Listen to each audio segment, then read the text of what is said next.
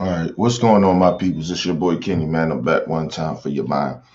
Listen, people, let's talk about this real quick, man. I'm not gonna be long on this thing. I've been out for a minute. I've been feeling under the weather, people. So y'all bear with me. I ain't been putting out no videos. Um, Still feel a little bit under the weather, but I'm all right. I'm good. But let's get into this real quick. Okay, y'all see the title, man. When you vote for a racist, you are a racist. When you befriend people that says racist and racist shit that's very a undertone real racist shit, you know what I'm saying? Like borderline racist shit. When you associate yourself with people that are racist and pretend that they're not racist, then you are a racist. And it just is what it is. You can consider yourself a racist, or you can consider yourself a, um a racist tolerator. You tolerate racism. So let's listen to this dude, Ron Johnson. Um he a Republican senator. Um and the guys just listen, like I said, man, people be thinking I be joking about this shit sometimes, but I tell y'all the truth, man. Listen, some of these people, you can look at them and tell that they're racist. They look like racists. And this dude looked just straight up like a racist. And like I said, the one thing about Trump, people got to be, especially black people, be glad that you're hearing and seeing these things that these racist people are doing. So you know who you should and should not be associating with or allowing your presence or defend. So anybody that's fucking with this dude, Ron Johnson, I don't want to hear none of that shit. You are a racist, plain and simple. I'm sick of this shit. You vote for this dude, you are a racist. You defend him, you are a racist. It just is what it is. So let's listen to this clip real quick, people. Hopefully it's loud enough. I'm also criticized because I've made the comment that on January 6th, I never felt threatened, because I didn't. And mainly because I knew that even though those thousands of people that were marching to the Capitol were trying to pressure people like me to vote the way they wanted me to vote, I knew those are people that love this country, that truly respect law enforcement, would never do anything to break a law. And so I wasn't concerned. Now, had the tables been turned... Now, think about what this idiot just said.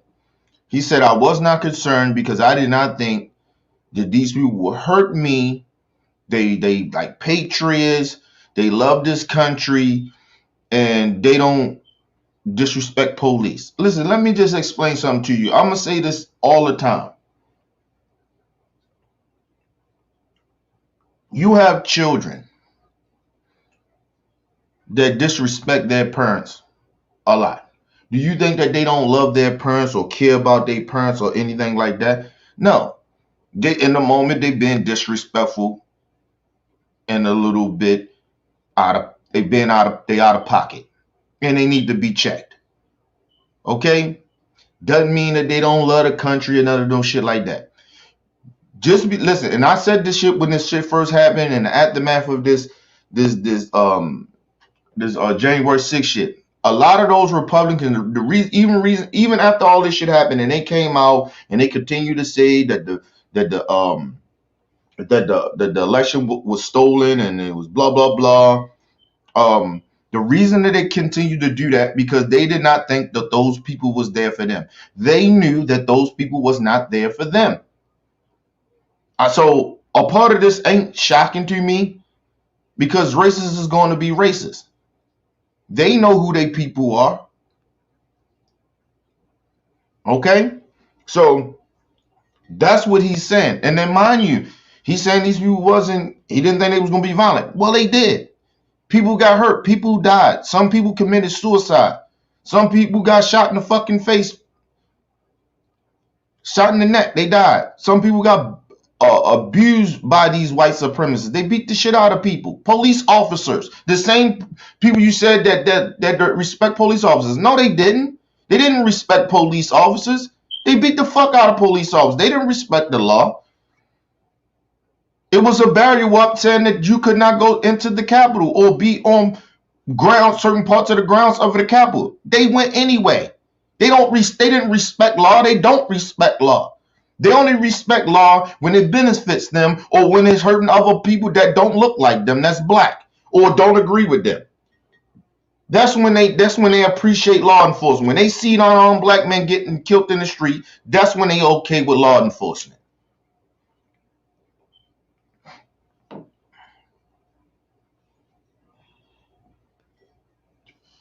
But listen to the rest of this racist, what he says. He said he felt comfortable with, mind you, these are people, there was people out there that was Nazis, that was waving Confederate flag. He said he was comfortable. He wasn't afraid of these motherfuckers. This dude is a straight up racist. And then the fucked up part about it, he said it in the beginning. Well, he get ready to say, I know I'm going to get in trouble for this. I know people, he's like, I know people going to come at me on this. He knows this shit, but he's so okay with saying blatantly racist shit. Just listen. Truly respect law enforcement, would never do anything to break a law. And so I wasn't concerned. Now, had the tables been turned, Joe, this could be in trouble. Had the tables been... It didn't mind you. This is the mind state of this start. This I didn't catch this either. He said, these type of people will never break the law. How do you know? It was people out there that had committed crimes and broke laws. Even the people that didn't even rush the Capitol, some of those people had broke the law before.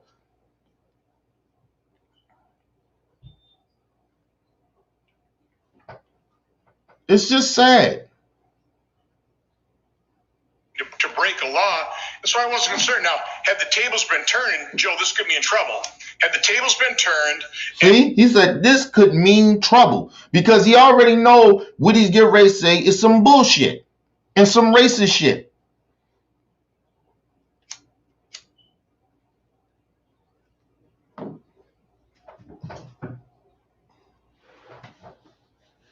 Look, I told people, yes, you have the freedom to say whatever the fuck you want to say. You can say whatever you want to. You say the most,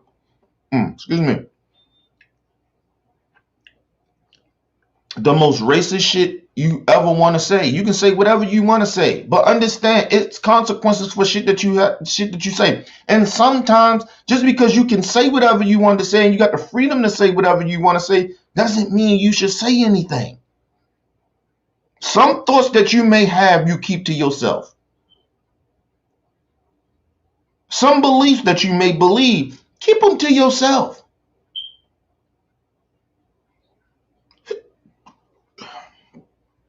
These people really think being free is to say and do whatever the fuck they want to do and say. That's their definition of freedom. They don't care who they run over top of. They don't care who they hurt. They don't care about none of that shit. As long as they get theirs. As long as they can offend and say whatever the fuck they want to say to make their insecure asses feel good. They want to say very disrespectful, hurtful shit to people because of the simple fact that they're very insecure people anyway, and they like being hurt. I mean, they like hurting other people to make themselves feel better. He don't have to say this shit that he has to say, that he's saying. But he's saying it because he's bold, he feels bold enough, and he's miserable.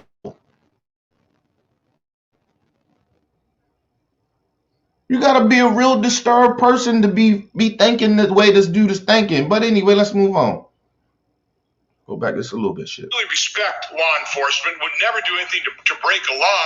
And so I wasn't concerned. Now, had the tables been turned, Joe, this could be in trouble. Had the tables been turned and President Trump won the election, and those were tens of thousands of Black Lives Matter and Antifa protesters, I might have been a little concerned. So, you heard it.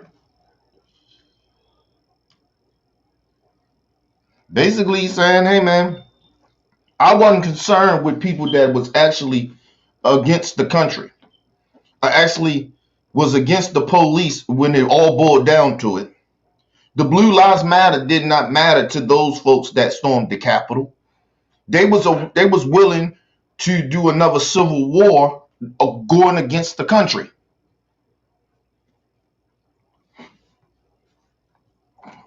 He's okay with those folks. He's okay with those people waving around Confederate flags, all types of racist shirts they had on, beating cops, beat a cop so bad that he wound up dying. They traumatized a lot of those cops with their actions of January 6th. Some of those police officers went home and committed suicide. A lot of them was hospitalized. He was okay with that. He wasn't afraid of those people, because those people, in his mind, his racist mind, he felt like these people was good people. They was fighting for the country, and they weren't lawbreakers. Listen, I'm gonna tell you, I just want people to understand, when you are trespassing, you can get arrested for trespassing. That's breaking the law. So they was trespassing, number one, before they even got physical with police officers.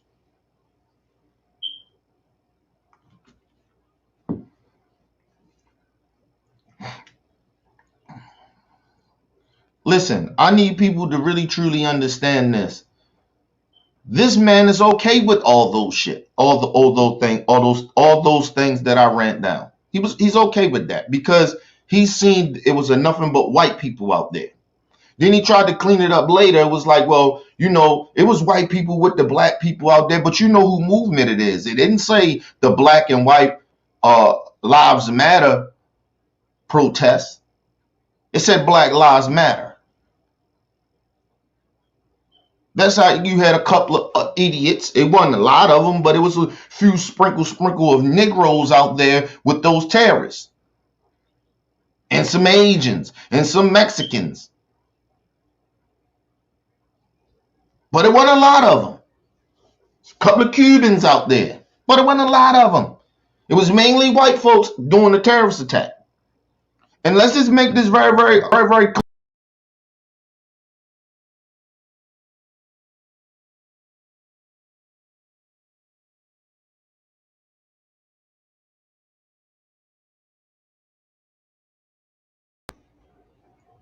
My bad, people. And let's make this very, very clear.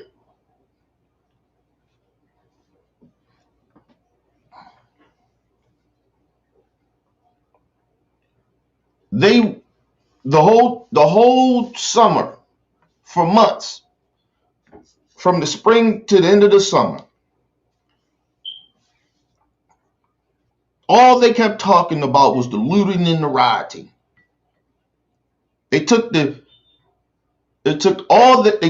issue of what the issue was, as far as why the Black Lives Matter was even out there, why black and white and all types of nationality of people out there, but mainly black folks, was out there protesting. They kept wanting to focus on CNN and all of them. It's all their fault, but that's all they focused on, was the people that was looting and rioting and burning shit down. We actually had documents, and actually shit that's documented, that was saying that a lot of those shit was burning down and looting and damaging shit was actually white supremacists starting that shit. It's documented. But nobody wanted to focus on that. They wanted to just kept focusing on, well, look at the black people going in there and looting.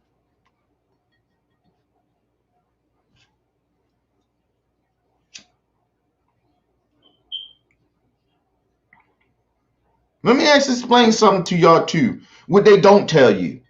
This is why you never see, and you haven't seen, Antifa people being arrested, since they so much like militia groups, these white supremacist militia groups.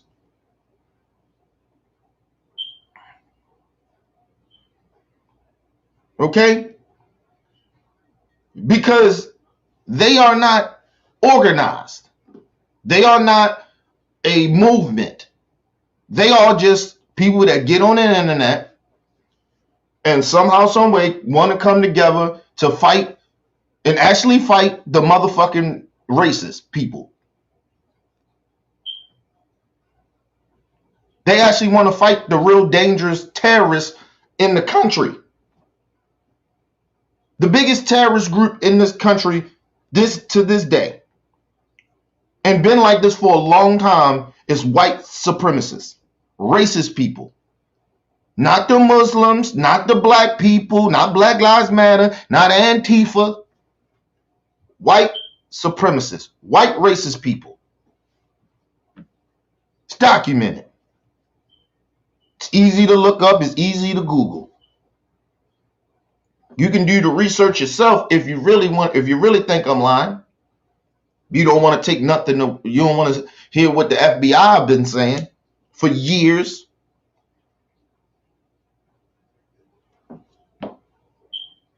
But he's okay with those people. He didn't feel scared. But he said, listen, if Donald Trump would have won and there would have been tens of thousands of Black Lives Matters out there, I'd have been scared. Believe you me, he wouldn't have been scared, because let me explain something to you. Black people, Black Lives Matter wouldn't even have made it that far. They would have, where those terrorists wind up ending up at closer to the Capitol the way that they did, if that was Black Lives Matter, they wouldn't even have been that close to the Capitol.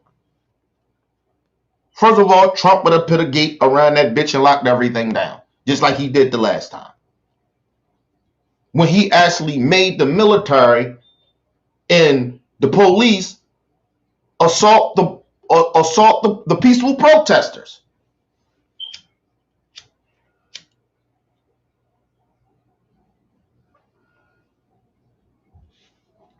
It's bona fide racism, man.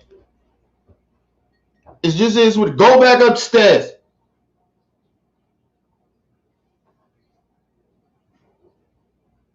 Now, Kanaya.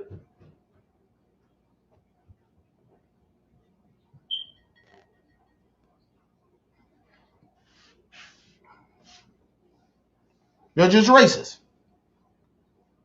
There's no way that you can sit and keep in pretending that these people are not racist.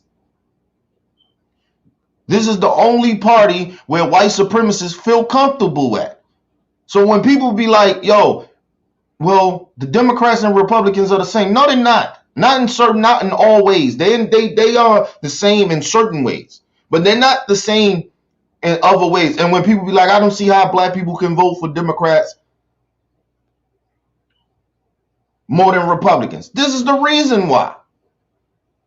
This man is blatantly out here telling you that he felt more comfortable that white supremacist terrorists, Confederates, was trying to take over the Capitol. Then if it was Black Lives Matter, he'd have been more afraid. Then he tried to clean it up over some white people that, listen to me. I'm going to tell y'all, I'm going to explain something to you. When a racist say that, it's like a racist saying, you know, I'm not racist, I got black friends. That's like them saying, well, it was white people out there, but them black people too, so I can't be racist. What? When we know back in the day in the civil rights movement, it was white people that marched with black folks. It was more black folks out there. Just like in Black Lives Matter, it was more black folks than it were white people.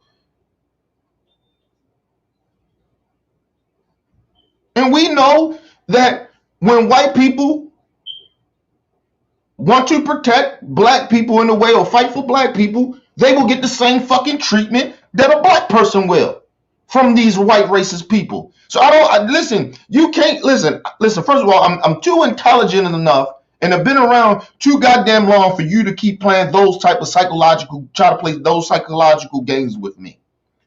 Now, it's a bunch of some stupid black folks that actually be like, well, you know, he got a point. No, he doesn't.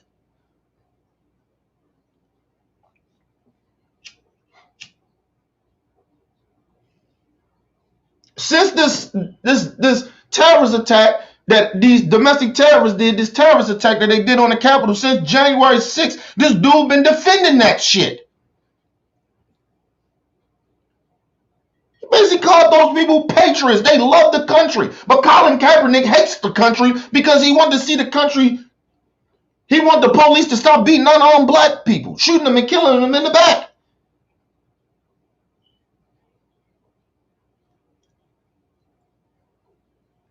But Colin Kaepernick hates the country. When you talk about the vile shit that America, white America, has done to black people in this country, you hate America. I don't understand. It's the history, ain't it? So when you're telling the truth, that means you hate the country. But when you lie and deceive the people with your lies and try to pretend that we didn't see what we see and tell us they was good people, they're patriots. They love the country more than we do.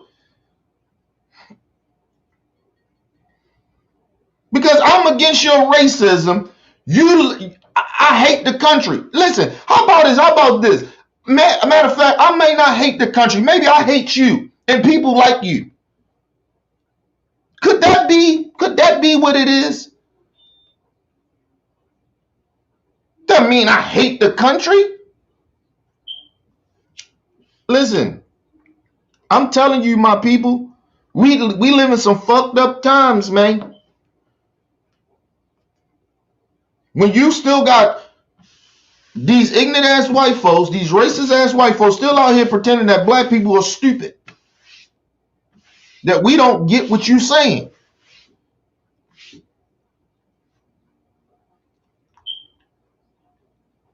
Like I told y'all, I get insulted when they say shit like this. When they try to clean it up. Oh, well, it can't be racist because it was white people out there with Black Lives Matter. So? The fuck that mean? Ron Johnson is a piece of shit. He is a bona fide white supremacist with a suit and jacket on. It's just what he is. People act like the government at the time when they was against black people of having rights, like these people wasn't in suits and ties and shit in the government. Not like J. Edgar Hoover was walking around with a Klan outfit on. No, he had a suit on. He had a suit and tie on too. And they was blatantly racist. So now we in 2021, somehow it's different? Because they not running around with hoods and calling black people niggas and monkeys?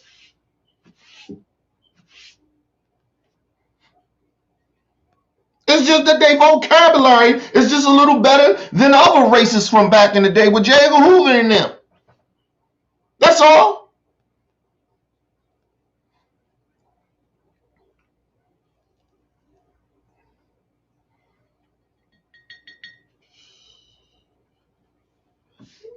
And I'm going to say this once and for all, because this man is up for election in another year or two. He don't know if he's going to run or not. That's bullshit. He's running because the reason that he's taking this full-blooded lane, and listen, this ain't the first time he said some borderline racist shit, but this is really blatant to me. Okay? He's saying this shit because he think of being this openly racist piece of shit like Trump was, because they all pattern from what Trump did. But the reality is they sound stupid just like Trump did. And mind you, these people are not as stupid as Trump. They are very more intelligent than him. But I told you, things can be contagious. Stupidity can be contagious. You can have the most smartest person in the game not be the leader. You can have the stupidest motherfucker be the leader in the game. And the smart people will follow the stupid nigga. And that's what's happening with Trump and people like Ron Johnson and Ted Cruz and the rest of them, Lindsey Graham. They running off this playbook. They feel like it's going to work for them. They're not doing this because they that damn stupid. They're very intelligent. This is a smart racist. Because I keep telling people this. Yes, they got a lot. They got a lot of their power from being white. We get that. But it comes with a little bit of intelligence too. You gotta be a little smart to pull this shit off and not be calling black people niggas and shit like that. Come on, gotta be smart. What do you want? Go upstairs and don't come back down. It's time to go to bed. Get in the bed.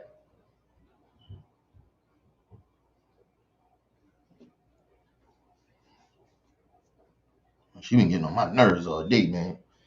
Ain't on 100, man. I ain't been feeling well and shit. She just been wilding. Don't want to listen. Told her get in the bed about 8 times now, dude.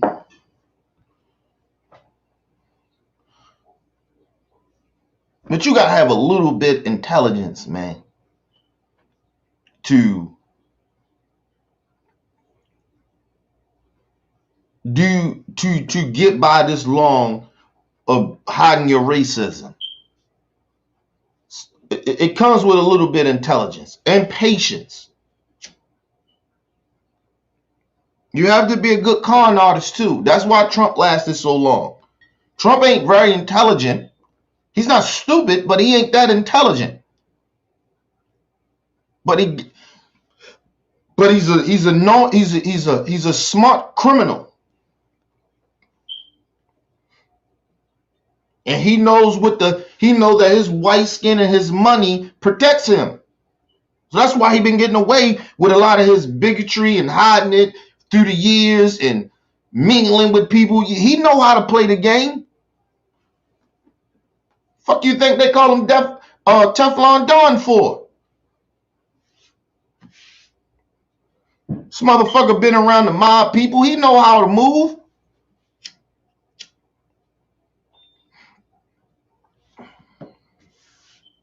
I would tell you, an organization that runs, you have to have some type of intelligence. I don't care if you are some type of organization, if it's the mob or it's a gang or it's a terrorist group or whatever, or the white supremacists. You got to have some type of intelligence to run an organization, good or bad. Doesn't mean that the other side may not outsmart you sooner or later, but you have to have some type of intelligence to run an organization that lasts a little minute. Even if it lasts a little minute for a couple of years, you ran it real good. Even if it's a Ponzi scheme, you had to be very, very a little bit intelligent.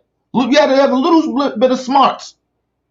So these people are not stupid. They know exactly what they're doing. Now, it sounds stupid coming out of their mouth because a lot of us are intelligent enough to understand what they're actually saying.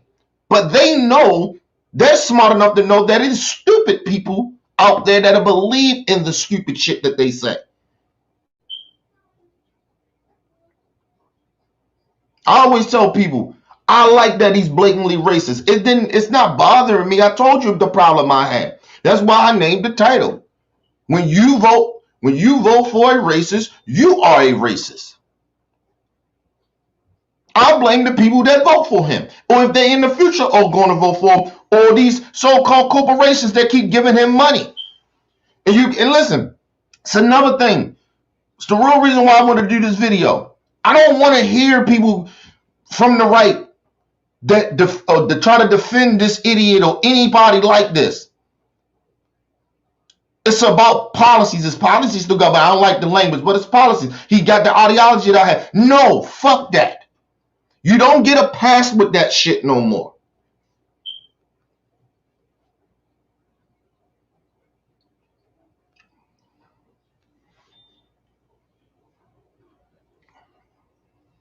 That's why you see now, Meghan McCain, she changed her tune. Because at the while people said, look, we're not going to keep on letting you get away with that shit.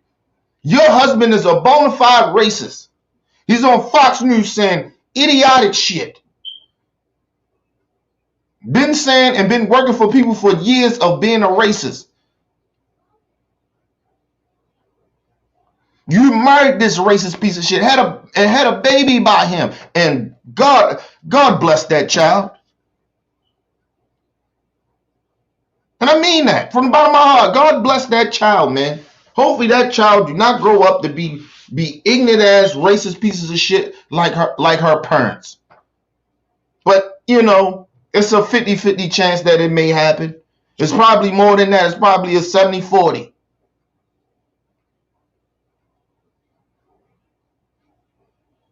That she might grow up to be a racist just like her mother and father.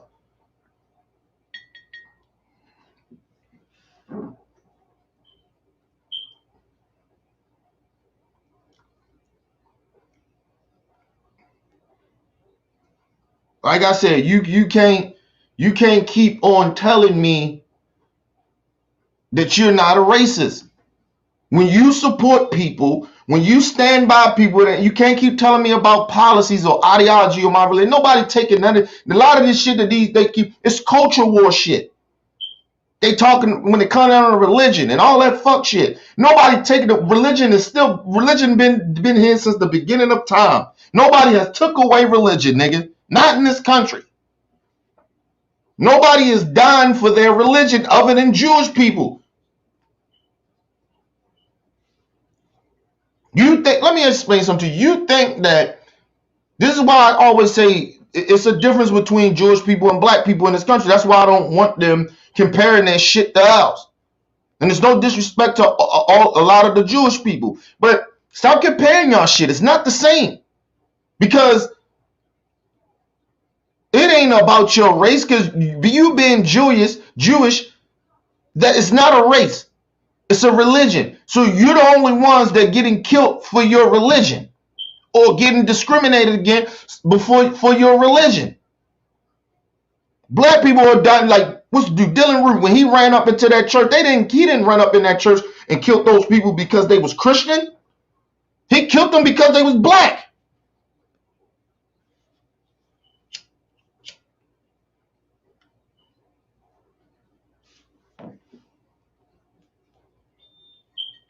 Can black people start saying that you're trying to take away our religious rights of being Christian? Can we say that when we see these fucking white supremacist terrorists going up and killing black people in churches, burning down their churches and shit? They don't say that's religious. They hate, these people hate religion. No, they call it a fucking hate crime because it's a black church.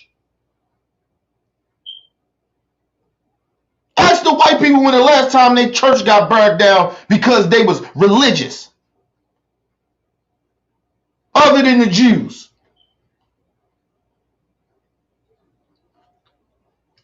Since you Europeans like to distance yourself from the other Europeans, they keep forgetting that the Jewish people ain't nothing but Europeans, and they ain't, and that's not a religion.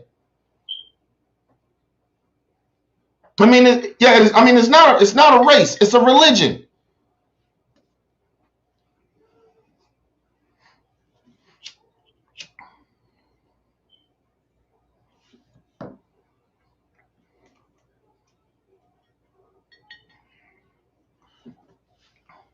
You can't listen. You cannot continue to keep on telling us, especially black people, right, self-aware and aware what's going on and around in this country and around the world, but mainly in this country. Black people continue to keep trying to tell us you're not a racist. It's just what you believe. No, your religious rights is not getting took away. Your guns is not going nowhere. If they put stricter guns up there, that doesn't mean that your gun's gonna go away. You already bought the damn guns. They're not telling you to bring your guns. You know what I mean? They're not saying we're going to take your guns because we putting up stricter policies. They're just going to say it's hard for you to get that next gun. Which it should. Because a lot of these motherfuckers are nut jobs.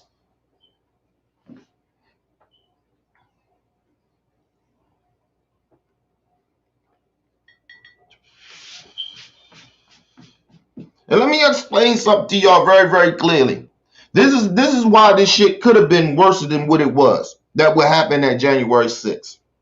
And just be very honest about this. If DC was a open and carry state, a lot of people would have been dead. A lot more people. because these nut jobs that own guns, that a lot of them wasn't even from DC, or probably about 90% of them wasn't even from DC. These people was from fucking other parts of the state. That's why when you see it a lot of times, these people ain't even from DC. You rarely hear about people that's local people that got arrested for this terrorist attack on January the 6th. You rarely hear about them being local. The closest place is maybe Virginia, Maryland. But you're talking about some shit as far as Maryland, somewhere that's actually probably 15 or 10 minutes from DC, or the capital. That's how close Maryland is. It's not that fucking far, but it's still a different state. I haven't heard a single DC person get arrested for what happened on January the 6th. These was people from out of state.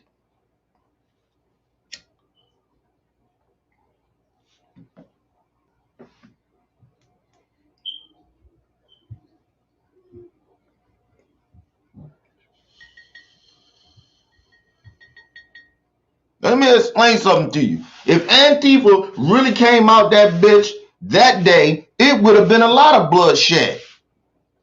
So you're kind of lucky Antifa wasn't there.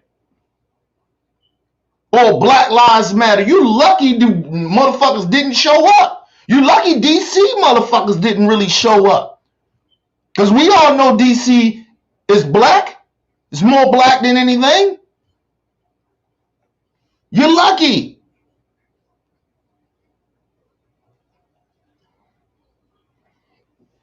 You wouldn't have to worry about them storming the Capitol. It would have been a motherfucking civil war out that bitch for real.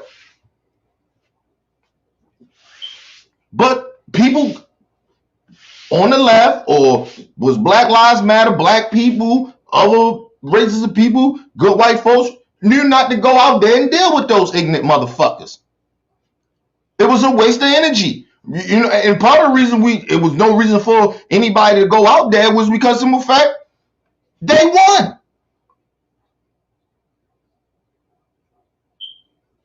They won. So what's the point of they going out there protesting and fighting against stupid protesters when everybody know that they out that bitch protesting over a lie?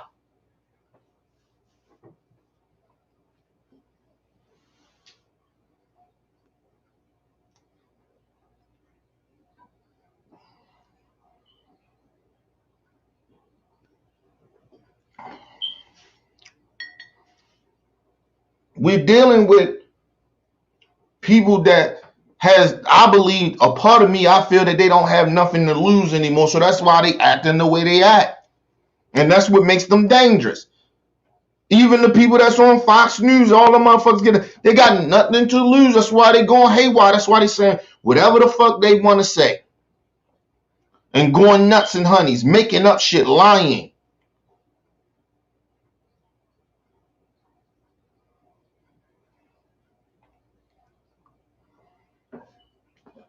These are the same people that got mad at the left, or people saying Donald Trump is mentally ill.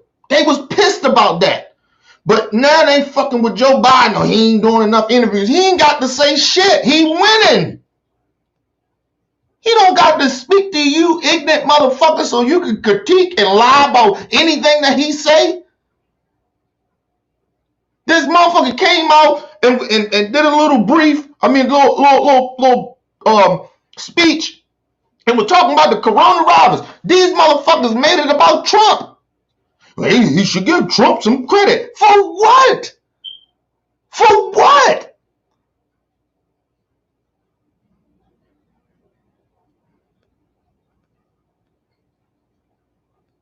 What do he got to give credit? What do the Biden administration got to give credit to Trump for? For what? Nigga, listen, it could have been any president in the fucking government if it came to the virus thing. All you doing is throwing money. Really, Trump didn't do shit. It was really It was really Congress. If you want to give props to somebody, give props to the Congress. Because they the one gave the money to Trump so he can give to these companies that's creating this this coronavirus shot.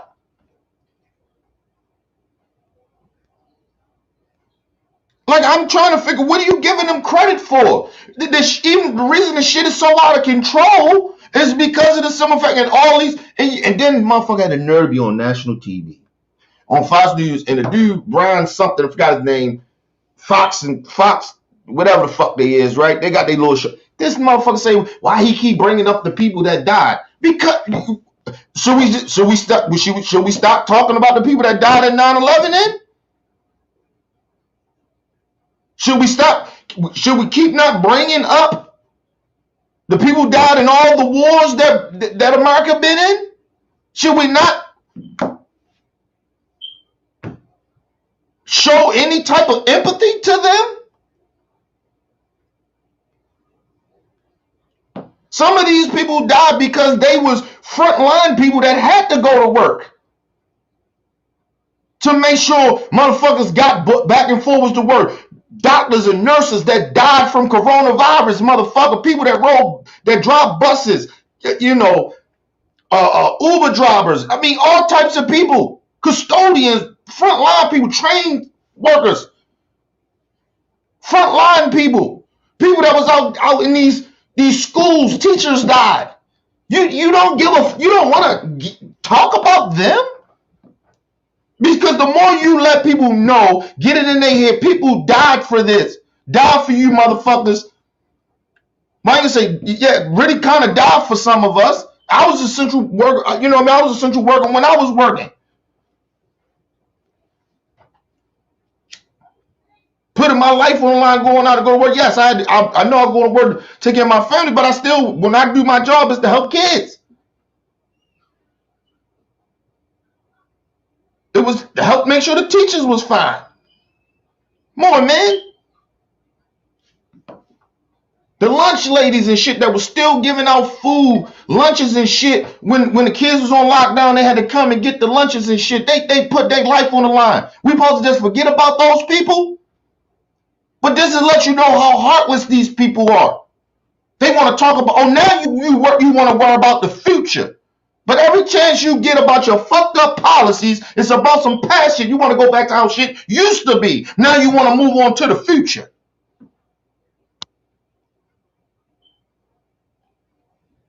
The Republican Party is the party of the fucking past. They like shit in the past. They don't want to move to the future.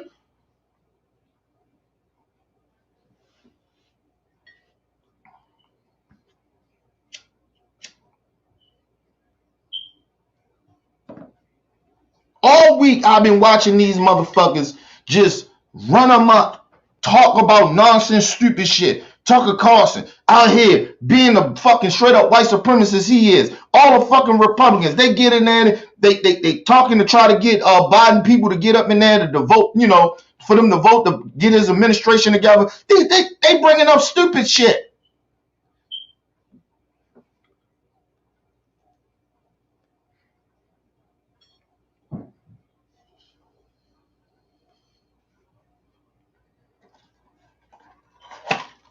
They want to keep going back and forwards on nonsense fuck shit, man. All the time.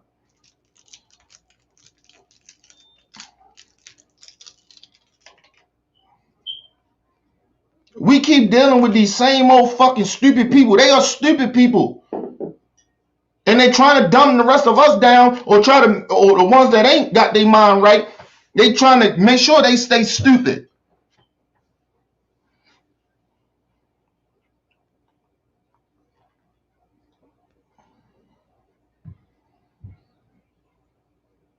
Now the motherfuckers trying to say if you give somebody food that's and they trying to pass a bill, or I think they did pass it in Georgia, and they will try to do it around the country. If somebody's in line trying to vote, and your family member come and say, you call them and say, hey, give me some food. I've been sitting out here for hours. and you go give them some food, they call that tampering fraud. The fraud, like you can't do it. It's wrong. You can't eat in line. Nobody can bring you food. How is that disrupting? How did that got anything to do with voter fraud? Somebody bring you food while you standing in line to vote. This is how petty and ignorant and stupid these people are.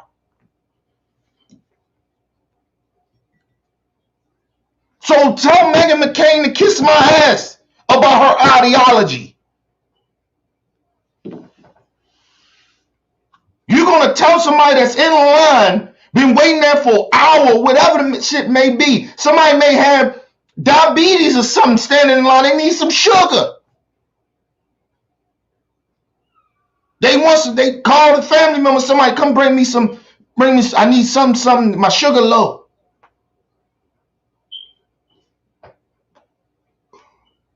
They telling you if your family come bring you a Subway sandwich while you standing in line, it disqualified you for voting. How the fuck do that got to do with anything about voter fraud?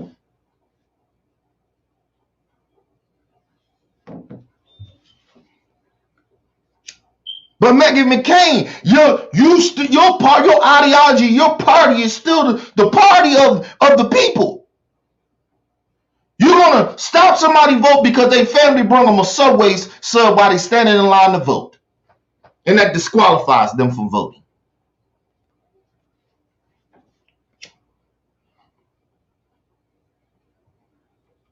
Listen, my people.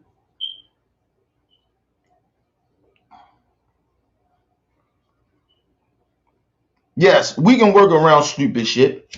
Because all I say is this from now on, when you go and you know the line's gonna be long or some shit like that, when you gotta go and vote, because it's gonna be a long line, because they trying to get rid of voting Sunday for the church people, because you know they go to church, people gotta go to work and shit. You know how long, man? You listen, man. These people are ridiculous, and like I said, somehow, some way, this got to be unconstitutional. You actually taking days away from people to vote so you can win. Like I told y'all, the Republican Party cannot win because they're not deep enough. It's not enough of them. Only reason Trump even got in there was because of the simple fact it wasn't because that Hillary didn't have the votes. It's because that they didn't like Hillary. It didn't have nothing to do with Trump. Nothing to do with him. The Democrats put a bad candidate up there. People got tired of the same old, same old. It's like, well, fuck it. Y'all gonna have this bitch and she ain't gonna do nothing. She gonna do the same old, same old. And motherfucker, well, fuck it. Let Trump run the motherfucking country then. Let him do it.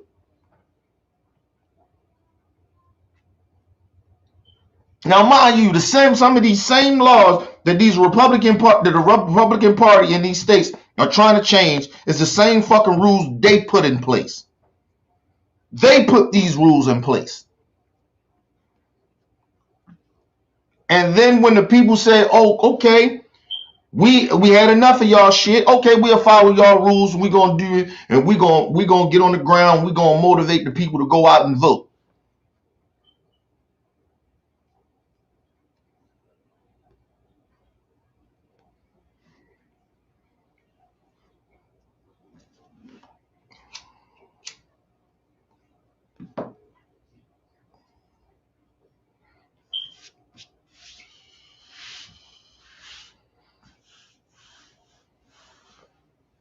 Now, if you listen, I don't give a fuck about what people say. Listen, you cheating and making up shit, putting other people's lives in danger with your rhetoric.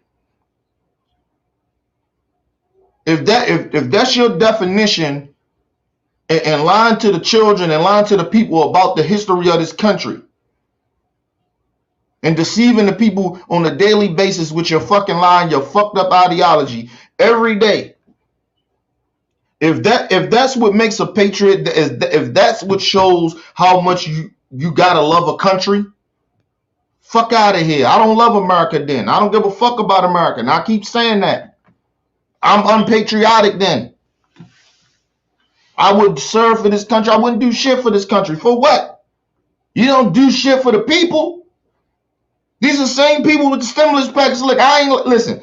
I thought that we should afford for that $15 an hour. Fuck it. But people needed the money. People ain't got it like that. People are backed up on fucking shit. I'm one of the lucky ones that's okay. I'm getting by. I ain't balling no shit like that. You know what I mean? I ain't months ahead of my rent or nothing. Like me, my mortgage or nothing. I ain't backed up with no bills or no shit like that. But that was only mainly because of the simple fact of I was working. I was still working through the pandemic. And then I had my taxes.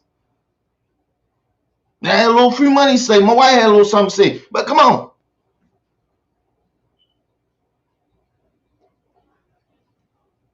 We going to go look at our motherfucking one of our savings accounts that we got. That shit gone.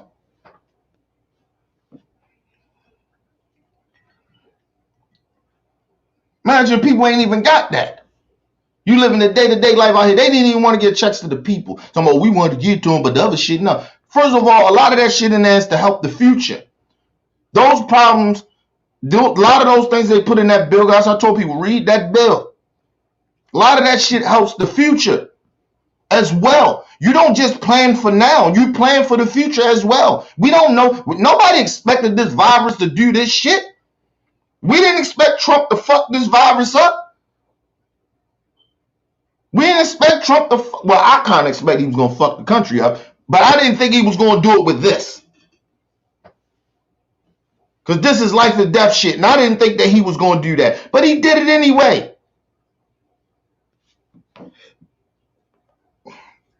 And I told you, the only reason Trump even lost is because of the pandemic, because of how he handled it. Had nothing to do with nobody else. But these people are ripping and running around here pretending that Trump supposed to get some type of praise and some type of love for something he didn't do. He didn't even want to give Obama props for the economy that he himself received when he got in office. I did it all. I did this. You didn't want to give former President Obama his props. Their excuse was it was moving slow. Still move slow. We should have got there faster. What? Well, what did Trump do? In 4 fucking years, he did nothing. Ain't nothing go up, really. Only people that made money was rich folks. Only people that was progressing was rich folks. And let me tell you why. Because when the fucking pandemic hit, look how many people lost their jobs. Look how many people got evicted. Just that quick. That motherfucker, in 4 years, he fucked the country up. In 1 year, fuck 4 years, in 1 year, not even 1 year, in a couple of months, he fucked the country up. That's all it took him. He fucked the country up in a couple of months, people, 6 months the most. The pandemic, we blame China. This ain't got nothing to do with China, nigga. China and everybody else's economy was getting better. Way before ours. They doing all right. Why is that? And it started over there. How did that make any sense? It started over there in China, like they say, right? It started over there. Why is China's economy doing better than ours? Why?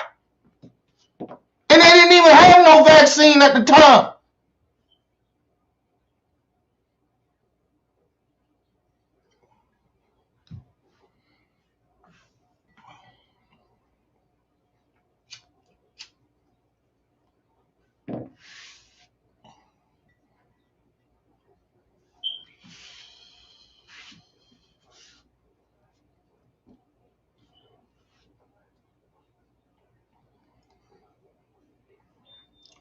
Listen, I hope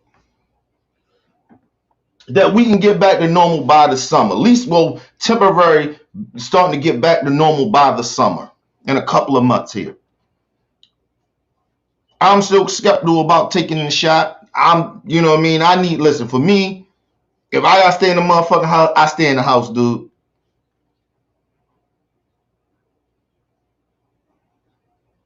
I got a couple of hours last the summer.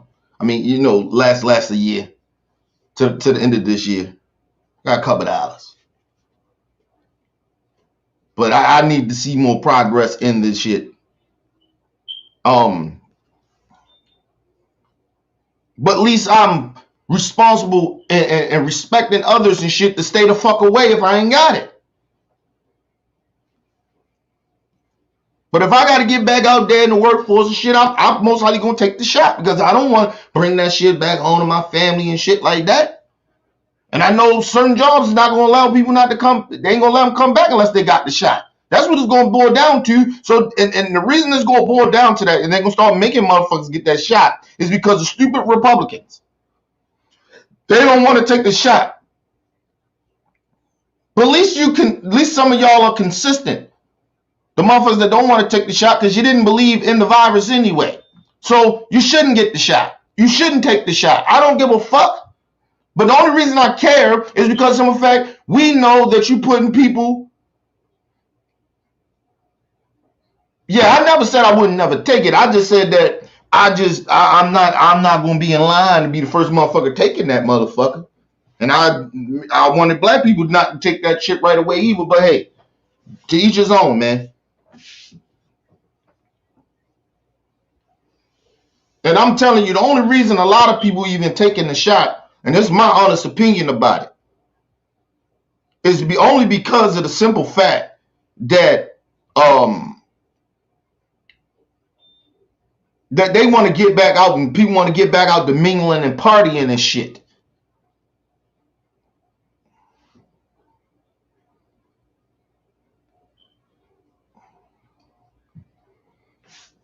Listen, first of all, you know, I'm glad in the way I'm kind of the way I am.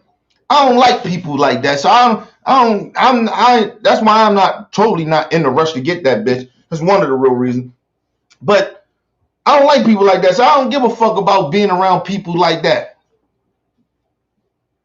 Yeah, it already did, and that's what I'm saying. So it already killing people. You're right. That's what I'm saying. So I'm not tripping. Listen, I'm not in the space to be caring about being around people. I got everything in the fuck I need that can occupy my mind at my house. My daughter got a playground in the background. They got to take my daughter outside, out back. I got grills and shit, you know what I mean? If motherfuckers want to come over and shit like that, and they come over. But I don't have to go nowhere. Got a little couple of hours, you know what I'm saying? Last me a year if I need, if it boils down to that. I'm fine. I am okay. But a lot of these motherfuckers, I think shit gonna get fucked up because these people don't take the shot. And these are probably the people that's running around with coronavirus. And not knowing that they even got the shit, because some people don't even know that they got the shit. And they spreading it.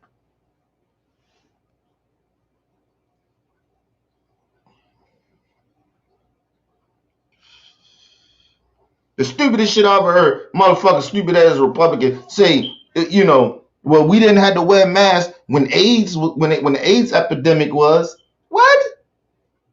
Because AIDS wasn't airborne, motherfucker.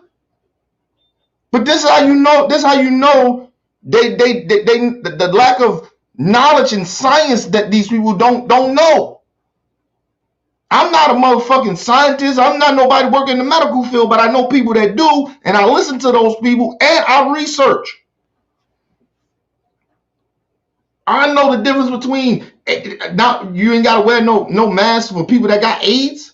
It wasn't that, it was just people that was walking around probably didn't know they had AIDS in their system. Wasn't airborne. It was you get AIDS by fucking.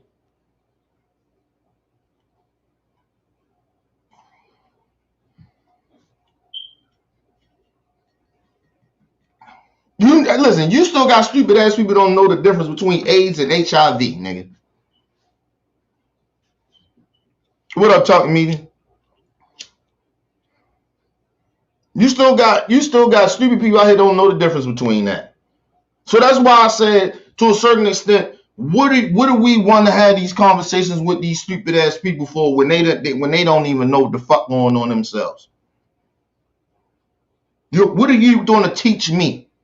And like I said, I'm going to make this very, very clear. I ain't got nothing against the religious people that believe in religion. I have nothing against them. I don't want to change anything about what they believe in. That's their own beliefs. My only two problems with religious folks in this country, no matter if they're good or bad, don't push your religion on people.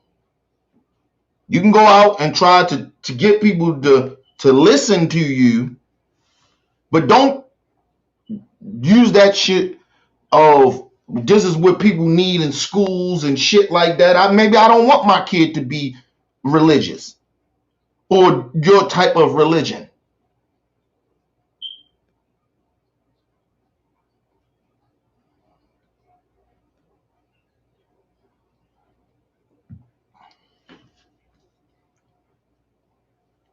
That's why they have churches and certain schools you can go to learn about religion.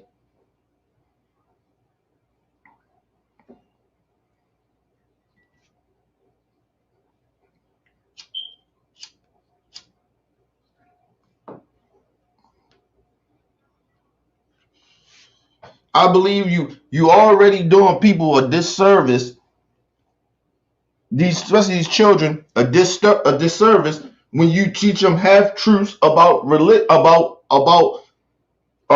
history of this country. When you don't give them the whole truth, when you try to water it down and sugarcoat it.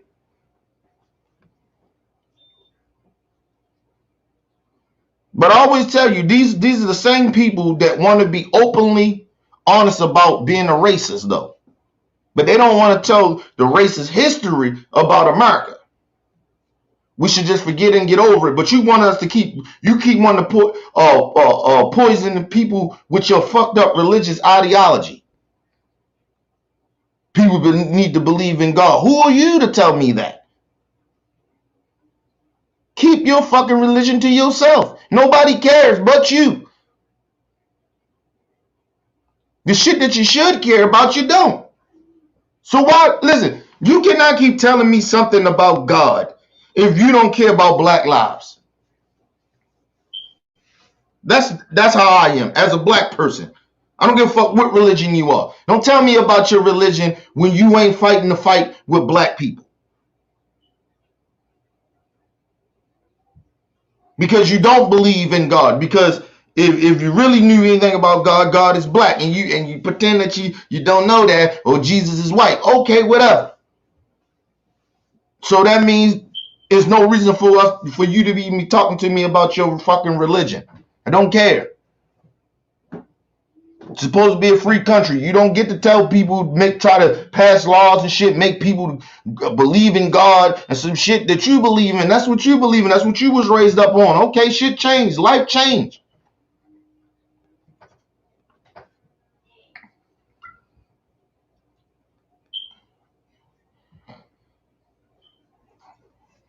You done bamboozle generations of black, white, and all types of races of people in this country of this fucked up ideology of America. This fantasy land of what America actually, you think America really it is, or what it was. You fuck generations of people and children up. Now, like I said, nobody taking their guns or their religion away or none of that shit. The real thing that they're mad at, that's the fake out. That's the shit to blind you, to act like that's what they fighting for. It's not what they fighting for. It's not why they mad. It's not why they upset. They fighting for their racism. They fighting for their racist power. That's all they're fighting for. They're not fighting for no fucking religion. They're not fighting for no fucking for no guns and nothing like that, because nobody took no guns away, and ain't nobody stopped anybody, ain't nobody killing nobody in this country for their religion other than Jewish people. They the only people that's getting killed or harassed or treated a certain type of way because of their religion. It ain't because of the color of their skin. That's why I tell a lot of these Jewish people, calm the fuck down. Your shit ain't that important. Nobody is crucifying you. Especially, listen, like I said, just think about this. These motherfuckers are so upset when black people say some shit that they think that's anti-Semitic or whatever, or some people have said some anti-Semitic shit about Jewish people. Not going to deny that, but you don't see black people terrorizing Jewish people. It's not a thing. But you see white folks doing it. You see a lot of white people doing it. You don't see a lot of black folks. You don't see black folks doing that shit. And I'm gonna keep saying this, and it's not nothing that I'm proud of, but I'm gonna say this, continue saying this. Black people terrorize black people more than any race ever in this country. We terrorize ourselves because we mentally enslaved by these white supremacists that think that we gotta keep fighting and shooting and killing each other over nonsense. Over some power that they believe that they tell you that you're going to get if you do it the way they want you to do, when you, at the end of the day, you get nothing. Yes, actually, and if you do get a little power, they make you sell your soul. They take your principles and your morals away.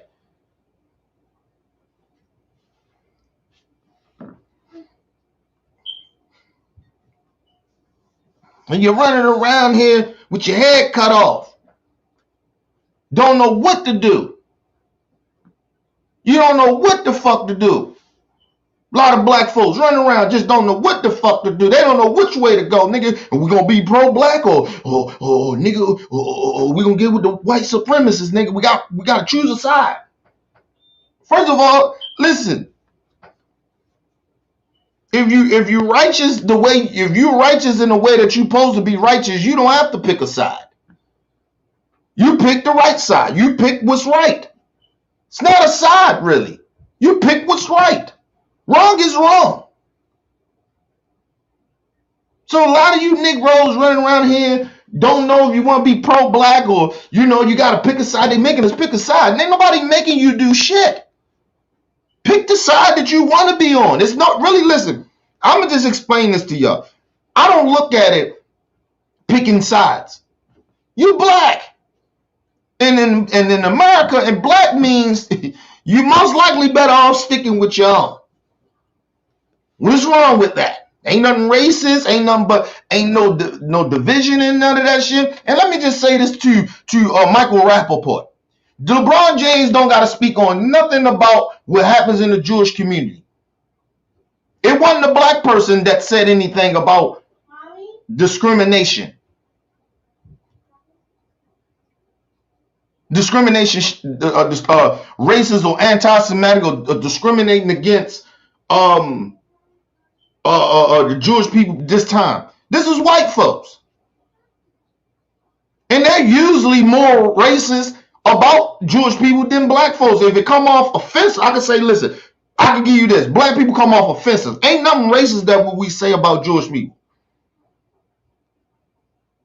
Or some Jewish people. It's nothing racist about it. You want to call it anti-Semitic? Whatever, it's just the new word for racist. Or the new word for bigotry. But white people are mostly racist to Jewish people. So let me just tell Michael Rappaport to suck my dick. LeBron James don't got to say a motherfucking thing about what that basketball player said that played in Miami. Miles, whatever the fuck his name is. That ain't LeBron James. LeBron James got to say nothing about that. The Jewish community step up and say something. They got nothing to do with us. Motherfuckers almost tried. You took away Nick Cannon motherfucking livelihood over some shit that he maybe went a little too far on, but he was partly telling the truth.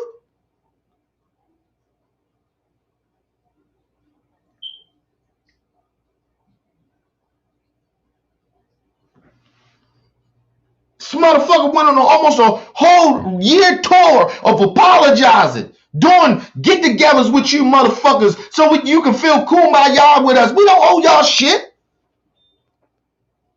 We didn't do what Hitler did to you. Actually, black people was over there helping your people. You name something in America that you Jewish motherfuckers helped us do.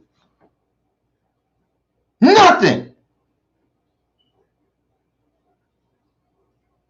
It was a couple of y'all, but it wasn't a lot of y'all. Fuck out of here. Even to this day.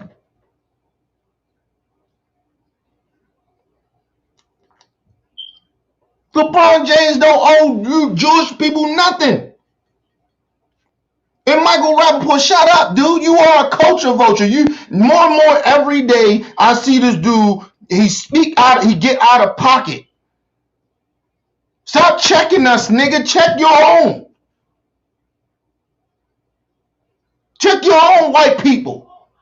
Don't check us, nigga. Don't tell us what we need to do. As a white dude, you don't get the right to tell black people when we should stand up and when we should stand up for anything in this country, motherfucker.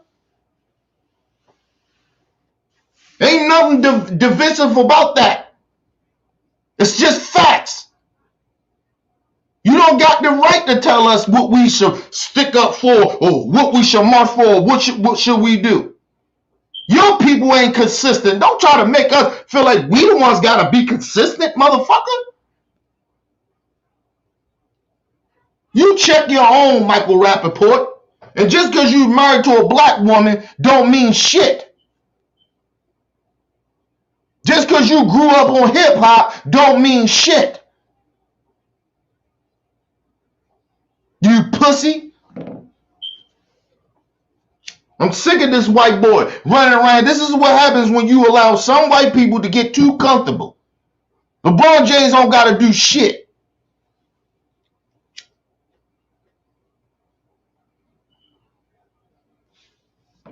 And let's just be honest about this. LeBron James ain't the only motherfucker out here that been putting in work. Did you say anything about Colin Kaepernick, motherfucker? No, you didn't. I don't hear you still fighting for Colin Kaepernick every chance you get to come out here and say, why Colin ain't got no job. I'm not saying you didn't say it, but I'm just saying you ain't consistent. The fuck out of here with that shit.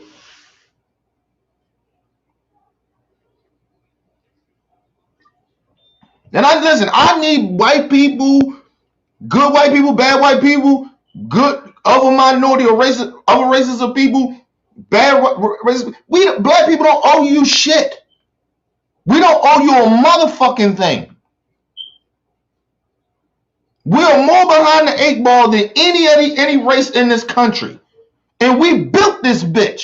And you act like we owe y'all something?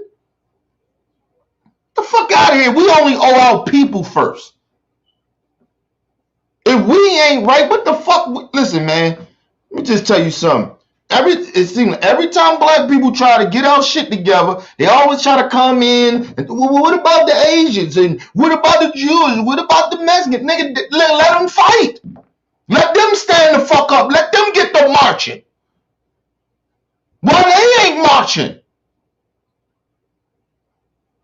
Black people don't got to get up in the street and march for every motherfucking thing. They let them start the march.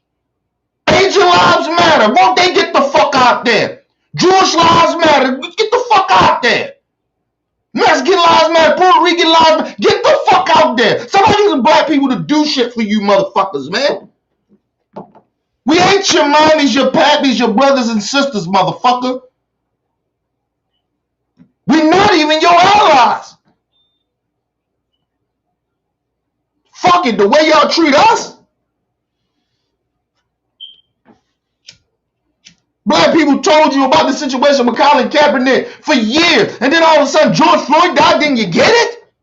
Nigga, please. We don't owe you shit. We don't have to speak up for any of you races. Any of y'all races of people. We don't have to speak up for any of y'all. We appreciate the ones that came out and support us. We said that. We gave y'all props. We don't consistently, listen, let me just explain something to you. We would have went out there and marched this whole summer without any of y'all. Because that's what we do.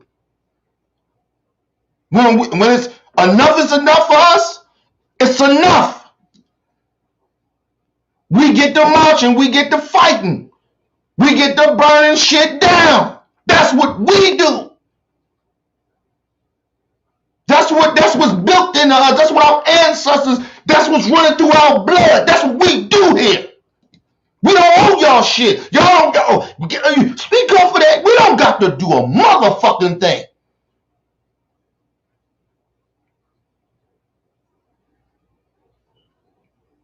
That's the problem. Black people for generations been stepping up for all other races of people. And what did we get out of it? Nothing.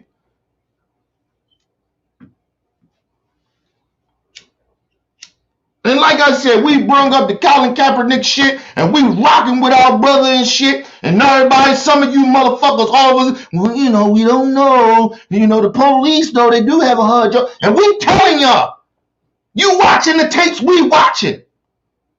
You watching the stories, we watching. See, it's one thing we saying it, and you don't see it. You seen what we seen. And all of a sudden, George Floyd get killed. And then all of a sudden, now you get it. Now you want to come out and you want to get to marching with us. We appreciate it, but come on. Now you want to speak up and say some shit. Now you want to be thorough about it. Now the business, we don't want racists working with us. Oh, really? Oh, it took the George Floyd thing? Wow. So tell Candace Owens, that's why George Floyd is special, bitch.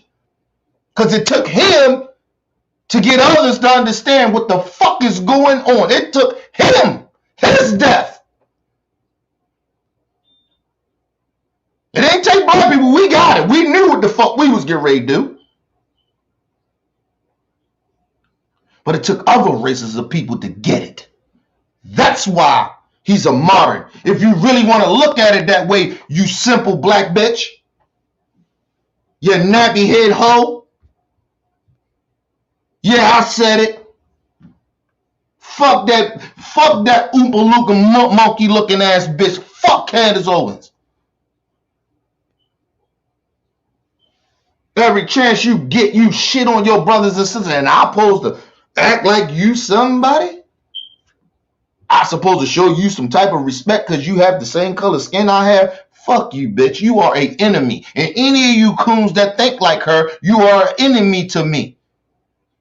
You are an enemy to me. And to my people. Plain and simple.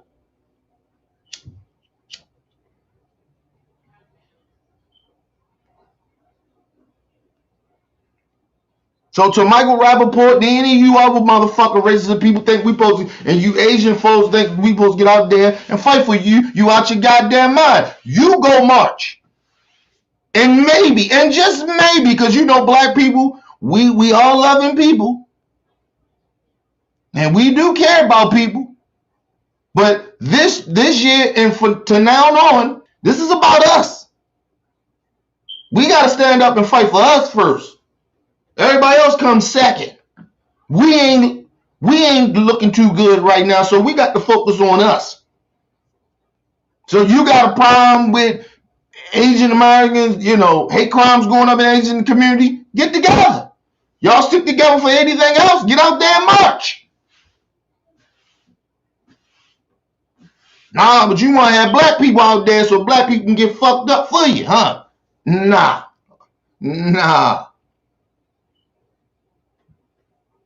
No, we not going to do that. We not going to do that. Especially after we seen that shit, that little Chinese bitch that set her shit up there on that TV show trying to pretend it's black people out here fucking we out here doing hate crimes against Chinese people. I'm telling you, if we fuck the Chinese person up, they said something went wrong. It ain't about race. And I keep telling, listen, I'm not, listen, give me a second, people. I'll be right back.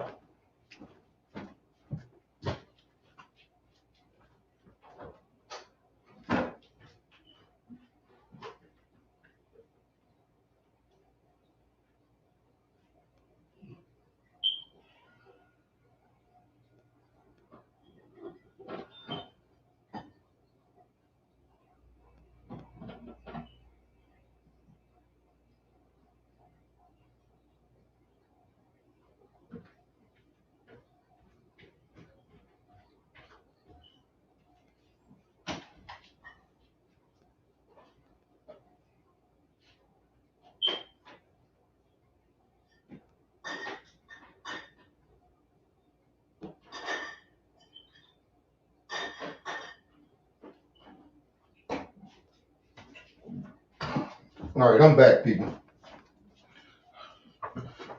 I just want to listen. I want to say this to people, man. Black people, when we go out and do anything fucked up, no matter any shit you see, if it's violent shit or whatever, we're not looking at race like you think. That's not running through our mind. We're not thinking about none of that shit. We're not thinking about what the color skin you all a lot of the times. When we fuck you up and we get violent or some shit like that, we usually just fucking you up. It's out of anger. Got nothing to do about race.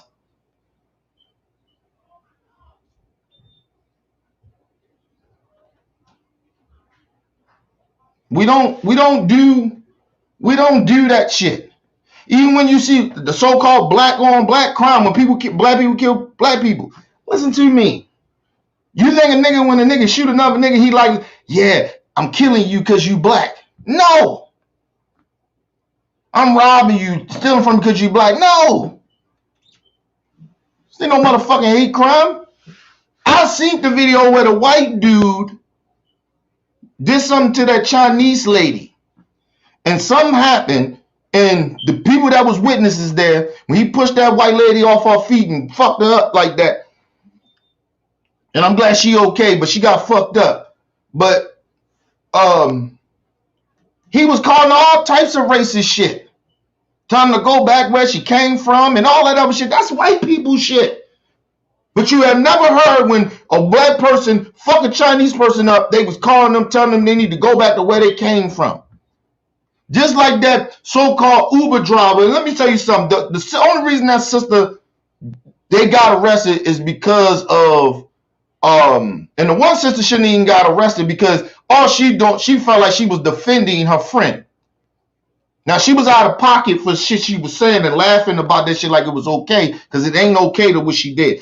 I'm not defending the motherfucker. And that one chick that did the shit, she's a foreigner her fucking self. Her family come from somewhere else. So listen,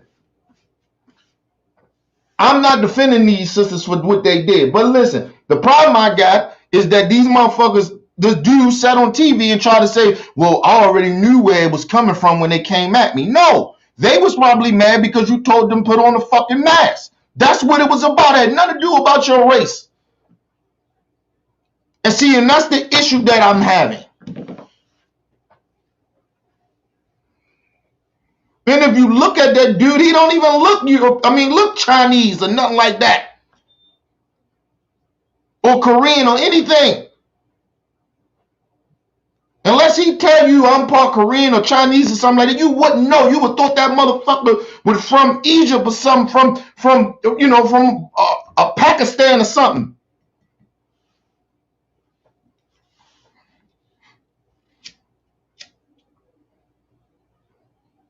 But he made it about race. He thought those sisters did what they did to him because it was about race. It had nothing to do anything about race. That's this. The sister said I did that shit. I was wrong for doing what I did, but it wasn't nothing about no race. I ain't like how he told me to put my mask on. It was something like that she said. Not mean that what she did was right, because she shouldn't have coughed on him. Because listen, you cough on me, that's like spitting on me. I smack the fuck out you. Especially with this corona shit rolling around, bitch, and you coughing on me. Come on, man. That shit crazy.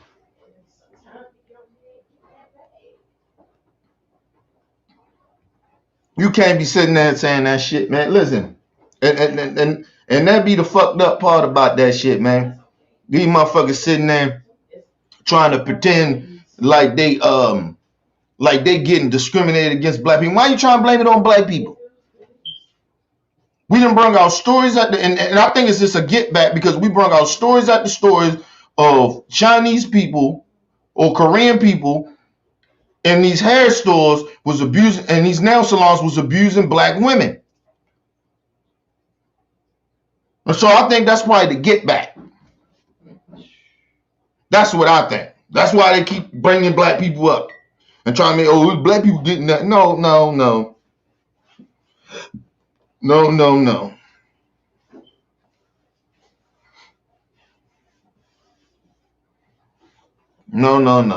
We not gonna do that. We're not gonna allow y'all to do that fuck shit to us.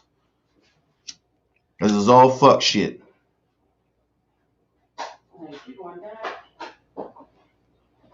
And the shit is sad that we in 2021 and all these other racist people trying to play games with black people again. We not falling for the okie doke. We're not getting out there marching for y'all unless y'all march for yourselves. How about y'all get out there and march? Y'all march first. We not getting out there. We don't got to speak up on every racist shit that happened to y'all. Y'all don't get out there and do it. And then every time, and listen, and every time we get out there and we talk about issues about what y'all do to us and shit, we don't hear nothing from y'all. We didn't hear nothing from the Chinese Chinese community or Korean community that came out when that shit was happening to them brothers and sisters. I mean, to them sisters in them nail salons. We didn't hear the Koreans or the Chinese people say anything about what happened to those sisters. We heard nothing. So now, all of a sudden, you want black people to speak up? No. That's not our responsibility. And that goes for the Jewish community. That goes for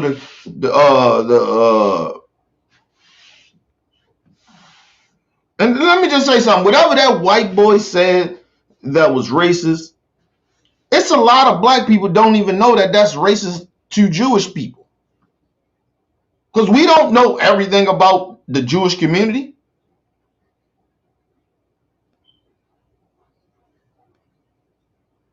And like I said, if the Jewish community is not as outraged as black people are about when unarmed black people get killed in the street, what the fuck are we got to speak up for them for?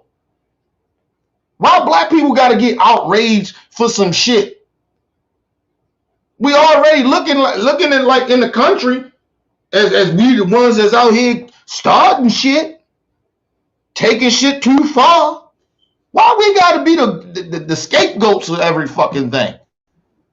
Matter of fact, we already scapegoat the shit. You trying to make us a scapegoat for standing up for y'all? When you ain't standing up for yourself? Why you don't see the Jewish community talking about they going to protest the motherfucking NBA? They don't do nothing to this white dude. This ain't no, listen, man, listen. Y'all ain't, listen, don't talk about black people, Michael Rappaport, about being consistent. You motherfuckers ain't consistent.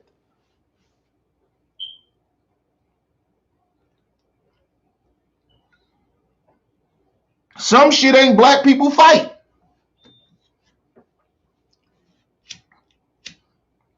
It's not, listen, and let me just explain something to you. When you demand that we need to stand up for you, then you're going to lose us. You can ask us, and don't try to shame us either. Like, I always say this. I don't need white people to be out there marching with black folks. I need white people to fix the system from the inside. We got the outside. We gonna march and we gonna stand up for one another out here. We got our back.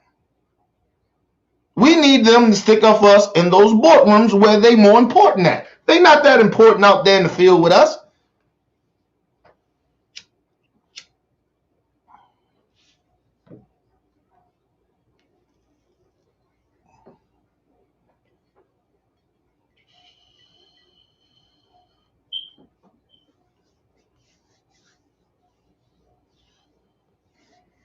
Because the one thing that I do notice, the dude Ron Johnson, and what I caught that he did was that it made it actually even worse that white people was out there marching with black people, because now what he tried to do, I told you his excuse was that, oh, I'm not saying nothing racist. It ain't racist because it was white people out there with Black Lives Matter.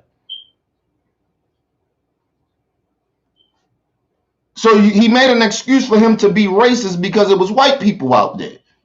So that's what I'm saying. And I'm not trying to blame white people for feeling like they had to be out there and march, and I appreciate that shit. But see, what that type of shit is, check your people. You gotta check your people, man. Like, listen, man. As any race of person, like as black people, we need to check our people and leave that up to us. Just like I will leave it up to you to check your people, and to your people, we gotta check your motherfucking people because they trying to get at us.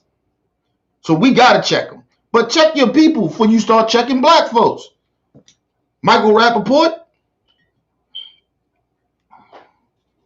I didn't see him say anything about Ron Johnson and shit, but he was quick to talk about LeBron James had to go and be consistent about sticking up because it happened in the NBA because it was a white boy. Let the NBA handle it. It wasn't like the NBA just like let the shit slide.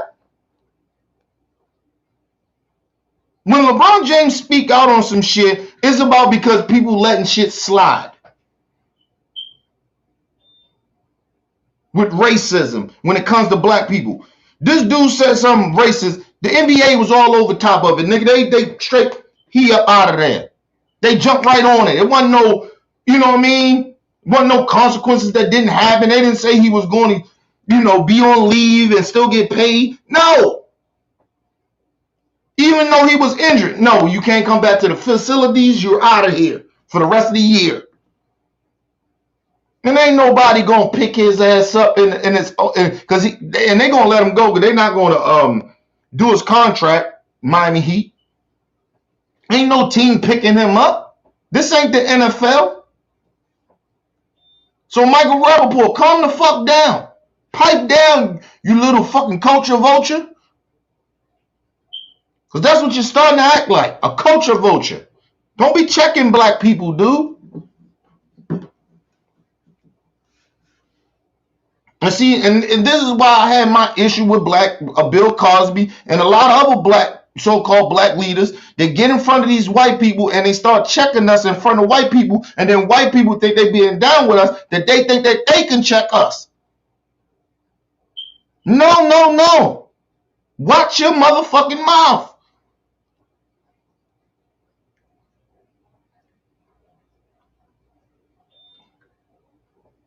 Listen, let me just say this. He would have a point if the dude was black and he said something like that to the Jewish community. And let's just be real honest about this. All of a sudden, Michael Rappaport, and let me just explain something to people too. Michael Rappaport got some type of little grudge against LeBron James. He don't like LeBron because he felt like LeBron James slided him in front of his kids and shit. Whatever, right?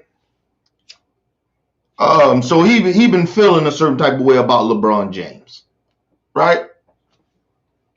But let's be honest. I don't remember LeBron James saying anything about the situation when Nick Cannon said what he said. I don't remember LeBron James saying anything about the brother Deshaun Jackson when he said what he said. I don't remember LeBron saying anything about that either. So now all of a sudden it's a white dude doing that. Listen, man. You'd have made more sense if you would have said something to LeBron James about Nick Cannon or Deshaun Jackson. That's different. But a white boy said that. LeBron ain't got to say nothing about that. Number one, neither one of those races is LeBron James' problem. Fuck out of here. Only thing that's LeBron James got something to do with that is because the dude is in the NBA. But the NBA handled it. Fuck he need to do about it. Fuck he need to say about it. It got handled.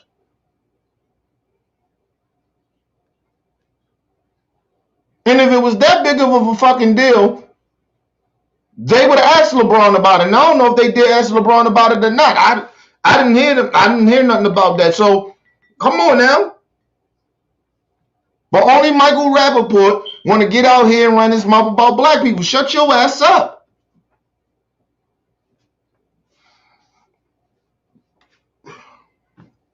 You talking about LeBron James need to be consistent? You're not being consistent because I don't remember LeBron James saying anything to you about Nick Cannon in that situation or Deshaun Jackson when he said something about the Jewish people and they got offended and they got upset, which was, I believe nothing was wrong and maybe it went a little too far, but that's to each his own how they take that.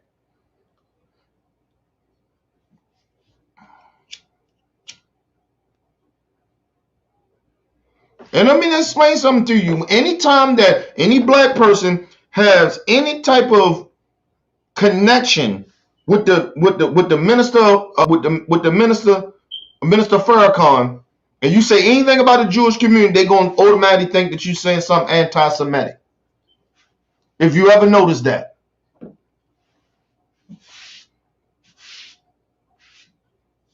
If you respect the Minister Farrakhan, but you don't really fool with the Minister Farrakhan like that, then they don't really come after you. But when you fuck with the minister,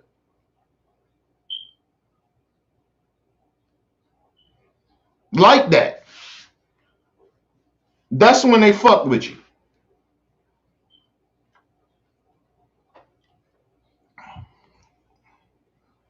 And it was something that the brother Boyce Watkins said. He was saying that these entertainers and athletes,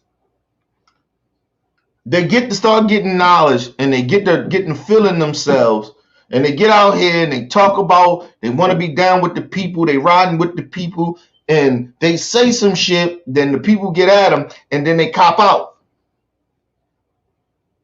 He said the main problem with that is that they're not sitting down with brothers and sisters that actually are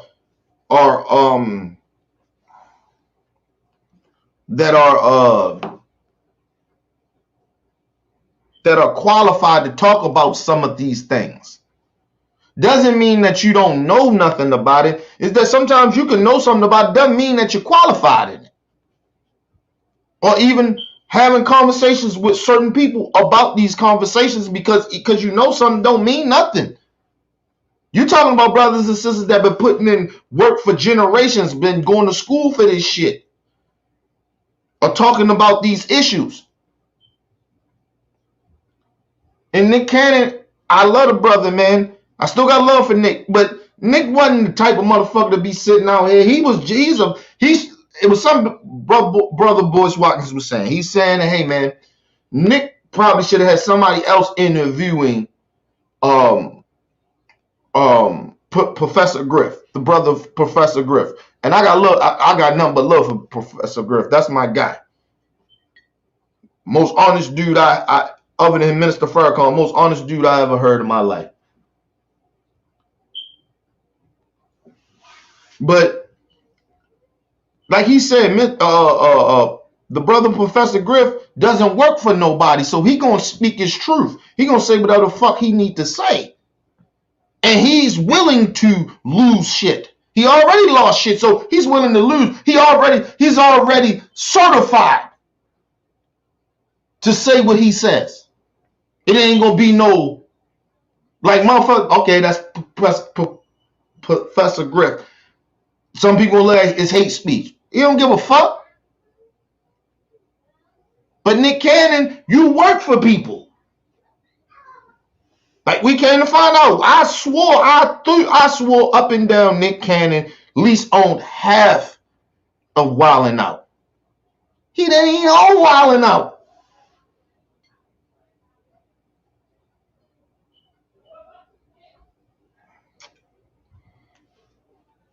But to let you know how loyal your brothers and sisters was, big up to DC Young Fly and Chico Bing and Carlos Miller.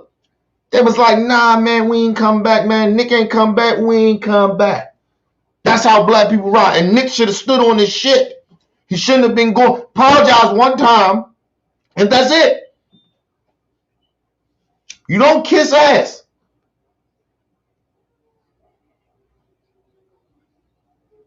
There ain't enough money in the world. If your brothers and sisters are willing to sacrifice money, you should too as well. And those brothers ain't got nowhere. All those three of those brothers that turned down that gig, they all whatever they worth together, put all their money together, what they worth ain't nowhere compared to what Nick is worth.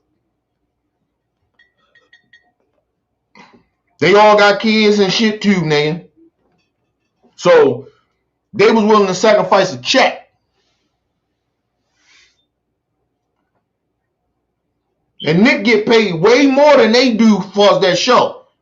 Remember that too as well. They had balls to turn that show down.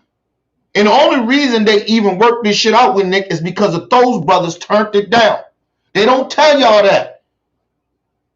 And so for Nick to go there, do all this bullshit for almost a whole year, running around on a apology, kissing ass tour to these Jewish motherfuckers, kiss my ass, Nick. I'm highly disappointed in you, brother.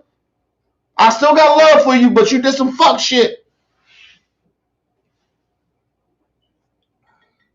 Yes, you can get everybody their jobs back and shit like that, but come on, man. Start your own shit. You could have rebuilt that shit, Nick. How about you could have just got with your other brothers and shit when this corona shit, y'all work on some plans for the time now, and y'all work on some shit to bring some shit back.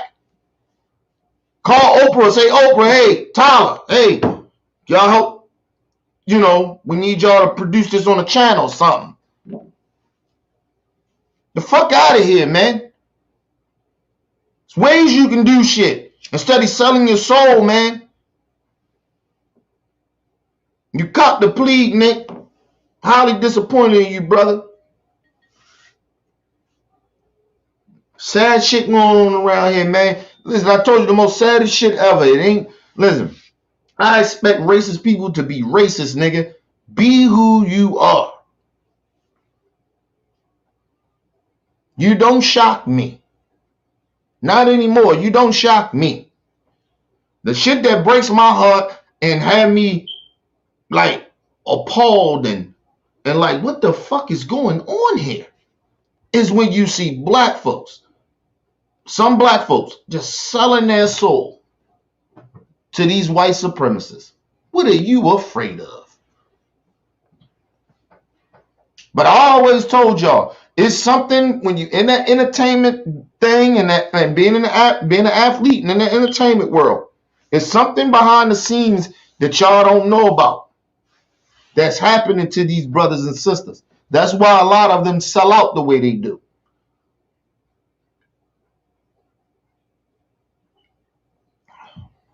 Because they don't own shit. A lot of them don't really own shit. Listen, and politics plays a lot into that shit too. Especially when you trying to look how hard it was for Nipsey to get that building that he got in Crenshaw. California, supposed to be one of the most progressive places to be. It was hard for Nipsey to own that.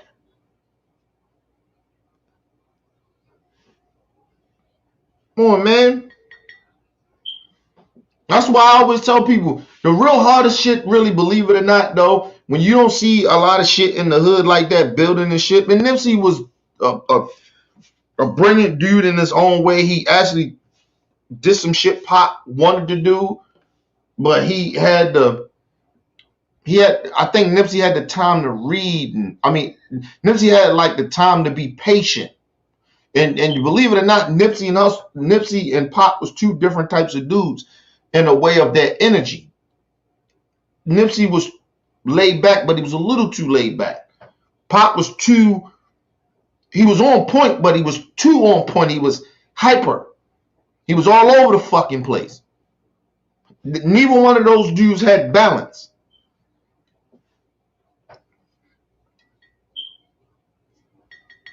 That's why they got assassinated, nigga. And that's my honest opinion. I believe they got assassinated. And mind you, Pop and Nipsey died almost the same exact way, kinda.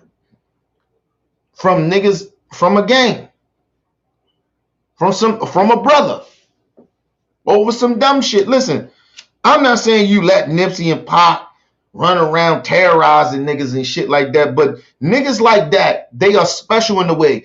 If you feel any way about Pop and Nipsey, can I call you, talk to you, man? Hey, man, you did some fuck shit. Let me talk to you, brother.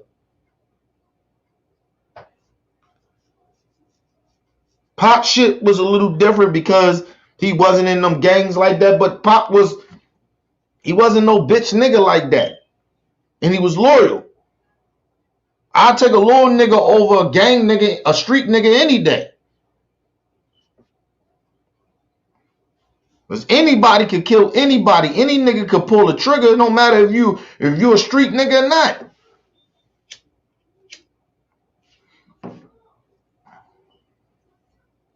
But that's why you see a lot of those brothers and sisters that make it and got all that shit. They don't build in the hood because those politicians, a lot of them are racist, will not allow them to build.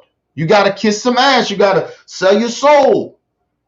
You may not even, they might say like if you're entertainer, you lean more to the left. That politician will want you to say, listen, I may give you this and I may give you this property, right? I'll let you get it, right? I'll open it up for you so you can get it. But I need you to donate to me and plus get out there and buck dance and coon for me. And you may not believe in that politician of doing anything, but that's what the politicians does. That's why it was hard for Nipsey to get a lot of them, get Crenshaw and get a lot of those businesses in their fucking neighborhood. That's why I be telling these gangbanger fuck niggas that a lot of these niggas, it's like, what are you niggas out here shooting street niggas too? Why y'all out here killing and shooting each other? Nigga, you don't own nothing. You own nothing. Those politicians control the neighborhoods. You don't own shit. You go over there fighting for a territory that your mama don't even own a house on that block. You fighting for a block that your mama rent at. She don't own it. Half the time, a lot of them motherfuckers don't even know who the landlords are. They could be white. They could be racist white people for all the fuck you know. You don't know.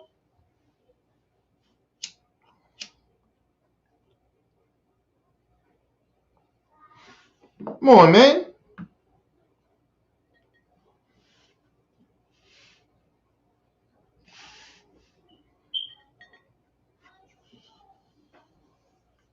People gotta understand, man.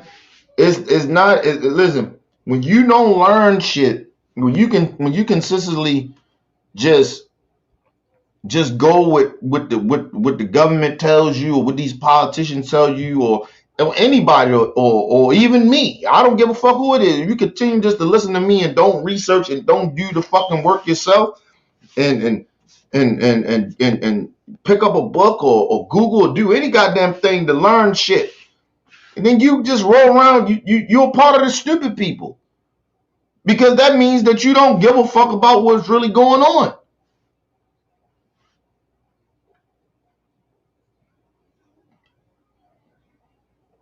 But my brothers and sisters, man, we gotta do better, man.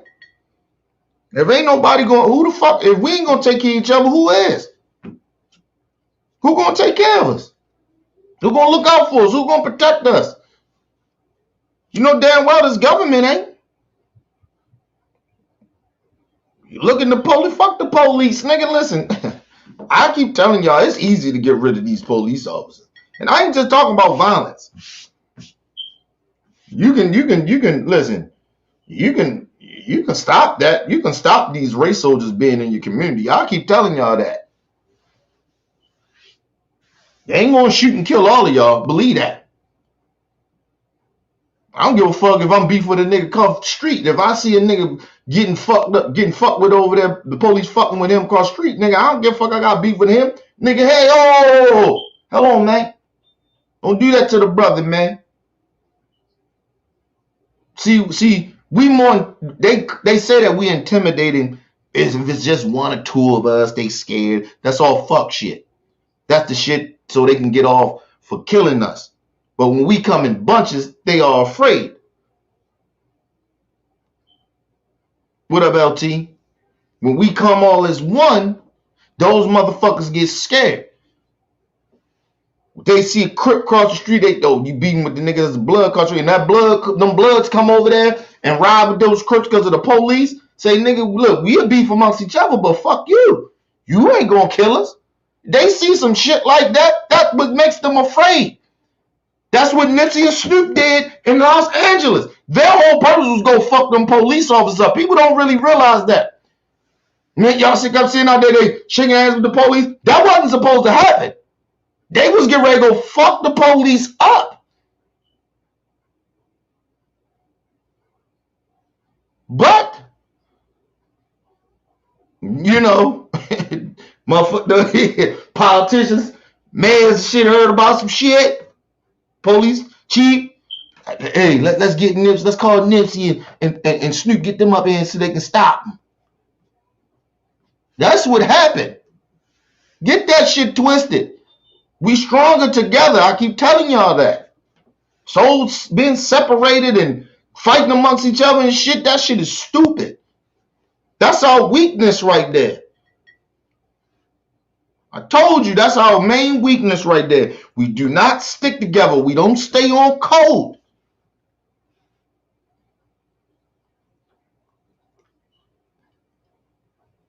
I told you, I'm not fighting no more. I will not fight another brother and sister unless another brother, I'm not gonna fight no sister, but I'm saying I wouldn't put my hands on another brother or fight another brother unless that brother put his hands on me. Other than that, man, say the fuck you want to me, man. It is what it is, man. We can talk it out. I walk, and you still feel the way you feel, you getting aggressive. I say, look, brother, ain't no beef, and I'll walk away. Because I ain't got time to be listen, man, I'm not sitting there fighting my people no more. I'm not fighting my people. There's enough of that shit going on. Why would I keep condoning that dumb shit? It's not worth it. I don't even walk around. Listen, you know, the crazy shit about it, I remember I had went somewhere, and before I had this state of mind that I have and thought what I thought and these principles that I have, that what I think about, you know, fighting my people or some shit like that. I went somewhere a while ago and I was like, man, I always like, man, I might have to go fuck these niggas up. Like, you know, like you go somewhere and you see a whole bunch of niggas sitting on the corner, sitting at a store, and you like, man, I hope these niggas don't say nothing fucked up to me. And I'm thinking to myself, like, man, I might have to fuck these niggas up. I used to think like that. I don't think like that no more. I just be like, listen, man, I'm not even worrying about that shit.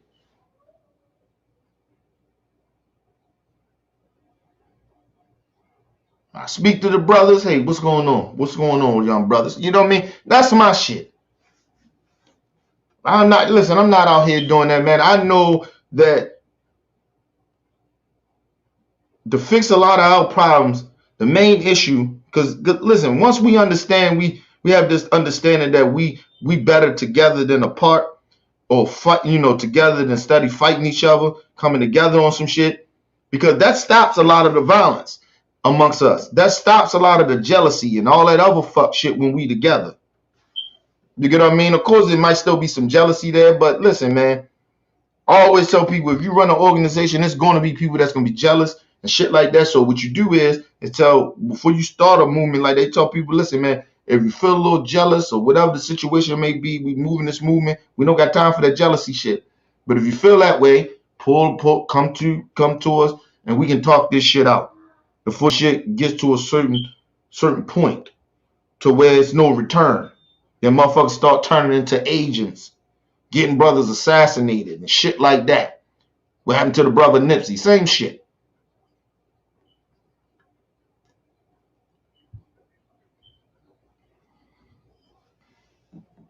I tell a nigga like this, you don't have to worry about snitching on a nigga if you ain't with a nigga doing fuck shit.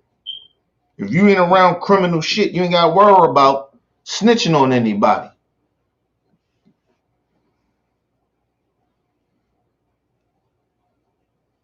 Listen, I don't give a fuck about Stacey Dash. Stacey Dash, I told you, listen, I told you about all the brothers and sisters that's on that coon shit. Listen, the door is always unlocked.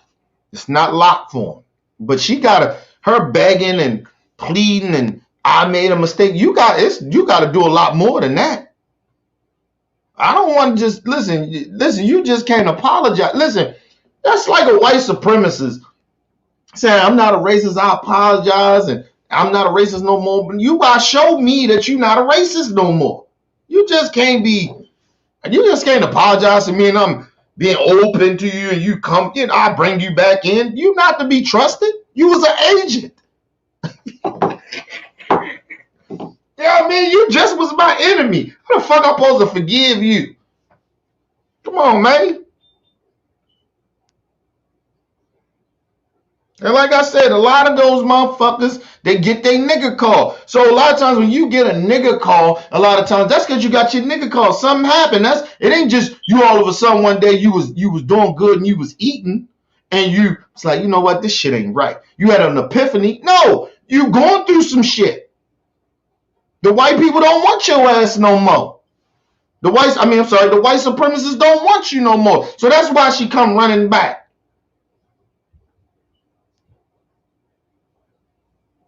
I guess she seen how racist the system was. For all the fuck I know, I don't know.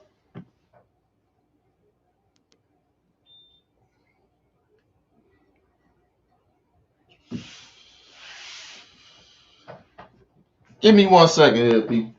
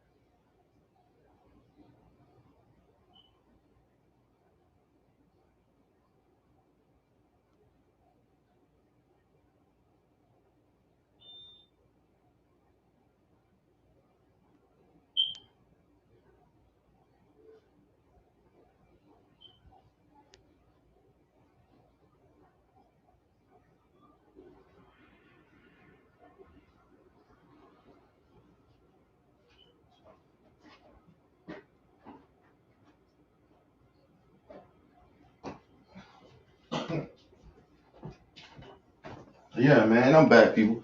But listen, come on, man. I'm not believing nothing Stacey Dash saying. Fuck Stacey Dash.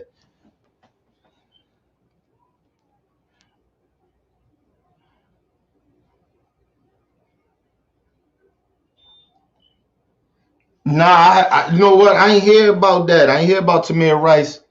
Mother is going at the Shorty.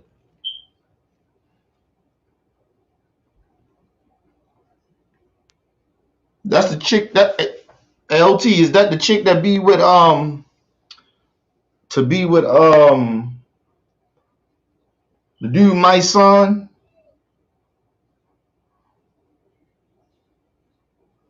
Tamika Mallory. Is that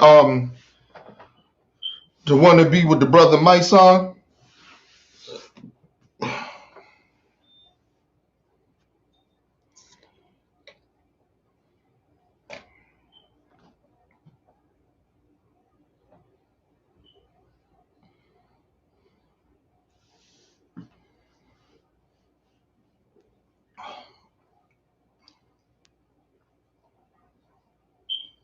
Yeah, my son. Yeah, she with my son. She be with my son. Okay.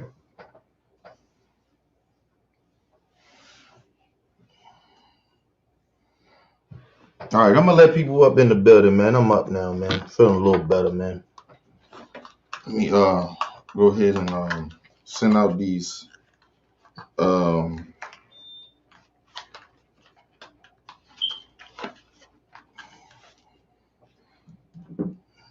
send out these um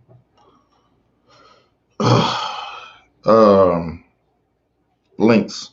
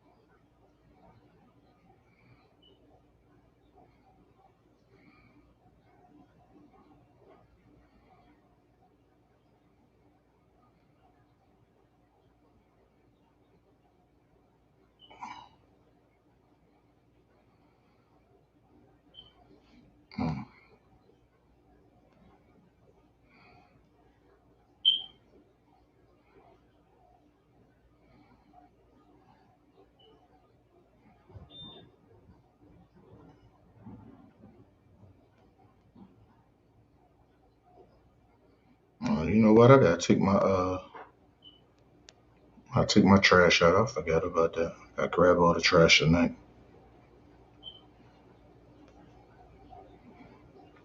All right, people, give me a second here.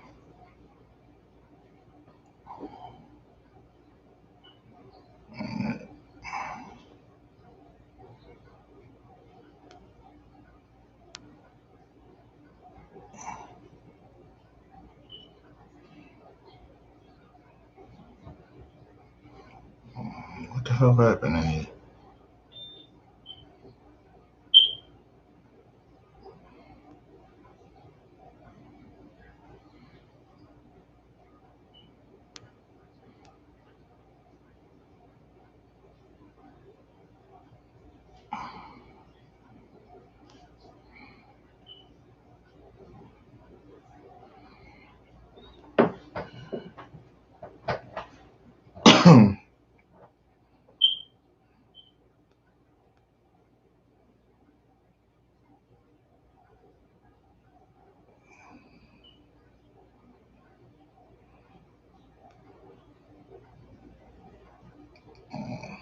Something happened here. Hold on.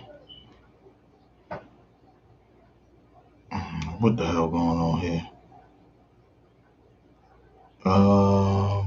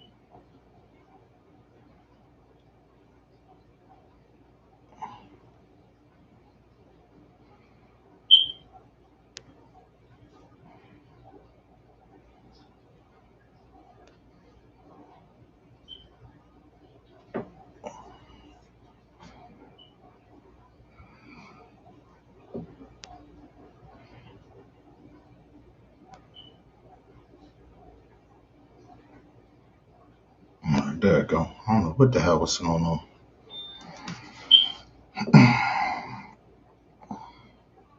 All right, I'm sending out links now. People, give me a second here.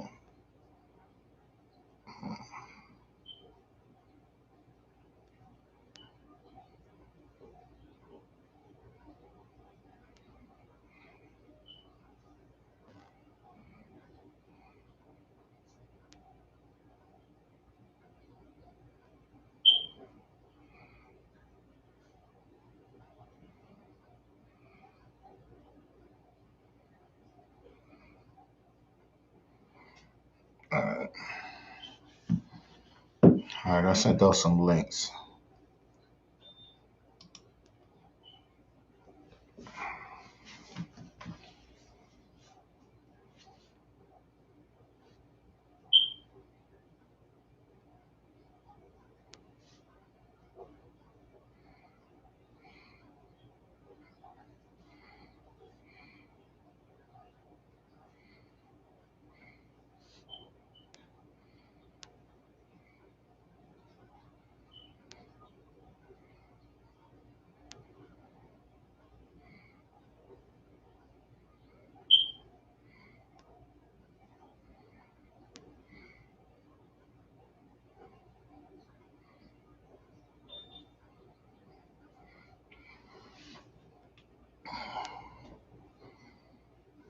Mm.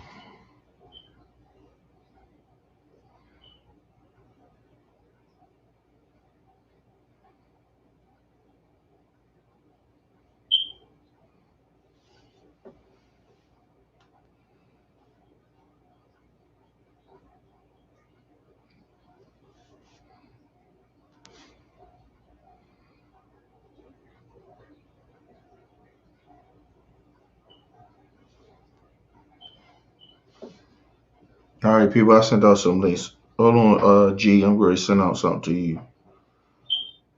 Let me see.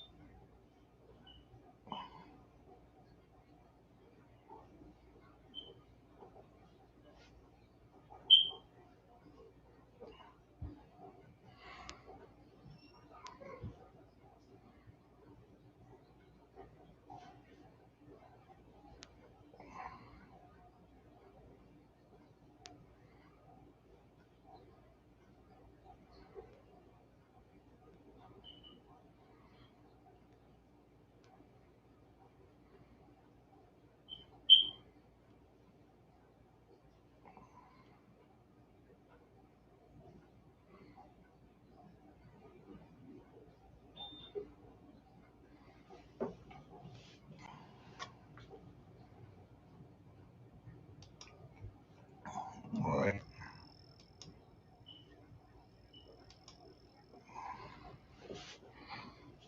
What up, LT? Hey, what's going on, Kenny? What's going on, bro? What you was saying About what? about Tamika Mallory? Oh, it was a controversy between Tamika Mallory and Tamir Rice's mother. Yeah, Tamir Rice's mother say? What she was mad about? She Cause I ain't hear nothing about that. she she went after Black Lives Matter For what? about saying like Black Lives Matter is like a fraud, and Hmm. do you think something strange about that organization? Yeah, I told people what up, Moses. Yeah. What up? I told I told people that's why I stopped fucking with it. And it wasn't even Yeah. just about like they talking about the money issue. I'm not talking about the money issue. Like I'm not even talking about none of that. That's something that um am I shocked about? No, I'm not shocked about none of that. If it's about the money, you know what I mean? I believe a lot of times That's why I don't have y'all donate to the channel until I know for sure that I got certain shit set up of what I'm going to do with the money. You get what I mean? Because I don't want that type of shit of like, well, you said you was going to do this with the, like, you get what I'm saying? But Right. um, What's up, Moses? What up, man? but Can you hear me she, loud and clear this time? yeah, we hear you. We always heard you You loud and good? clear. Why you all said we don't hear you loud Because and it clear? What, because when I go on the playback, it ain't loud and clear, man. I'm trying to figure out why. what you are you low? I don't That's know, you. man. Even on my own stuff, it's like that sometimes. No, I'm saying, is it because you sound? Do you sound low? Is that what it is? Yeah. Oh, I can always turn you up, bro. Hold on. I can do that from my end. Give me a second. All right.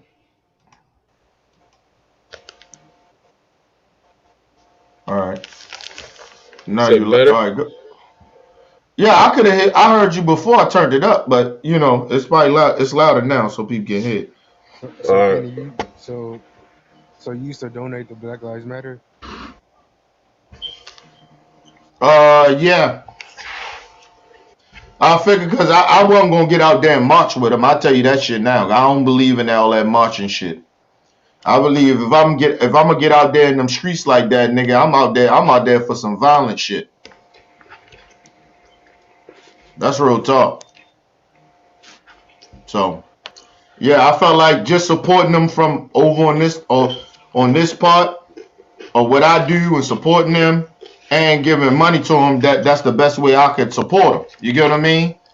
But I wasn't getting out there marching with them. That wasn't happening, nigga. What up, OG?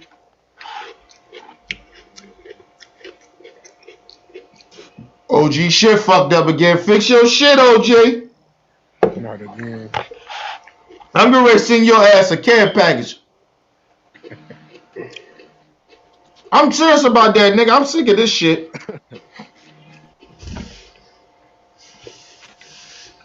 But yeah, but listen, the reason I stopped fucking with Black Lives Matter, not because of the money that I donated. I figure like, look, I donated the money. It is what it is. You know what I'm saying? I did what I did. If I felt like I got fucked over with the money, it is. Listen, when I send the money off, that's in my heart to do it. So, but I didn't consistently send money. Right. You get what I mean? Kenny, let me ask you something. Do you think when we call ourselves black, do you think it's like a spell? You say again? Do you think when we call ourselves black, do you excuse me, do you think it's like a spell? Because I remember when Obama said black has no status in law. You said when we call ourselves black, is it what? Say it again. I don't understand. Like a spell, Oh, a spell. because if you research, I remember like even Obama had said this about black has no status.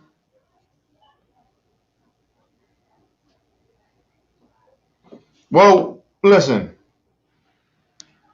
We always been in that space of where people already perceive us a certain type of way. If that's what you mean. Like we already been perceived a certain type of way anyway. So I don't really give a fuck if people say, well, like, because you keep saying black and black that and black that, it's uncomfortable. I don't care.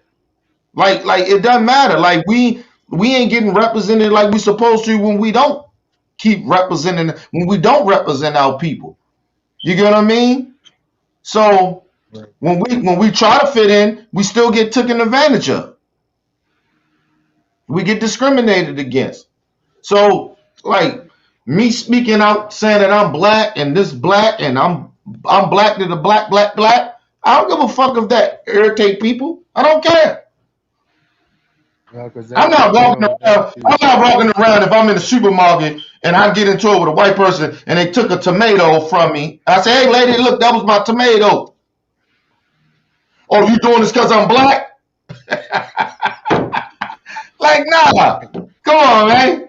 Like, I'm not in that Hey, motherfucking, I'm not in that mode. But go ahead. have you heard of the Moors? The who? The Moors. The Moors? I don't know. I don't know who that is. I I don't know. I think Moses probably heard of it. Yeah. Well, what about him? Yeah, Who is it actually? Who is he's it? like I I think Moses would tell you. Now go ahead, man. Speak your mind. Moses eating, man. He said, go ahead, but you goddamn Benny trying to eat. Okay, according to Moses, the mute your Moors, shit. You eating. We can hear you snapping. Good. No, I'm just playing. Go ahead. no, it's because like it's just all these names that the Europeans gave us and all that, like all these titles and all that shit. They've been, they gave us all these titles of like, like to me, I think they give us all these titles so we won't like come together and all that. Like it keep us divided. You know what? I think I know what you're talking about, but I'm not too uh I say educated in it. I had to do a lot more. I had to research and get into that a little more. I don't like talk about shit that I know nothing about.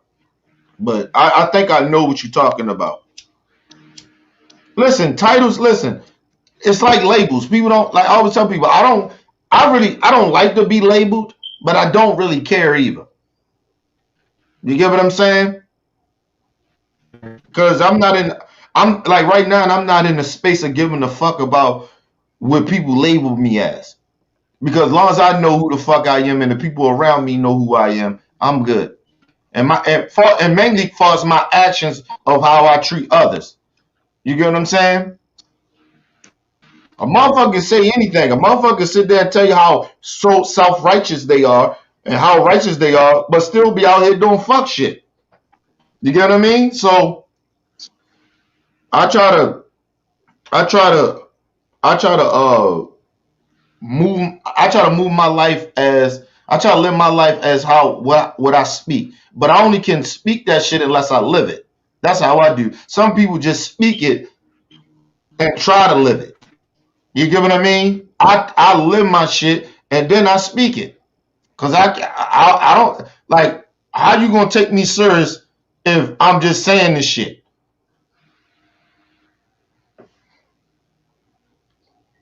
When I tell motherfuckers I don't hang around with certain motherfuckers, I don't do it. If I move a certain type of way in life, people around me tell you that I'm not.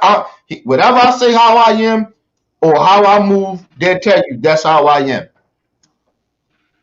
So, like I said, I always tell you the people around me is the people a lot of the times that I'm close to. Long as they know who the fuck I am and how I move and the shit that I do, I'm good with. I'm good. Like I'm good with anybody labeling me with anything. You call me a socialist. You call me.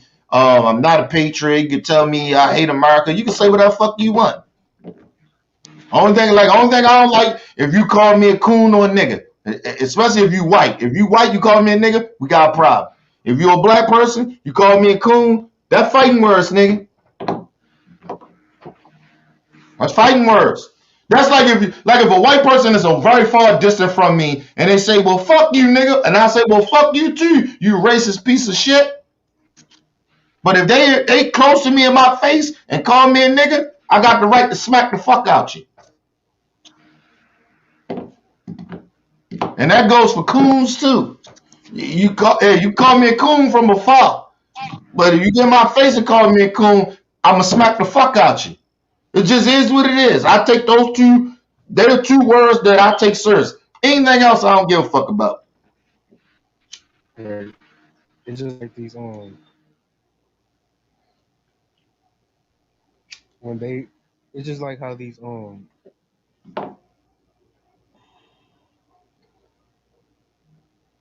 hold on.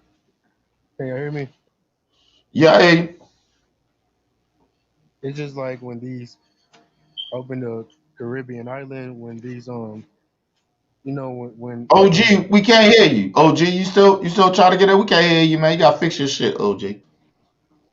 where you got like Afro, like you got Dominicans, Puerto Ricans that speak Spanish, and they think they're white because they speak Spanish, but they're they got our skin tone. Mm-hmm. That's okay. Sure. Well, Africans Yeah, don't speak English. A lot of them, they can speak, African. You know what I'm saying? So, and if people really do their history on Spanish and shit, that shit really comes from the motherland, man. Because from the motherland, we spoke all types of different types of languages because it was all types of different tribes, and you and know people what? All and these, people don't be realizing that shit. But go ahead. yeah, I just realized that when the Europeans came out the caves, we taught them how to talk. So basically, Mm-hmm. the language they speak in Europe, it came from us. Yeah. Listen, everything came from the motherland. Right. It's some shit that maybe was created outside of the motherland when they wanted to, go off to doing their own thing or whatever. But a lot of the shit, like the language and the dancing and the religion and all that shit came from the motherland. A lot of that shit, the normal shit that they bitch and complain about now, a lot of that shit comes from the motherland. Everybody listen. We live in a different time now where people don't really care about history. And so when you got people trying to create history or make up history or ignore history, this is what you get. You get a bunch of ignorant, stupid people running around pretending that they run the shit. My people have been running this shit. Yeah, because most likely if your people was running something, it's most likely that mean that your people was horrible. You get what I mean? Right. It's like if you go in parts of Africa, it's parts of Africa where other black people enslave other black people and treat other black people wrong. You get what I mean? Like in Libya, Huh? I said they still. Yeah, they still do it. Yeah, that's what I'm saying. Like, listen, every race treat each other wrong. If you black, is other black people that go and treat you wrong. It's just is what it is. The problem is that when people but that's the problem. Like you gotta understand that what you're doing is not right. And so what happens is that you wind up treating other people wrong. Like I said, I don't listen. I really truly listen. Racism, my belief from reading and knowing a lot of shit that I know, I believe that racism it was here way before black folks. I mean, it was here way before white folks even came out the caves or whatever. They got their footing and start doing their thing. It been there. We've been mistreating one another. Because if you read the Bible, these are the same people mistreating one another. Niggas killed God, nigga. You know what I mean? These niggas that killed Jesus, nigga, that put God on the cross. Like you get what I mean? So Right. come on, man. That was their people. Like people mistreat each other. It don't matter what color skin you are. But the problem is what happens when the Caucasians came. These motherfuckers come and then they want to start mistreating people, and then the racism happened. Yeah, they came up with the word, but I think that we've been mistreating each other. I call racism a lot of times, if you really want to be deep about it, it's mistreating people. Did did they colonize? Hold on, give me a second.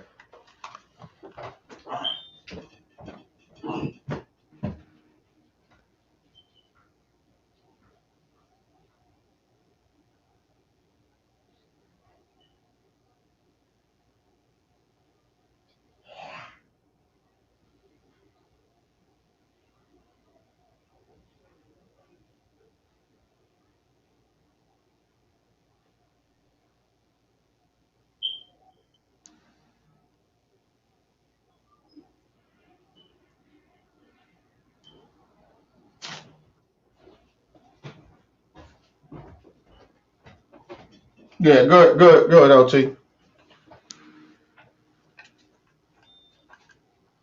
I, What you I was saying? saying, I was saying that the Europeans colonized every Is it true that they colonized every land? Yeah, that's why if you go to every country in the world, that's why they like if you go to other countries outside of America, they mainly call especially like black and brown um countries and shit. They call them colonizers. That's what they used to call them back in the day. They But colonized. yeah, they called them colonizers. And They so colonized Jamaica. yeah, they call them, yes. Listen, they colonized every place. Listen, Russia, same shit. It was black people there. Australia. Australia, all that shit. Spain, all that shit. All those European countries and shit, black people was there already. What They about just America? colonized it.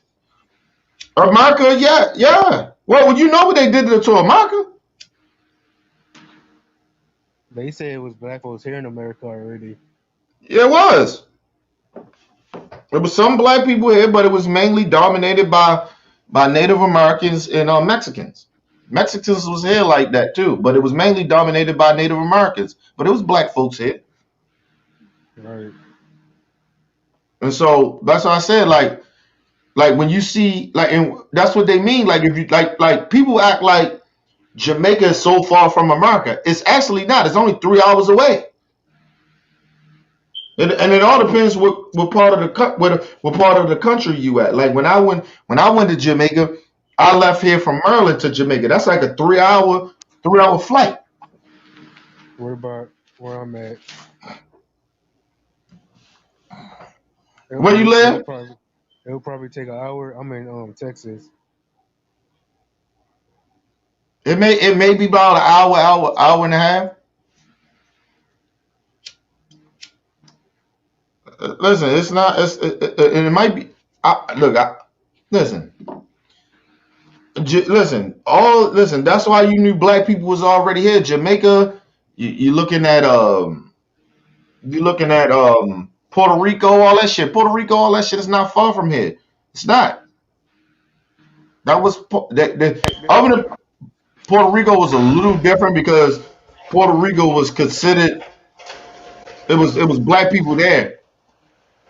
Like I said, it was black people there. Now you see the Puerto Ricans and shit. They call themselves Puerto Ricans.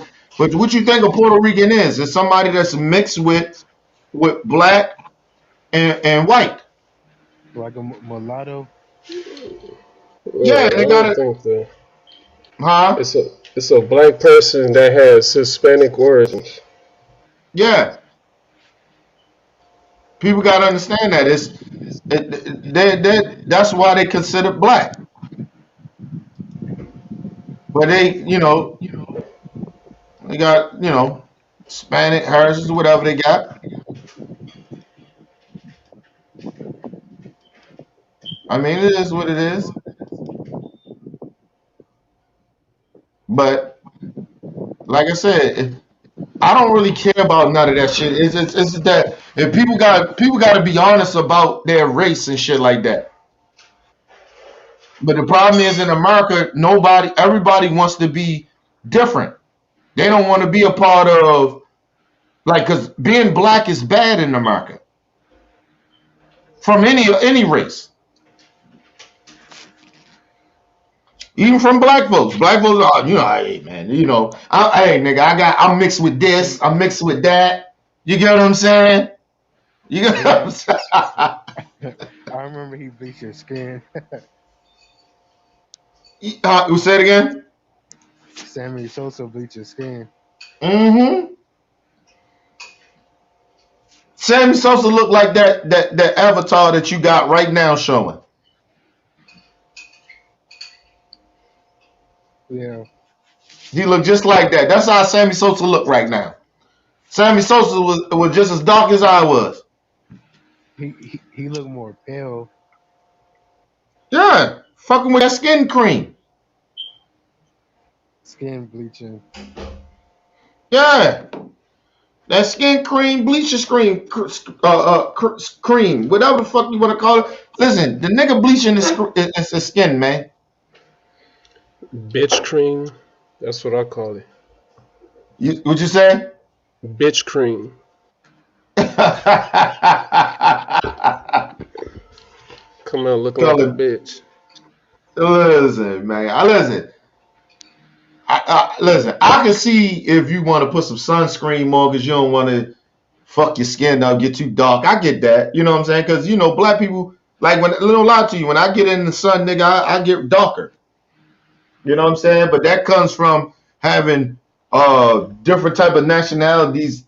And I know I got white in my family, so that comes from that shit. You get what I mean? But so that's why I get darker than normally what I would get. But if you put a black nigga like Moses in the sun, Moses gonna be still the same motherfucking color. Ain't nothing gonna happen. You know what I'm saying? You ain't gonna say, hey, Moses, you got a little tan on you. You was out in the sun.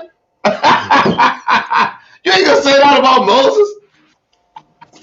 Moses gonna be the same motherfucking color when he left, wherever he left from, and then when he get back. Seriously. Motherfuckers like me, I get a little blacker because I know I'm mixed with some other shit. But I know on my mom's side of the family that shit is mainly Native American and black. Yeah, that's what I am. Native American, African. Right. That's about it. Yeah, I know that. That's my shit. So I know. I went down the family tree, nigga. I know my on my mother's side of the family, motherfuckers was out. You know, Native Americans and black people was fucking. Well, Africans. You get what I said? They were fucking. I know. Listen, I know where. I know on my mom's side of the family. I know on my grandfather's side of the family, they come from Africa. My grandmother's side of the family, they Native American on my mom's side of the family. Yeah, blacks and Native Americans were tight. Yeah, because it was already black people here too. People got to realize that it was already black folks here already. You get what I mean? So that's what made the Native Americans in the first place, because the original Africans that settled in America a long time ago, thousands of years ago. Mm-hmm. But they're not going to tell you that. They ain't going to tell you that. I always tell people, what the fuck do you think a Native American really is? A black and almost like this mulatto Hispanic person. Because you look at Mexicans. Go ahead, I'm sorry. Go ahead, what you saying? I was going to say that, or they're black and Asian. Depends on what region. Mm-hmm. I mean, we were mixing up long before the white folks were on their conquest. We were already mixing up long before then. It was already Obamas and shit. You got double feedback going on. Somebody. LT.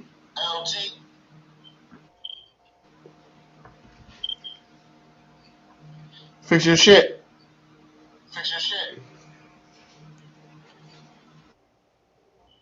No, that's OG. OG.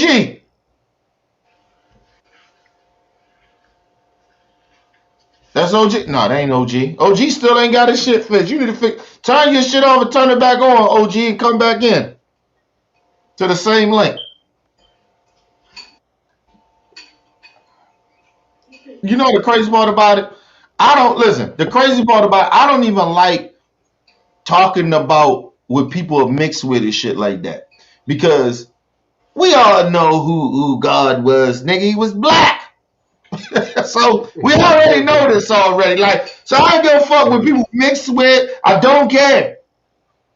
That's why I know my heritage or what I got certain different nationalities I know all that shit. That shit don't mean nothing to me. And like I said, when the police see me, nigga, they don't see all that shit. They ain't gonna say, well, are you part Native American? No, you got some white in your family here too. I see that too. No, they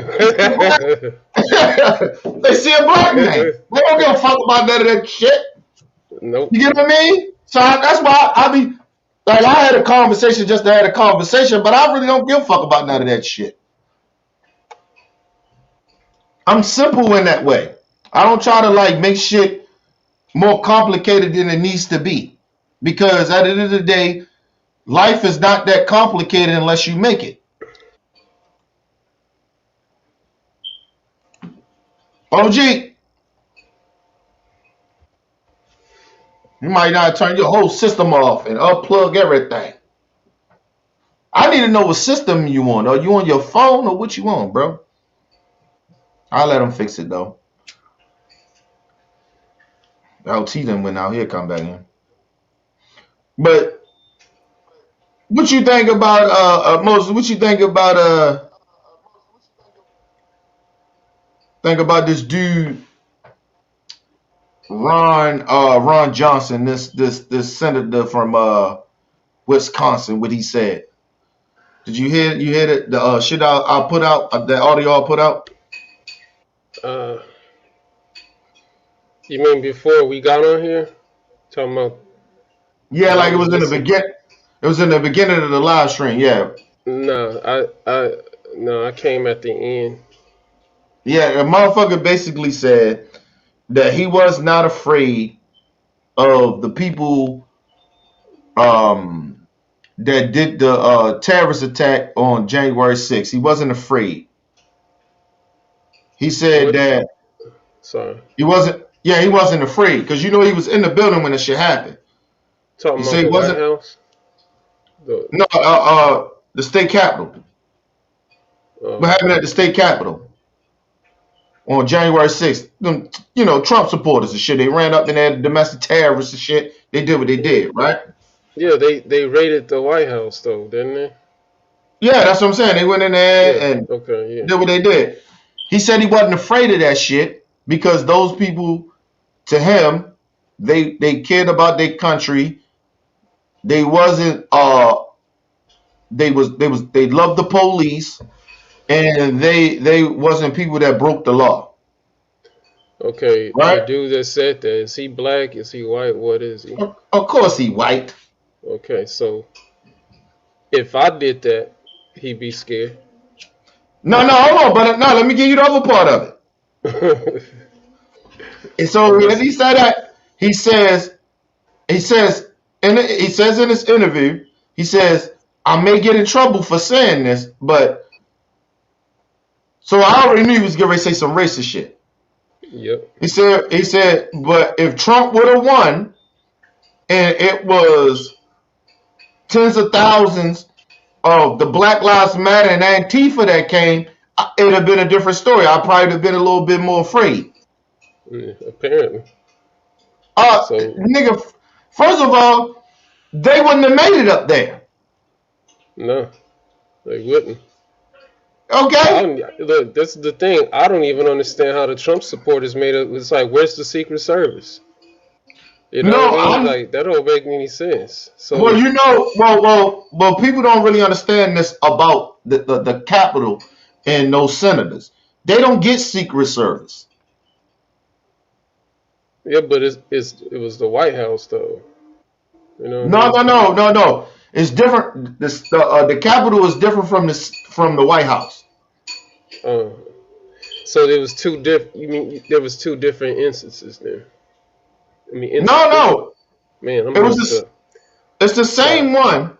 The White House is the White House. Yeah. Right. That's like a whole nother branch of government, but it's in the same space, right? But it's not. But they get how can you put it? They get protected differently. Like the president is protected. Huh? The president is the one that get the Secret Service, but he get the secret. Yeah, because it wasn't like that at first. Because all the fucking what's Kennedy and all them got assassinated and shit. That's why that shit changed that like that, because they didn't have all that Secret Service shit like that. And I gotta look more into that too, because I think the Secret Service came around like later after, it wasn't around like that in the beginning. So, but the Congress, they don't get protected by the Secret Service. They get protected by the Capitol Police. But that's what I'm saying. Where was the security? That shouldn't even have been able to happen. So what? Because they white, they were lenient, Because like I said, if I was doing it, it'd been a different story. Listen, how about this? If you try to go on the White House shit, it's easy to go in the White House, right? Okay. But you might can get sniped on the White House grounds though. Yeah. Because this motherfucker's on the roof watching you. You get what I mean? What I'm saying is, why didn't they get like that when the Trump supporters ran up on them though? Why were the Trump supporters able to even get up in there like that? That's what doesn't make any sense to me. No, it makes plenty of sense to me. Because number one, they had a rally like down the street from there where Trump was. So it was Secret Service there to protect Trump when he came and shit like that, right? But once Trump left with the Secret Service, they only gonna protect Trump. Yeah. And his family. Everybody else is fair game, nigga. So I always tell people if anybody that's in Trump administration, you're not getting protected by the fucking Secret Service. You on your own. And unless you with the president or his family. You get what I'm saying? So even hold on, I'm gonna cut you off, but even now, when Trump is out of office, he's still getting protected by the Secret Service. Right? But his family not. Okay. Remember how Ivanka Trump and them, they was all getting protected, and you know what I'm saying, Donald Trump Jr. and shit. They not getting protected now. It's only Trump and the first, and the first lady and little Trump. That's it. But the other kids, they older, they not getting protected like they probably got a Secret Service or protector 1 or 2, but they don't have what they had before. You get what I'm saying? Trump don't have it like he had it before either. It's broke down. Barack got it. Bush still got it. They still got Secret Service motherfuckers. Don't get it wrong, but they don't have a lot. But you ain't running up on them like that. That's all I'm saying. But the fact of the matter is, and not one single American, black or white, can deny it. There is a considerable difference between what those Trump supporters did versus what some black activists did storming that place. It's a considerable difference. I mean, so that guy you mentioned, when he gave his little speech on it and said I wasn't afraid of it, I mean, he's just admitting his bias. You know what I mean? That's the point. But not in their mind though, Moses. Not in these. No, I'm just saying, not in their mind though. Not in a lot of their minds. They think that Black Lives Matter is worse than those white supremacists that did what they did. But Black Lives Matter never did nothing like that. You see what I'm saying? Well, we know that. But they trying to compare it like it's the same. You know what I mean? People burnt down some shit where they had insurance at. We're talking about you stormed the fucking Capitol. Yeah. And damaged, and people died too. People, listen, did you hear anything about motherfuckers committing suicide after a Black Lives Matter protest or people rioted and shit like that? You didn't hear nothing like that. Two of these police officers went home and killed themselves after this shit. I don't understand why. We don't know what they've been. Listen, we imagine. Look at that's what I said. That's why I have sympathy for people. We don't imagine. I mean, you can't imagine what the fuck happened that day, totally, fully, because you're just seeing from afar. You get what I mean? We don't know. They probably already was going through some shit already. And then mind you, we in a pandemic too.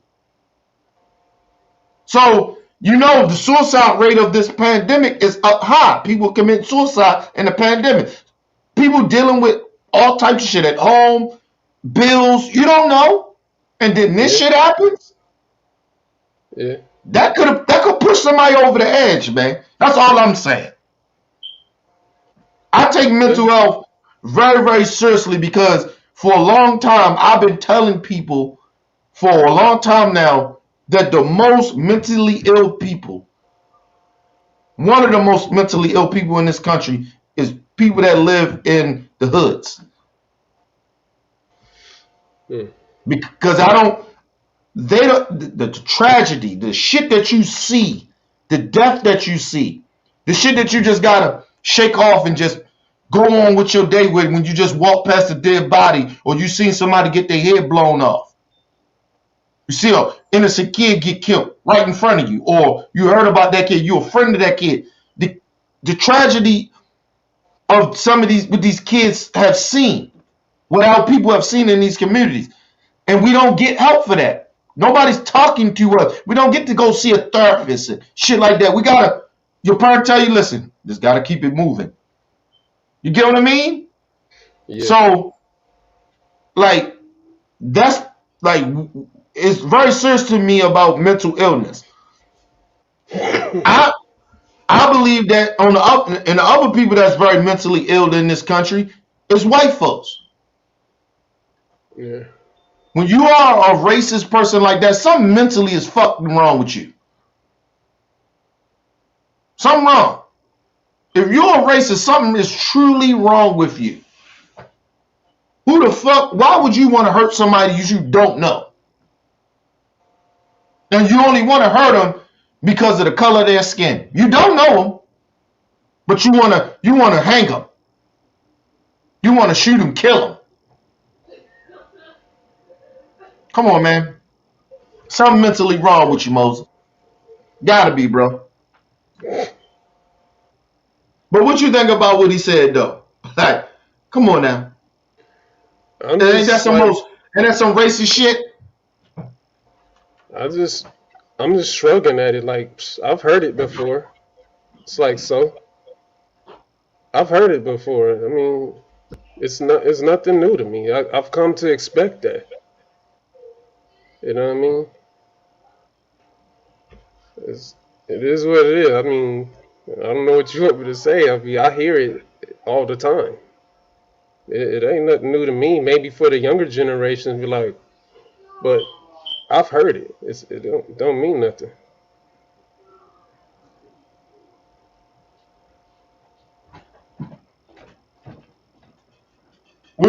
LT then went out again? Damn, LT. OG, you gotta fix your shit, bro. I don't know what's going on. What up, LT? OG? Hey, can you hear me? Yeah, we hear you now, nigga. Yeah. There you go. God damn, nigga. But you heard what I said, Kenny? Say it again. I went off for a little bit. What you say? I caught some of it. I was saying I'm not surprised because I hear it all the time. I've come to expect those kinds of reactions and stuff. It's not new to me. Maybe to the younger generations it's a little shocking or whatever, but I've heard it before. It's like, so what? I'm just shrugging at it. That's what I think. It's almost like you gotta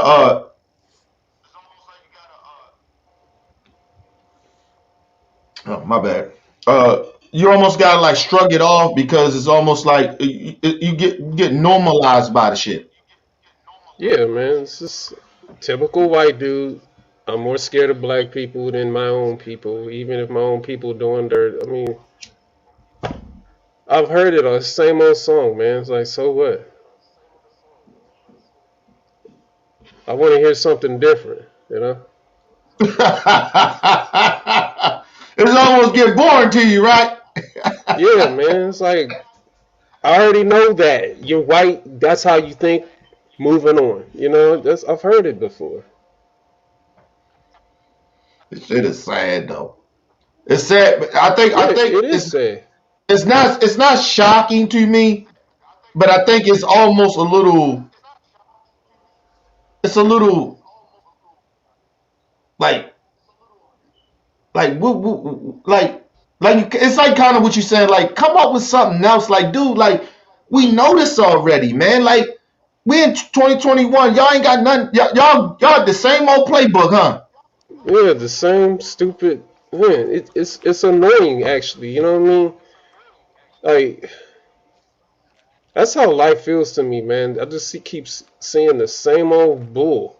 It's like 40 years now, and seen and heard and experienced the same bull. And how Right. many times I gotta see a white person be on YouTube or some kind of media and he say, I'm not racist, I have black friends. How many times do I have to hear that? I don't care. Shut up. So you think you're not racist. That remains to be seen. Other than that, shut up. I'm so tired of hearing that crap. I And think, but you know what? Go ahead, go they ahead. I'm always sorry. gotta go on a panty hunt for a token black. I'm tired, man. It's the same old stupid crap for 40 damn years. I mean, my entire life I've been seeing it. Okay, so imagine how long this been going on. Far longer than my lifetime. It's old. Right. I'm so damn tired. And it just really bugs me how people still falling for that same okie doke. It don't make any sense. I feel you. I be feeling that. That's what I be trying to say. Like 40 I don't damn get. years, man. 40 years, I, dude. I get mad at some of the people. Like listen. I always tell people the reason this shit continues to go on like that is because we're teaching these kids this shit.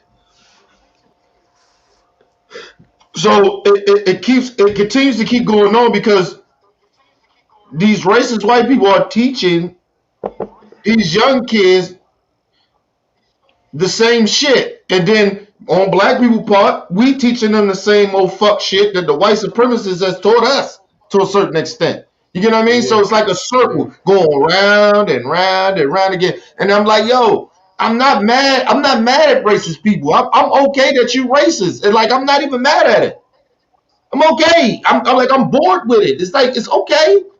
You racist. Who gives a fuck? I told you. Like I tell you, like if you come to me, if you call me a nigga in my, you get close to me and call me a nigga in my face, I got bail money.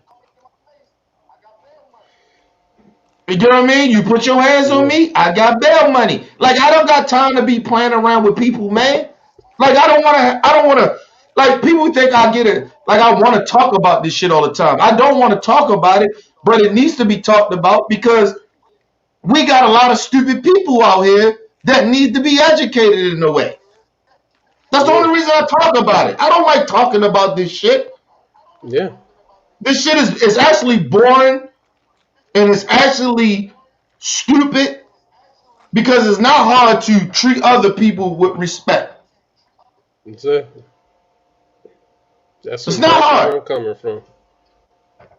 Like you cannot continue to keep on telling me that it gets this goddamn hard that you give a fuck about what a gay person is doing or where a black person is walking around in the community. Like who cares? Yeah. Well, I don't see a lot of black people here. Who cares? You don't know why he there.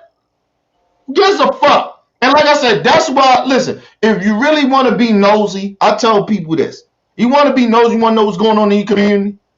Tell all your people in the community to get cameras. They don't cost that much. My cameras that I got in my house, all around my house, you know how much all that shit cost me? How And I much? got probably about 6 to 7 maybe of them, right? And I still got hooked 1 or 2 more on them up.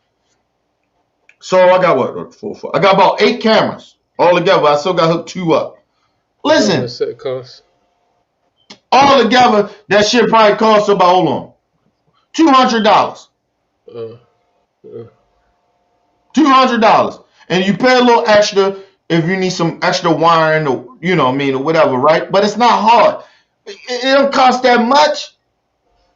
Cost that much to get no motherfucking cameras, dude. You want to be nigga? I watch everything roaming around in my hood, nigga. I got cameras on I got one on my deck. I got one in my backyard. I got two on each side of my house. I got one in the front of my house. I'm going to hook another one up in the front of my house so I can watch up the street and up both sides up the street. I got one in my basement. I got one in my kitchen. I got one in my dining room. I'm getting ready to put another one in my living room. damn. So listen, you can be nosy, nigga, on the camera. You know what I'm saying? Yeah.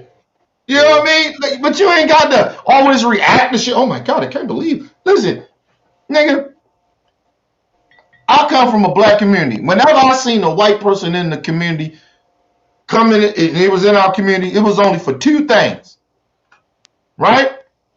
Their third thing was very rare, that they was just there maybe for something important. They, you know what I mean? Took a wrong turn, maybe. No. They just was there because they was there for maybe they was like when my grandmother did her life insurance shit. It was a white dude that came. Mm-hmm. Motherfuckers like, yo, who that white dude came in your house? Who is? Right? You know what I mean? Yeah. You know what I'm saying? So for something like that, or gas and electric person or something like that, but usually it's probably a black person. You know what I mean? It all depends, right? Yeah. Or cable person, it depends. The other two things was the motherfucker was on that sugar, or well, four things. No, it was on that sugar booger. They was coming to get that sugar, or they was the police, Yeah. or if you seen a white person in the hood, they was with a black person. Yeah. So they was protected. You get what I mean? They was with somebody that was black. It's the only way you seen white people in our community. So we already knew. Ain't no white person coming in our community robbing nothing. It ain't happening. So we won't worry about no shit like that. Yeah. You know what I mean? You only rob in your own neighborhoods usually a lot of the times. You get what I'm saying? Usually even in the white neighborhood, white people robbing white people. Ain't no black people really doing no shit like that. Unless you get these ignorant ass gangbanging niggas that want to go to these these rich neighborhoods and think they ain't gonna get caught for robbing niggas. You get what I mean? Yeah. But come on. Everybody get got, nigga. Everybody get caught on some fuck shit. I told you karma's a bitch. That's why I say I don't worry about people doing bad shit to me. Cause to a certain extent, if I can't get you, if I gotta, you know, throw my hands up and let you do what you gotta do, all right. Cause you got the upper hand on me, that's fine. I'll leave that up to God. And you better hope I don't catch you, cause I'm gonna shoot the fuck out you next time I see you.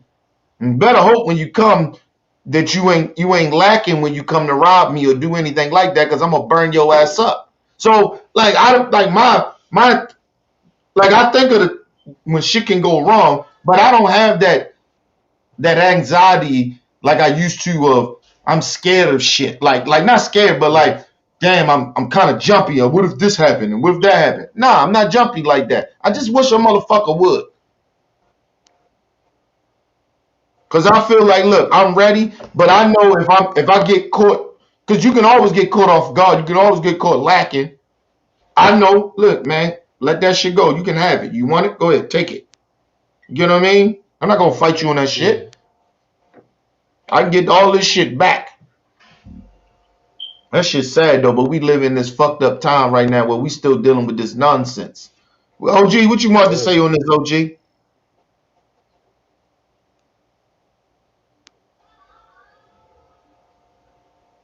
OJ.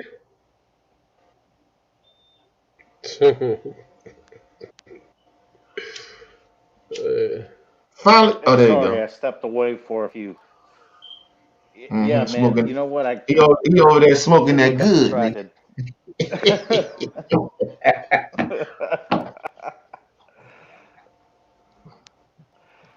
Go ahead, go ahead, Did OG. I tell you, Kenny? Mm-hmm. Did I tell you I got my medical card? Yeah. You did. Anyway, Yeah, you told me. I forgot. The thing is, that's that good. Make you forget shit too. Anyway, That's what that motherfucker. That's what that good do to you. Make you forget shit.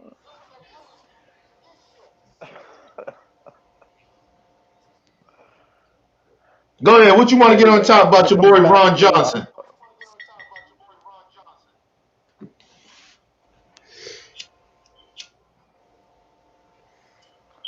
I mean, who was it? When she says, when someone reveals who they are, believe, you know, what they reveal. Maya Angelou, I think that was her famous phrase. I think it was something different than that. I think it was if they tell you who they are, if they say who they are, believe them or some shit like that. I think it was something like that. God rest her sister soul. Yeah, I yeah, think she said yep. if a person shows Um, you who they really are, believe it. Something like Yeah, I that. think something like that. Yeah, I gotta look that back up again because that's a great goddamn you know, quote. but I mean, we already know who the Republican Party is and what they stand for, and um, the people that went up there, and we saw the complete difference of treatment when Trump wanted to walk to the park, and you had Yeah, BLM protesters going in to the the park, and church. they Yeah, tear to that gassed them church. and beat Yeah, them, and yep, and you saw the complete disparity or the complete difference of how these different protesters were treated, you know, and I mean we all see what's going on, and those of us who still deny what's, I mean, it's sickening, but at least it's getting out there where more people, fuck. Uh, you got to take a stand, and I mean, I've been on the, I'd rather be on the side of history than uh, than just go along to get along. yeah. Like I said, I listen. I rather I rather be on the side that listen. I make a die on this side. You get what I'm saying? For stop. Listen, I always tell my quote. I always tell people it's easy. It's very easy to do the wrong thing, but it's very hard to do the right thing. It's very hard.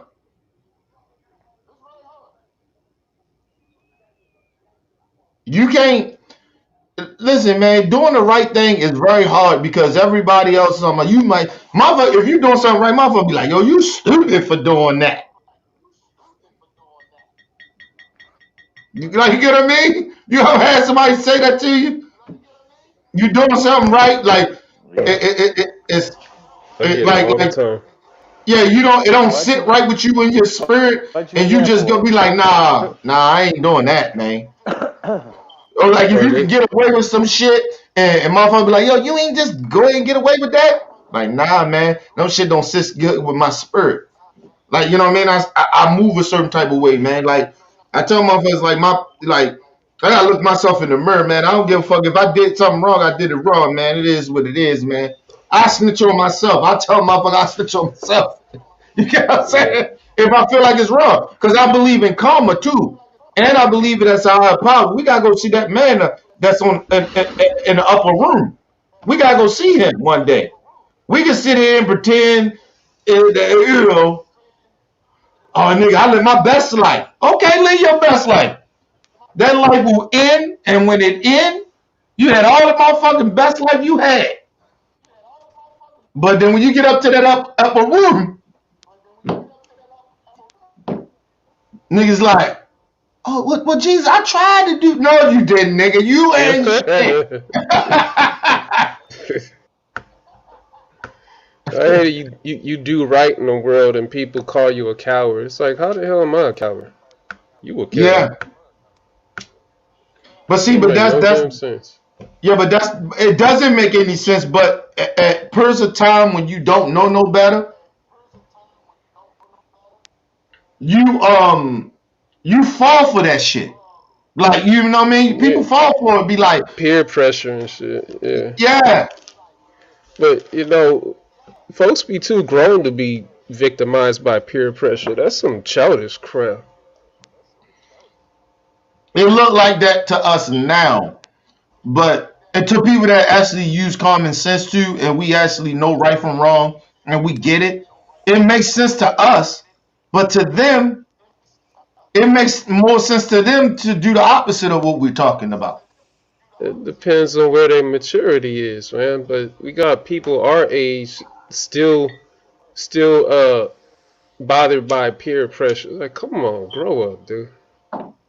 For real. Yeah, listen, you got some of the richest people in the fucking world that still um bow down to peer pressure. You get what I mean? Some of the Yeah. most powerful people that still like Donald Trump. Donald Trump, believe it or not, he's not a leader, dude. He's a follower. Oh, of course he is. Cause you could tell in his speech that he's a follower. Yeah, Leaders have conviction. He doesn't speak with conviction. He just mumbling what somebody whispered into his ear, man. that's what I tell people. The one thing about Trump is that I tell people to learn from what Trump does. When Trump tell you he don't give a fuck, he don't give a fuck. Believe that. But a real bit. The other part is the other truth that he doesn't tell, which makes him a liar, is that he actually does care. When somebody tells you they don't give a fuck about shit, they do. Like, listen, when I say that I don't really give a fuck about what people really truly think, I really kind of don't, but a part of me do. That's why I say that if you walked up to me and called me a nigga in my face, I smack the fuck out you because I care that you called me a fucking nigga to my face. You get what I'm saying? So, Yeah. but if you said it from a distance, I wouldn't give a fuck about that. I don't care about that. You get what I mean? So, Yeah. but as long as you keep your racism to where you are and far from me, I don't give a fuck. But I do care if you put that, you come to me and bring that shit to my face in front of my family or wherever the situation. I ain't gonna listen. First of all, I never understood why black people didn't jump on a white person when a white person called another black person a nigga and you just stood there. You go, hey, bitch, oh, we calling nigga. So that means you think I'm a nigga. Like, yeah, I never understood why people sit back and allow that shit to happen. You get what I mean? Yeah. So when I see people stand there and they don't say anything, I say, well, you know what, you cowards, because there's no way that I'm gonna stand there and allow another black person get called and a white person call a black person a nigga in front of me. That ain't happening. Hey, hold up, bitch. Oh, hold up, who you calling a nigga? I'm not talking to you. Yeah, you are. If you said it to her or him, whoever it is, you talking to me. I'm black. And if we got in the same argument that y'all probably got into, you probably would call me a nigga, right? So yes, it's my problem. What's up? So that's how I feel about it. Fuck them. Listen, I care about what people say, but it depends what it is. That's why when people be saying, I don't give a fuck what people say about me, you're a goddamn lie. You do care. You care. You want to be perceived a certain type of way. You don't want people to look at you that you ain't shit. You know what I'm saying? You a dummy. You're a racist. You're a coon. Whatever it is, you don't want nobody to see you like that, to perceive you that way. So you do care what people think. That's why I told you that the worst thing a black person could call me is a coon. You call me a bitch ass nigga all you want. Whatever. Whatever. This reminded me of something. OG said he had to go. Later, OG. Um, He coming back. The shit probably kicked off. They get kicked out and come back in. That's how they do. Go ahead. I was meditating on this. I'm trying to remember. I think my memory's getting hazy now on it, and I don't know what made me think of this, but it might have been something you said, Kenny, earlier when I was watching your stream. But okay, you know how we had movies back in, let's say, the 90s period, where Mm-hmm. uh God, there was a movie I was specifically thinking of when I was meditating on this, and I can't think of it, but another one came to mind, which is Pulp Fiction. Okay, Mm-hmm. so remember that scene with Samuel Jackson and Travolta? They was in this white dude's house, and the white dude was played by the director of the movie, Tarantino, whatever his name is. You know what I'm talking about? Right. Yeah. I don't talk about. I remember the scene too. Go ahead. Okay, so how many times did that fool say the N word in that scene? Shit. Um, it was a crap Uh, load, right? yeah. It was about. It was more than a dozen. I tell you that. So I think earlier today I was It meditating. I was was a couple like, times. couple, nigga, what are you talking about? It Yeah. wasn't a He said couple. that shit. It was more. It was more than a dozen. I tell you that shit. It wasn't a couple, dude. It was It more than. was It was. it You was said it enough was. to irritate me. No, you did say it was a couple. Couple times, LT. You did say a couple. But You it's more did, than a but dozen. it was at least a dozen. Yeah, I think it was more than that. But go ahead. So I was sitting here thinking like, oh, okay. I know why I was meditating on this because there's this chick on YouTube. You probably seen her, Kenny. Vicky. Dickinson. Vicky D Dillard or something like that. Vicky Vicky. Dick. Yeah, I know. Yeah, big up to that sister. I know you're talking about. Yeah, from the fly, I Nubian. swear. Yeah, big up to Yeah. that sister. That's my I sister love there. her, man. Yeah, I I love her love too, her. man.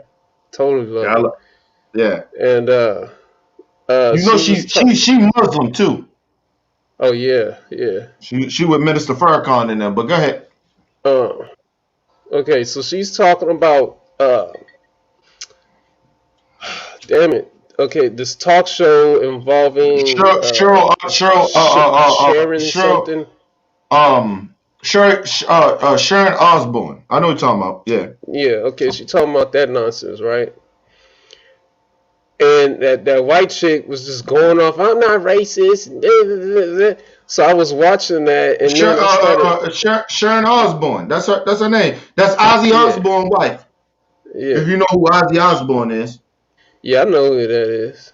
Yeah, that's his wife. But go ahead.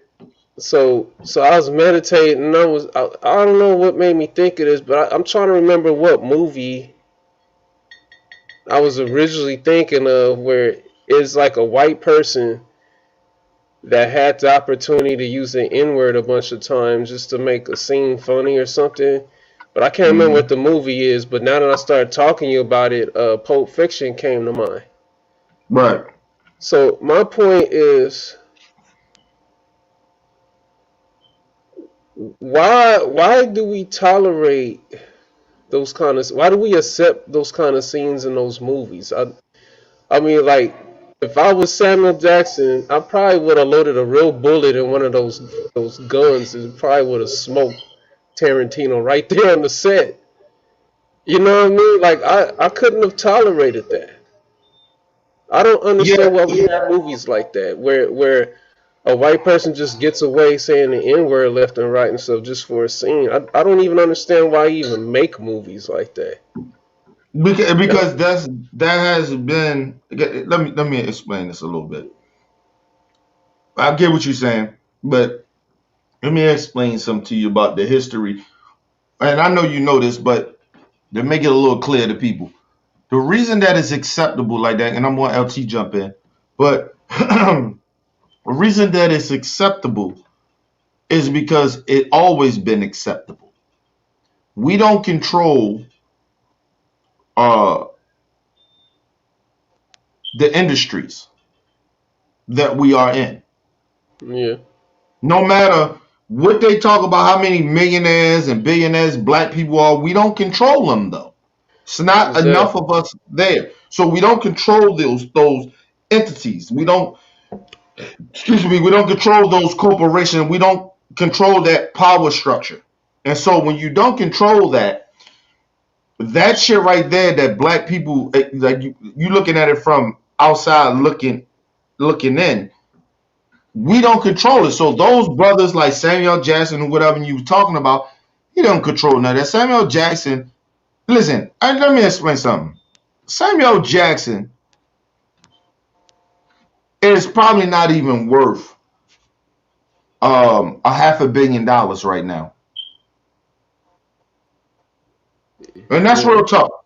I'm just going off of money wise. Not talking about his fame. His fame is where it is. Talking about net worth. Net worth. I'm talking, yeah. But even with his fame is bigger than his net worth.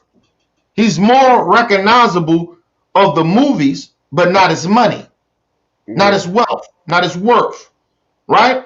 So a lot of those classic movies that he played in, because a lot of those was classics, right? Yeah. He's not even, he's not like, it's not worth, like, he's not worth none of that now. Not even now. Like, he's a huge superstar. Everybody know who the fuck Samuel Jackson is, but he's not worth $500 million. Not even Denzel Washington. Yeah. Like, think about these cats. So my point is this. No, my point is this. When black people, this is where it comes back down to us. See, I'm okay with explaining why shit is the way it is. We know why it is what it is. The problem is that black folks, when you get in positions, if I'm worth $100 million, I'm looking to other $100 million of black people and say, listen, behind the scenes, we need to get some type of shit that we put together in a savings account to build our own motherfucking network, our own movie production company where we can put our own shit out. Black people like don't. Eddie Murphy did. Thank you. But even Eddie Murphy is one guy. He need more. He's not that. Exactly. He's not that strong. It's just him being there doing that. You understand what I'm saying? He needs the Will Smiths and shit like that to come and connect with him. Will is big. Get with Will. Will, come on, man. You know what I mean? But when you don't do that, all you do, when you don't trust your own black folks and come together with them and create something for y'all and not be scared when you finally do it, all you do is make them the scenario of what you're talking about, Moses. You get what I'm saying? These movies, these situations, you allow them to disrespect us and harm our people and make our people look a certain type of fucking way. Listen, I'm not a very, very big fan of Tyler Perry. But the one thing I love about Tyler Perry, he creates his characters. Yeah. You get what I mean? Hollywood doesn't make him create his characters. See, people talk that shit about Tyler Perry all they want. I got my little thing with Tyler and shit, and I think he should do a lot more than what he does, but I appreciate that what he does do, right? If you watch all of Tyler Perry movies, they are characters that he created. Yeah. You understand what I'm saying? Yeah. Now, it ain't a director that's black that can say that. And you telling me you can say, like even with Eddie Murphy Eddie Murphy said he didn't want to bring what's the white boy name that played in McDowell? He was a fat dude. I forgot his name. White dude. He was in this. He was in the new one, Coming to America shit. Played in Mr. McDowell thing, right? Mm-hmm. Eddie Murphy didn't want to bring him back. He wanted to make this movie all black for his people. But the people that he allowed to help him create this movie, that put the money into Coming to America, that had some say in it, right? Yeah. They made him bring him back. But you get what I'm saying? But you never hear that about Tyler Perry. Tyler Perry, the people that he won in that movie, the characters that he created, he gets all those people. Those lines, whoever the fuck it is, line of the universe, none of them make him. He says, I'm doing these movies. I'm casting the cast members. I'm putting them in there. You never heard that from anybody saying, Tyler Perry, they made him put this character. No. So, like I say, people better start putting respect on Tyler Perry's name, because Tyler Perry does his shit. You may not like all the characters, you may not like certain shit about what he does, but they are the characters that he put in. And none of the Universal, none of those motherfuckers can tell him how to create, because you know why? Because he creates them characters on his own. Yeah. So, listen, but like I said, at the end of the day, that's why you see this type of shit happen, how we being portrayed on movies or whatever the situation may be, is because black people don't, like I said, our biggest problem, and it's always going to be our problem until we get this, is that we need to start coming together and working with each other. But we've been so for generations, we've been so brainwashed of like, niggas ain't shit, but the white man might treat me a little better. At least I'm gonna get something out of it, but this nigga might still take everything. That's slave mentality shit. Yeah. And so when you have that, that's why you see us being portrayed a certain type of way. That's why we get taken advantage of. That's all I'm saying. But go ahead, LT.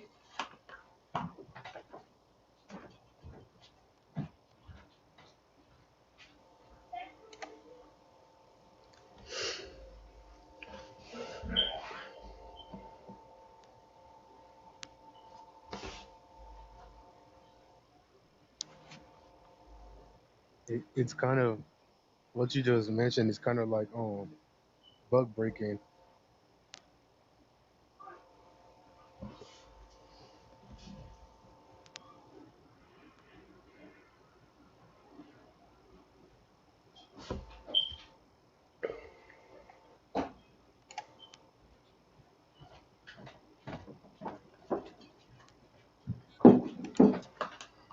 Did you say LT? I'm sorry. I said what y'all are talking about is like buck breaking.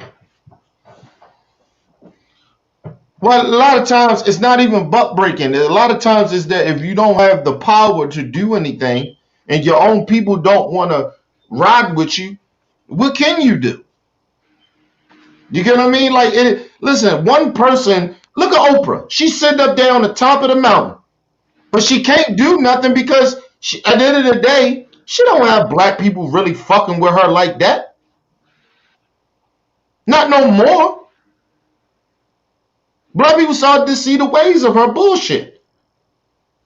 And she got with Tyler, and my thing was like, you get Tyler Perry to run with you to help your fucking network out, bitch, give him at least 25% of the company. She didn't even do that. Well, I just need you to come over here to help my channel out, get some shows. And what happened? But if you bring in new breed, new millionaires, and bring them in with their money, you can keep your network float. What she done? She done sold her shit to the white man. Back to the white man. You was just with the white man before you left. The reason you left because you wanted to be black owned. All right, shit didn't go right. You leaned on the black brother. Okay, well keep leaning on the other black brothers. You got, listen, she got 50 Cent out there, nigga. You telling me you can't bring 50 Cent in and let him do some shit like, what up, talk to me? What's up, Kenny? What's up, fellas? What's up, folks? Listen, Nothing. Talking to me. What's going on, man? You telling me that she couldn't reach out to 50 Cent, Spike Lee? It's brilliant black people out there. You couldn't reach out to B and Beyonce, Jay-Z, Diddy. Hey, come on over here. Invest your money. Black owned. I'll give you some stocks in it. Let you own some shit. Nah, she didn't want to do none of that. She wanted to be greedy. And then look what happened. She wound up selling all that shit back. We're getting an echo from you talking to me. Really? Yeah. We're getting a, hold on.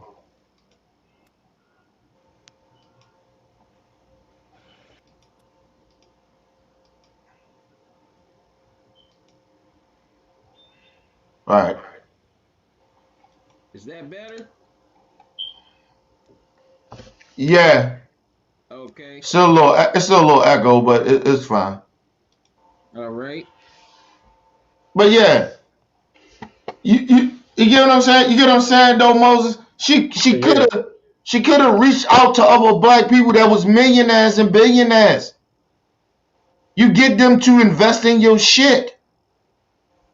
Listen, you're not gonna get no black rich person to invest in your shit unless you gonna let them be part owner. Yeah. But she ain't want to do that. But what she did when she got hard, she sold to the white man again. Fuck Oprah, nigga. Fuck Oprah. I mean that shit. Oprah can kiss my ass and I turn around 3 times and she can kiss that bitch. I go around the circle, kiss my ass. Fuck Oprah. Oprah is a disappointment, dude. You're the most powerful black person in the country. Motherfucker talk about Barack Obama. No, nigga, Oprah is. Oprah is well respected. You notice those racist right-wing motherfuckers in America don't fuck with Oprah like that. Here and there they come out, they say a little bullshit here and there, but they don't fuck with Oprah. Oprah is protected. Oh, of course. Oprah can walk down Chicago streets right now and ain't nobody gonna fuck with Oprah, nigga. And I'm talking about in the gang neighborhoods. Who gonna fuck with Oprah? And I'm talking about with no security. Come on. Nobody gonna fuck with Oprah. Her and Minister Farrakhan is probably the most powerful black people in this country, dude. I think it's a couple of black people that might snipe the fuck out of Barack, though.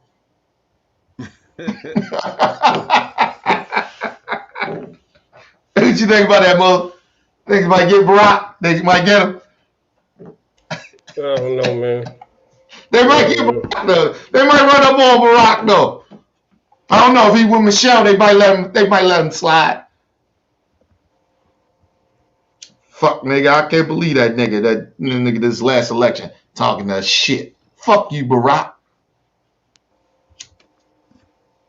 So what you been? Hey, so talk to me. What you think been going on, man? Who are you talking to? What? Oh, Talk to me. bad. What, with Oprah? He said, "Well, Oprah." No. Just in general. They said with old brother. I'll be back. Listen, nah, I'm talking. They said old brother. Nah, motherfucking what's his name? Ron Johnson. You hear about him? No, what happened? Nigga got on on the platform. I think it was a podcast or something. He got on the podcast. He said that he wasn't afraid of them people that rushed the Capitol. He wasn't afraid like that. But he said if Trump would have won, and if it would have been the Black Lives Matter and Antifa that came, he'd have been more scared. Oh, okay. I heard about that. You heard about that? That I heard racist about piece of that. shit. That clown. That dude a racist dude. Straight up racist. I mean, like, why would you say that though? Like, I mean, listen. I don't want you to deny your truth, because he probably really truly feel that way. But Of course. I feel a lot of ways. I don't get, because I got the freedom to say it. Don't mean I should say it. You get what I mean? Yeah. So, like, I mean, what you think? And plus, he'd be more afraid of them than the folks who stormed the Capitol. Yeah. And this dude's an elected official, right? Yeah, congressman. So It'll- you'd be more scared of people outside of the building than you are the people that's inside the building who went through, Congress, went through certain Congress people and congressmen and women and senators' offices, So you ain't afraid of people pooping on the Capitol, but you're afraid of Antifa and Black Lives Matter. Yeah, but he basically was saying, I'm not scared of the white folks. So he I ain't scared of the niggas that was running in there with Confederate flags and racist shirts and Hey, shit. Coach, I'm about to go. All right, bro. How you gonna come on and then get out? Out? Nigga LT crazy. All right, bro. All right, peace. All right. But how you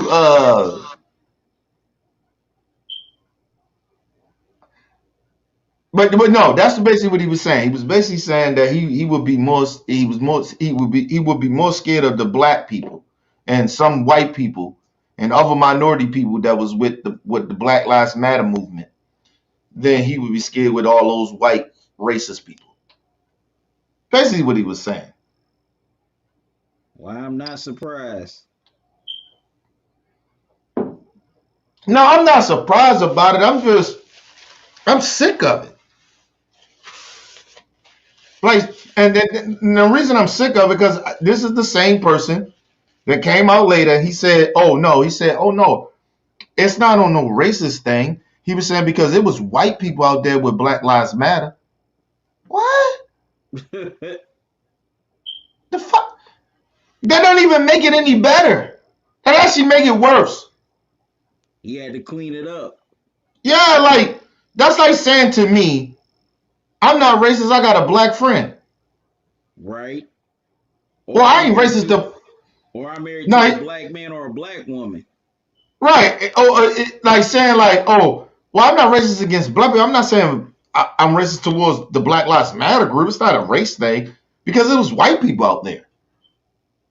What? But you hate them too because they riding with black folks. Right. So, you know what I mean? Like, you can't listen. And first of all, I'm already insulted, not even from the racist part of it. I'm insulted because these people actually committed crimes. And you said that these people, because he has said that these people, they wasn't criminals or nothing like that, but they were. They are criminals. They stormed the Capitol, nigga. They committed a crime. Okay. A major crime. Like they beat police up. What shit have you seen when black people beat the police up? You rarely see that. You never seen a gang of black people beat a police officer up. You rarely see that. But you seen a whole gang of white people beat police officers up. Even the black police officers that was there, they was calling them all types of niggas. Right. Like, dude, come on, man. Like, you can't listen, I don't even give a fuck what his excuse is. Talking about, well, it was white people in Black Lives Matter. I don't give a fuck. And like I said earlier, I said, it was white people in the civil rights movement, but them white people got caught slipping, they got hung and fucked up too. Sure. What's the difference? Fuck you talking about? That shit crazy, man. We dealing with a lot of fuck shit going on around here in America. And and people be like, yo, you seem like you hate America. Well, nigga, whatever, man. If you think I hate America, fine. I don't give a fuck. I don't like America right now. I don't hate nobody, and I don't like using the word hate. But if you think I hate it, okay. I look at it that I don't like America right now. That's fine with me. I don't care. Like enough of this fucking tiptoeing around. You're not patriotic. Okay. Oh yeah, they love that. Yeah, I'm not standing for nothing that's racist. So I gotta believe in the racist shit, symbols, and all other fuck racist shit that goes on in the country. That makes me and keep my mouth shut. That makes me patriotic. If that's what that is, I don't want it. I don't want to be patriotic, nigga. Because I want to speak against the racism, and I'm damn sure don't want to act like I'm okay with the racist symbols and the shit that goes on in this country like it's okay. No, fuck that. Right. So I'm anti-American. Call it. You can call it whatever you want. I've been called worse. Call me a nigga and see what happens. I've been called worse, okay? Calling me anti-American and all that other fuck shit. I ain't a patriot. Nigga, that don't hurt my feelings. Call me a nigga and see what happens. See what hurt my feelings. All right, man. Hey, let's move on. Well, let me ask you some questions. What's up? What's up with your boy LeBron? What's going on, right? And I think they moved up to the 3rd seed now. Yeah. Why you gotta be my boy? Nah, you got that nigga over. Hold up, where you got LeBron? Where you got LeBron at? You got him over Shaq, nigga. I got a problem with that. I told you that. I got a problem with you got him. I got a problem with you got this nigga over Shaq. I got a problem with that shit. But all right, LeBron, look. I was watching goddamn Zion Williams, man. What you think? Listen, Shorty's special, man. He is. I just don't. I'm hoping that he don't turn out to be Giannis.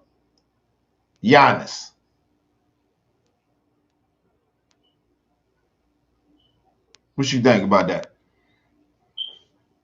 I mean, if he can definitely open up his game and get some more moves, he definitely won't be another Giannis. That's the biggest problem with No. Yeah, I think the moves is fine. First of all, athletic wise, I think skill wise by handling the ball, he's better than right now. He's better than the Greek Freak. Because Zion used to play point guard in high school. Right. So that's why, like, Anthony Davis, when you see him with the ball a lot of times, he good and he can dribble and shit because he used to play point guard back in the day in high school. So, I'm not worrying about skills wise. I think the skills is there. I think even his passing ability is there. I think he has everything that he needs to have. Um, the one thing I think he's just missing, my honest opinion, he doesn't have a shot. He's not Yeah, consistent with that shot, man. I need him to shoot more. definitely needs to add the shot to his game. And what, 2021 now? Yep. Yeah, listen. That's why I always tell people when listen, can I just say this? This is why I don't think LeBron James is better than Kobe Bryant. My honest opinion. Right?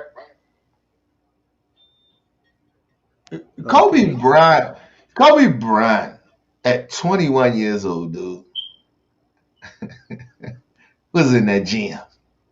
He was in that gym. Shooting them motherfucking shots. Getting better at shooting. Kobe Bryant, when he came in the league, he wasn't the best shooter in the world. He was just athletic, had a little jumper, but he was mainly athletic and had that first step and he can go to the basket on you. You get what I mean? Yeah. Like the average 18-year-old kid. Like, you get what I mean? But Yep. by the time Kobe was 21, dude, Kobe had a shot. Like, you get what I'm saying? Yeah. LeBron James still don't have a shot. Right now, LeBron James don't have a shot. And people talking about, the average of how he shoot. He doesn't shoot that much. Right. We're talking about jumpers. We're talking about three-point. He doesn't shoot like Kobe was shooting. Kobe shot the ball. So that's why I said Kobe was the last of the dying breed of that caliber of player. You get what I mean? And I believe if Kobe was playing in this era and the era changed the way it's changing that where people shoot threes, Kobe would be good at that. Doesn't mean that he would be great at shooting threes, but he would be good at that. And he wasn't that bad of a three-point shooter before this era. You get what I'm saying? So that's why I think Kobe is better.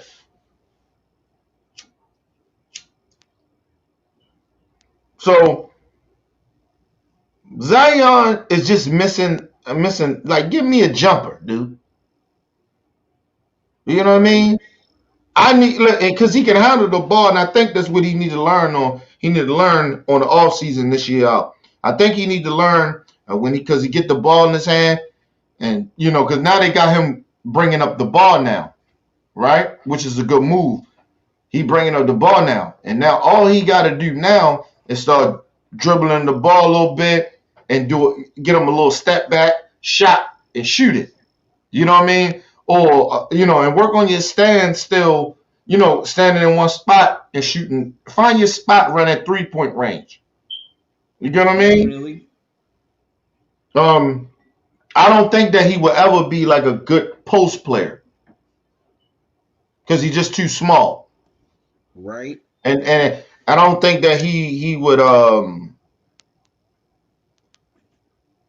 it wouldn't be good for them to have a post play. You know what I'm saying? Definitely. I don't think it'd be good for him because he's just so small and he played a 4 now. So I just don't think that he's big enough to have a post play. But I'm not saying later on in his career he shouldn't work on it. But right now he don't need to post up and nothing like that. It's not really for him to do. Mainly his main thing is to draw that ball, which he does very great. But he needs to have like a shot, a move or something like that where he can step back and work on the shot, or where they can pass him the ball on the 3-point line and he can shoot that motherfucker. You know what I'm saying? He should be like, what's his name? Cliff Robinson.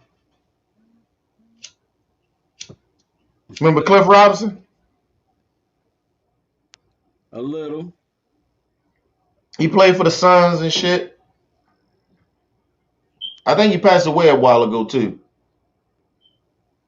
Yeah, I remember. Well, I remember Cliff Robinson a little. But Robinson was a beast. But but he had a shot. He had a 3-point shot. And I think he had that shit. It wasn't as great when he first came out of college, but he had a shot. And I think by time Zion get about 22, 23, I give him about 2 years from now, he should have a shot. And if he don't get no shot, he not gonna be the face of the league. Because it's up to him and what's his name? Luka. Right. They could be the new Bird and Magic. You feel me? They could be the new Bird and Magic, but the only difference is that they're in the same coast, East or West Coast. But they could be that. But I need Zion to get a fucking shot, because if he don't get no shot, this ain't gonna work, man. He not gonna last. No, seriously, he not gonna last that long off of just his athletic ability. Right. Because he already proved that he could be hurt. The one thing about LeBron James that I give him his props of is that nobody questioned LeBron James' health ever. Not at all. I don't think we ever seen LeBron hurt. Ever. Like, really, like, he had some little Nick shit, but I think it was mainly because they didn't want him to, like, he was doing so much they wanted to spare his minutes or something like that, or he had a little sprain down one day and wanted to get worse or something like that. But he never really been seriously hurt that way he had to sit out for months. You never seen that from LeBron. So, not at all. If he wanna take that crown of LeBron shit, you gotta get a jump shot, and that'll help his career of not getting hurt all the time, going to that fucking hoop, getting banged up, landing wrong in the air all the time and shit like that. You know, because you go to the hole, you in the air a lot, and you can come down. You can come down wrong or anything, sprain your fucking shit up, all that shit. Or come down on somebody's foot. Mm-hmm. So it could fuck anything up. So I just want him to get a fucking shot. He needs a shot. But so who you got this year? Who you got taking it? Who you failing? Oh yeah, and your boys got blown out too yesterday. Yeah, I know. Goddamn Clippers. Kawhi. They ain't my boys. Clippers ain't. Why they gotta be my boys? Hey, listen, I think Kawhi is probably the second best player in the league. I got LeBron at 4. I still think that AD is better than LeBron. You know what I mean? That's your opinion. No, I'm just saying, because I just believe that if you look at AD, when he play, he better than LeBron. He's just better than LeBron. You see it. You get what I mean? Now, people may argue and say, nah, he can't be better than LeBron. Look at LeBron, they still, doing okay and shit like that. And I get people, I agree with some people, like LeBron's still putting up them numbers, but LeBron always been, to me, and there's no disrespect to LeBron in this way, but LeBron always been a stat packer. Like, even if he lose, he might fuck around, had dropped 30 that night. You get what I mean? 10 assists. No, I'm just saying, like, you never thought that LeBron was a stat packer?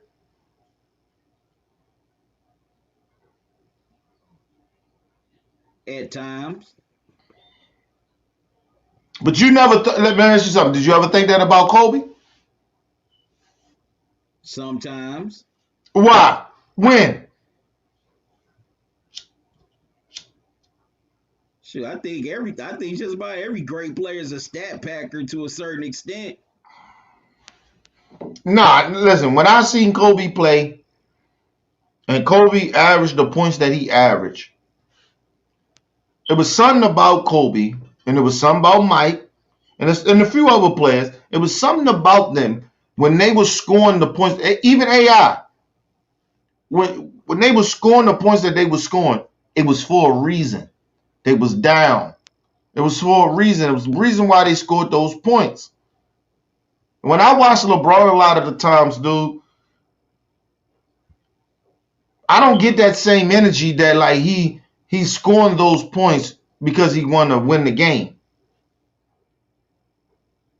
I think he's scoring those points just to say, look, I dropped 30 or 20 something tonight. So I didn't play bad. It was the team. I mean, that's just my opinion. That's what I see. That's what I have been seeing from LeBron. And I have seen LeBron quit on teams, quit on his own teams. People want to bring up that Philly shit at halftime. That was one game that where Kobe was like, okay, well, if I'm shooting too much, all right, I don't shoot no more. Watch what happens when I don't do it. Let me show y'all. This is what happened when I don't shoot. And what happened? They got the dog shit beat out of them. I mean, they was already getting their ass whipped a little bit, right? But then when Kobe came back in that second half, and they weren't down by that much, they probably was down they might be like 11 or something. But when they came back from that halftime, I think he was playing against Phoenix. And Kobe stopped shooting. All he did was pass the ball. The motherfucking Phoenix Suns beat the dog shit out of the goddamn Lakers. Yep. But you know if Kobe would have kept shooting, they wouldn't have got beat like that. Because Kobe, when he go out, he fighting to win the game. I seen LeBron on some fuck shit. That's all I'm saying. Stat packing. But I think KD is the best player in the league. Even though he's injured right now, I still think he's the best player. I think LeBron's great, but he in the top five still, like top five best players in the league. But I got KD, I got Kawhi, I got AD, I got LeBron. And I ain't gonna lie to you. This how you know that I ain't being biased about this shit. Even though that he playing with KD. Motherfucking James Harden is a beast. Yeah, he's definitely been balling. I actually appreciate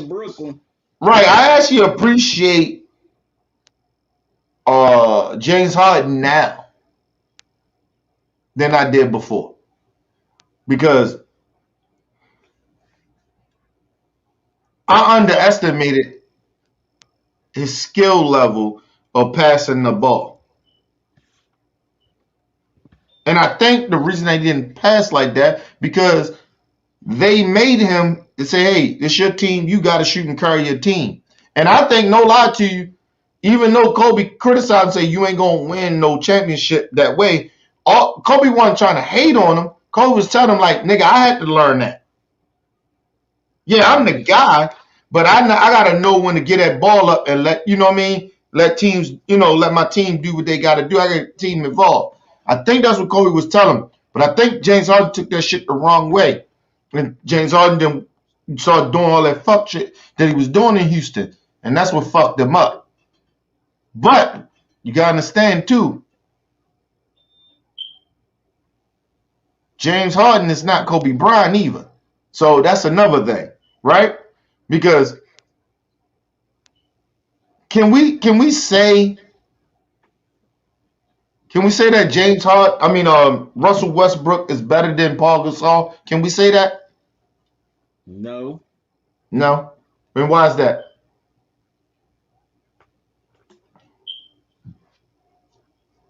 You said, is Westbrook better than Paul Gasol? Right.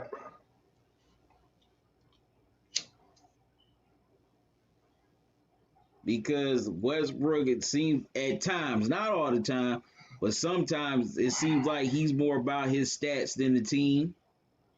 Mm-hmm. While Paul Gasol, Okay, yeah, he may not have been a superstar. He was an all-star worthy player, and he could definitely get his. But once he got to LA with Kobe, he wanted to win it. He wanted a ring. So he took some steps back, let Kobe do his thing. He took over when he had to. Mm-hmm.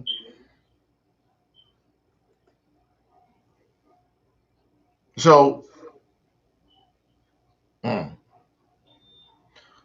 okay. So is it that Russell Westbrook?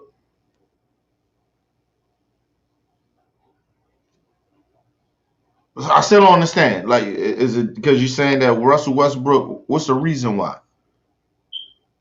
What, he was more about his stats? That's why you say he ain't better than Paul?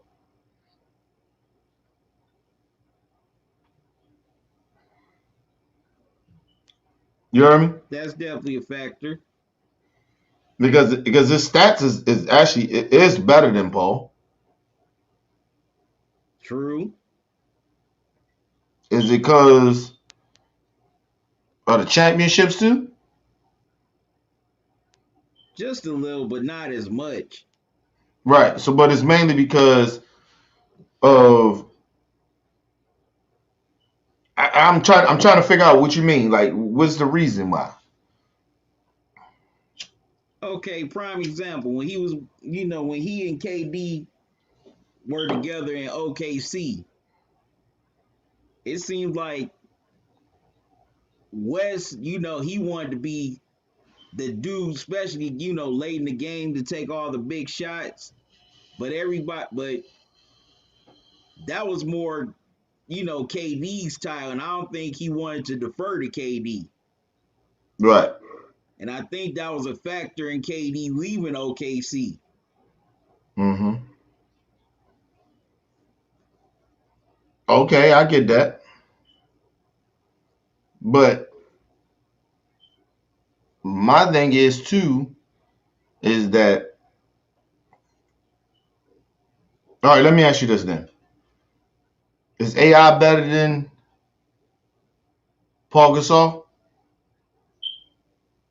No, AI is better. Right. I believe that Russell Westbrook is better than Paul Gasol. The stats is there. They both went to a finals early True. in their career. Both So of them lost in 5. right, and for the part about it, I think Russell's stats is probably a little better than AI's. So I mean I kind of get what you're saying, but I'm going by the stats. I'm going by how many times they've been to the finals. If you say AI is better than Paul Gasol, I think that Russell Westbrook is better than fucking Paul Gasol.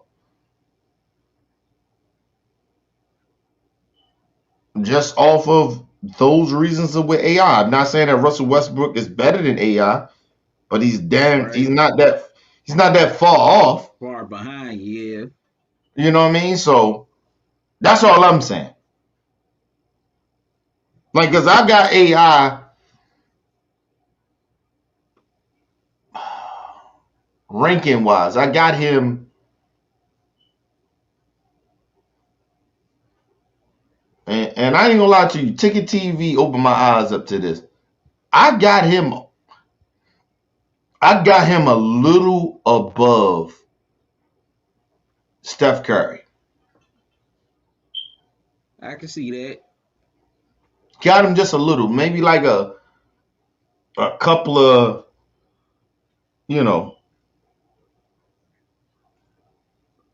there's a couple of like maybe a 2 or 3 over him, maybe. You know what I'm saying? Right. And so it's not that far behind, but it's like maybe it could be even 1. But I just think that the AI was better. You know what I mean? Even though Steph Curry got the championships and shit like that, and he's Steph Curry with the shot boy, and he changed the game, but AI changed the game too. Definitely. So, like, you just don't have the championships. But I just think, like, and you look at the career of AI, AI carried this team. He didn't have a Klay Thompson. He didn't have a Kevin Durant. Or even a Draymond Green. Right. I don't know about that and shit. I think he did have a Draymond Green, because Draymond Green is a motherfucking bum. Well, Draymond Green a bum, dude. we can't compare. Well, we definitely can't compare him to Mutombo. We know Mutombo wasn't a bum. Right, that's what I'm saying. Mutombo was better than him. Mr. Triple Single. Yeah, that's what I'm saying. Like, I don't know about him being old motherfucker. Like, you get what I mean? Like, people want to put Draymond Green there. I know he got them championships. He's like a nigga out there. Hall of Fame. Hold on. Give me 1 second. Give me 1 second.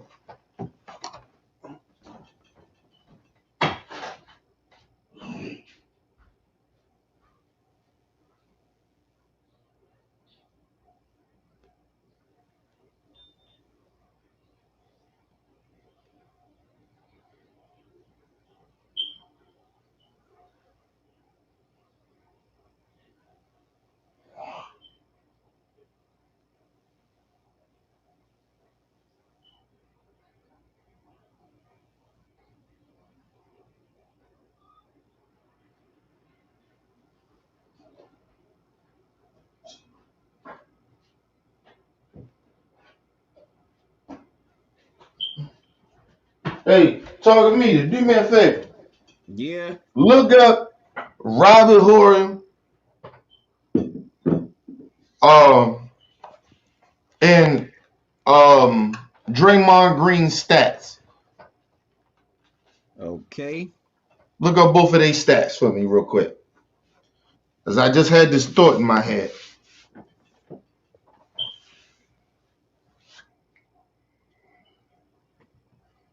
Talking about their all-time stats. Yeah, their career. Okay, Robert Horry, he averaged 7 points, 4 rebounds, 2 assists. He was 42% from the field, 34% from 3, 72 from the line. Okay, with Draymond, he's averaged 8.8 per game, 6 rebounds, 5 assists, 43% from the field, 31% from the three-point line, and 71% from the free throw line for his career. All right. Now, who better? Who you taking? I'm taking Robert Horry. Taking Mr. Big Shot. Yeah, Big Shot Rob. Big Shot Rob. He was the original Big Shot. Motherfucker gave it, Chauncey Billups came, man. Yeah. I don't even think Draymond Green is better than Chauncey Billups, nigga. Of course not. But that's what I'm saying. Like, come on, man. Listen. How much, what did Mutombo average? Look that up for me real quick.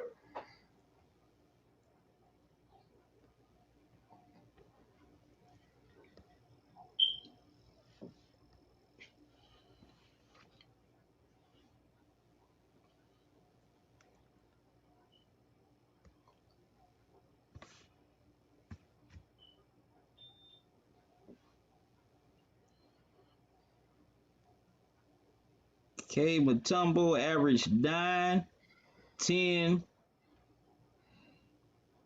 He had one assist, but was 51% from the field. What he was from the free throw line? Only 68%. Yeah, Mutombo was better than him. Listen, Is Mutombo in the Hall of Fame yet? He is.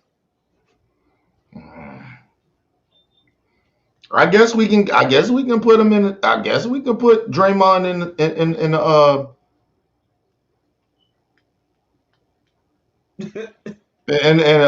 Hall of Fame. I guess we can because he do got a Defensive Player of the Year though. He do got one of those though, right? Yeah, I know he do. Yeah. So he got like one. Yeah, he only one. And Mutombo got how many? About 2, 3, 4.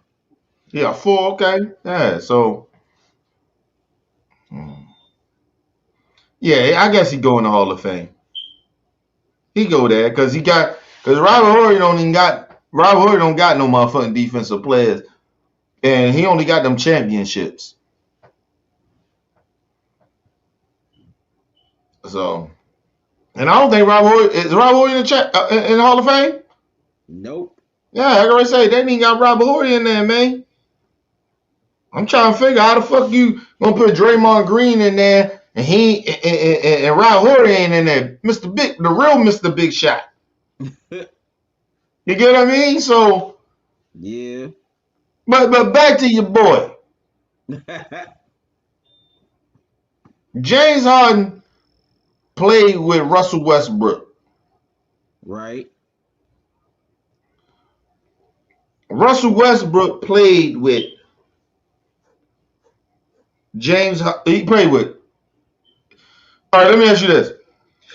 He played with one Hall of Fame already. We know he's gonna be a Hall of Famer. That's KD. We already know he's a Hall of Famer. That's one.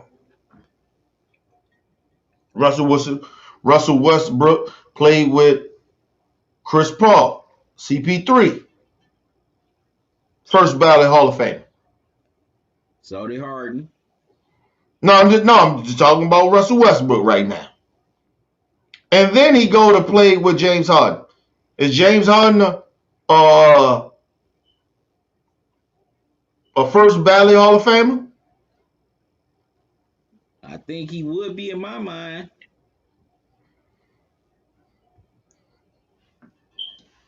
I don't think so. If he don't have no championships, he's gonna be in that era of the truth of Paul Pierce. Now he's not gonna get in the first ballot. If he doesn't win no championships. Now if he win a championship, yeah. If he win a championship, yeah, he gonna be a first ballot.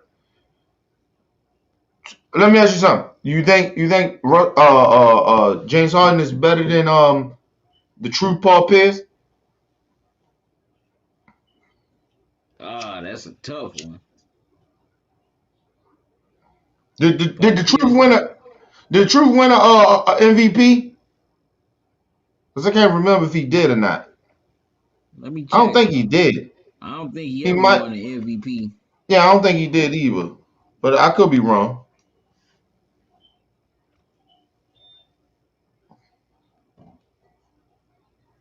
No, he never won an MVP. Okay. Well, yeah. But Russell got to win the first. Russell got to win. He got to win the championship though. I'm not saying he ain't a Hall of Famer, but I don't think he a first ballot. Right. If he don't win no championship, because you got an MVP. Because I don't think did AI go in his first time. Yeah. Yeah, he went in his first time. All right. Well, yeah. Russell might. I mean, James Harden may go in on his first time. He may without a championship. I think he goes in on his first time. Yeah, he got a. Did he ever win a scoring title? Russell? I think he did. Let me check. See, because I'm trying to compare him to the greats. Yeah, he won 2 scoring titles. Okay, yeah, he'll get in there then. He'll get in there first ballot. Just off of right now. If he don't win no championship or nothing like that, he'll get in. He got boy, they better let him in on his first ballot because if you can't do that because if you compare his stats is better than AI. Right. But the only thing about it though, he didn't take his team to a finals though. He been to True. a finals, but he didn't take a team there. He was actually a bench player playing with OKC. Right. So that might help him though. That might help him because he did go to a finals before, so it's not like he never went to one. So okay, and he didn't play bad. He actually, James Harden actually played great in the finals. Even though some people didn't think he didn't. Nah, he played good. He played great in the finals. He was a bench player, so it wasn't like he was like the sixth man. So yeah, he played great at where they had him at. So yeah, you know what I'm saying. Yeah. And he wasn't even James Harden at that time, really. Yeah, I think Harden definitely got too much heat for that for that finals. First of all them niggas should have got heat. All of It them. just seemed like they singled him out of everybody. You can't single them up. You know why? Because all of them average what they average. You know what I mean? And he was a bench player, and they felt like James supposed to have started. And he played a lot of minutes in the finals. Don't get me wrong, but he still was a bench player. Like you had him kind of like he wasn't like getting warm. He was coming off the bench. And then Right. you know what I'm saying? Some people can't come off the bench and get hot like that. You know what I mean? That's why you call them six players of the league. Like you call them the sixth player of a team because some people can come off the bench and just get hot. James wasn't really like that. He had to play minutes too. If you ever notice, he's playing minutes with James Russell and KD. He was playing minutes with them. So Right. people gotta understand that too. But yeah, all of them should have got heat for that. But they was young pups too. True. LeBron, like before that then LeBron went to a finals before that. Yep, against the Spurs. Yeah, when he was during his first time in Cleveland, it was against the Spurs. Right. So yeah. And then also his first year in Miami, they got there against Dallas and got beat. Yeah. So it was the Dallas shit before that when they beat them. Yeah. Yup. They lost to Dallas and they beat the OKC. Yup. Yeah. So they already been to the finals. And LeBron been to finals before then because like because they was giving LeBron props and still to this day they give LeBron props going to all, not what was 9 or 10 straight finals or some shit. Yeah, 10 straight finals. Yeah, so he been there. He know how it's supposed to be, how it's gonna be. And you get some fucking kids, well not kids, but you give them young pups that ain't nigga. They don't. You know what I'm saying? And the reason that they only even got out the West is because Kobe had a bad team that year. Kobe had a real bad team that year. And so that's the only reason that they got up. And also they got hot against the Spurs in the Western Conference Finals. Mm-hmm. Yeah, but they wasn't even supposed to beat the Lakers. True. Yeah, OKC just during that year they just got hot in the playoffs. Yeah, they weren't supposed to beat the Lakers, but the Lakers had a bad team that year. And they didn't and that year they didn't bring and I think what fucked the Lakers up that year too that would piss me off because I ain't like this shit with the front office did. they ain't bring Ron Artest back. Right. I ain't like that shit. Bring Ron back. Fuck y'all doing? Ron a big part of that motherfucking team, man. Bring Ron Artest back. They ain't even bring him back. And I believe that was the missing piece that they had. I mean that they didn't have. And so that's why I think they lost. Because I don't think listen, I don't think that the Oklahoma City Thunder would have beat KD and them would have beat the Lakers that year if Ron would have came back that next year, that year that they, you know what I'm saying? Because Ron Artest was still great. Like, he was still a great defensive player. And so, and he locked down a lot of fucking offensive players too. People don't really realize that. That's why Lakers won that one year with him. But Right. they should have brought him back another year. And then that's where they fucked up at. You know what I mean? Real talk. But it is what it is. So, but you got okay. What's the name? Okay. All right. All right. So do you got where you ranking Kawhi right now? I mean, he a Hall of Famer. But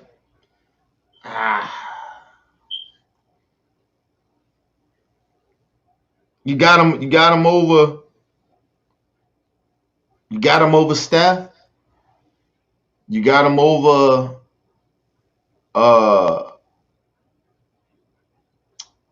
AI.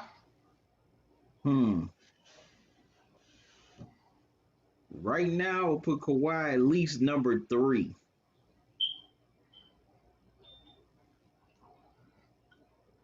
No, I'm talking about all time. Oh, all time? Yeah. Now that's a tough one. Okay. You got him over. Do you got him over Steph? Do you got him over AI? I kind of got him over Steph because of the 2 Finals MVPs. Okay, I can respect that.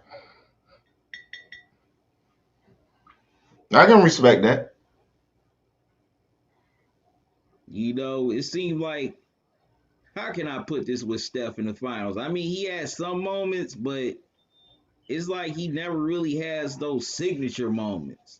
Steph need to win another championship where he get a Finals MVP. Right. That's the only way, and I mean this, and I want people to understand that. That's the only way that Steph would be in the top 10. And some people felt he should have got in 2015, but he was inconsistent in that series. He didn't really, start playing better until the last few games. Yeah, but like I said, we all know who won that championship with LeBron. LeBron played great, but we know who won that game, which was motherfucking Kyrie. But they still gave it to LeBron. So that's what I'm saying. Like, they gave it to Iguodala. All right, he came in, he did what he did, but he didn't play that whole series great like Steph did. Steph still averaged what he averaged. I mean, he went down a little bit, but he still was better. Steph should have won that. Yeah. But at least that 1 year with Iguodala. Because let me just say this. If that was LeBron, they would have gave it to LeBron. Which they did. They gave it to LeBron, even though Kyrie played great in that series, and he was the guy that won them that championship at the end of the game. They still gave it to LeBron. How the fuck you give that to a bench player over Steph? Come on, man. I wouldn't even mind if Clay. Clay. I don't even think Clay had a good finals in 2015. No, Clay played good. He played great. I would even mind if Clay. I would even mind if they would have gave it to Clay. Right. They shouldn't have never gave that shit to Iguodala. They shouldn't. And I ain't gonna lie to you. I think that's what fucked up the game. Yeah. That's Some what people fucked was up the even game. saying LeBron should have got no matter what was the outcome of the series. Well, LeBron did get it. I mean, talking Oh, you about talking about? Oh, 2015. yeah. That's what I'm saying. But see, but when you allowed Iguodala to get it over Steph, then yeah, niggas can say, well, no, yeah, LeBron played great that series. He should have got it. No, but if you just would have let Steph get it, it wouldn't even have been that because it doesn't matter. The team that win, that's the best player. You get what I mean? Right. Steph Curry was the best player on that team. He didn't play great. We get that. But Steph still averaged 20 something a game. It didn't like he was averaging like below 20 points a game or some shit like you know what I mean? Right. He just wasn't putting up. He just didn't have them explosive games like that. He didn't True. have them explosive games when they thought that it should count. But Right. Iguodala just was a bench player. How the fuck you get that to a bench player? And like I said, that fucked the game up. That fucked the game up. So now anybody can win a Finals MVP now. Pretty much. And that fucks the game up. You don't get that shit to Iguodala like that. And like I said, Curry listen, like you said, even if Clay got that bitch, I'd have been like, all right, okay. All right, I can see that. Because he did play great in that series. You know what I mean? So I can see that. But you get that shit to Iguodala, nigga, please stop. It's bullshit. This dude is a bench player, dude. And you do that shit, you fuck the game up. So now, like, no good. Now, don't get me wrong. KD came in and said, nah, you're going to have to give it back to the best player when he won them championships with Golden State. You get what I mean? Right. But like I said, but that's how I said, it's almost like unfair too. Like that's why I said they that's how you know LeBron James run the league. We all know if that's the point, Kyrie Irving saved LeBron. He saved LeBron. And I think what did help LeBron too is that he blocked Iguodala's shot. Because Iguodala was the MVP the year before, and then people looking at, well, look at him. LeBron averaged this, and then he blocked Iguodala's shot. You get what I'm saying? And they just discredit that. If it wasn't for Kyrie, they wouldn't even won the game.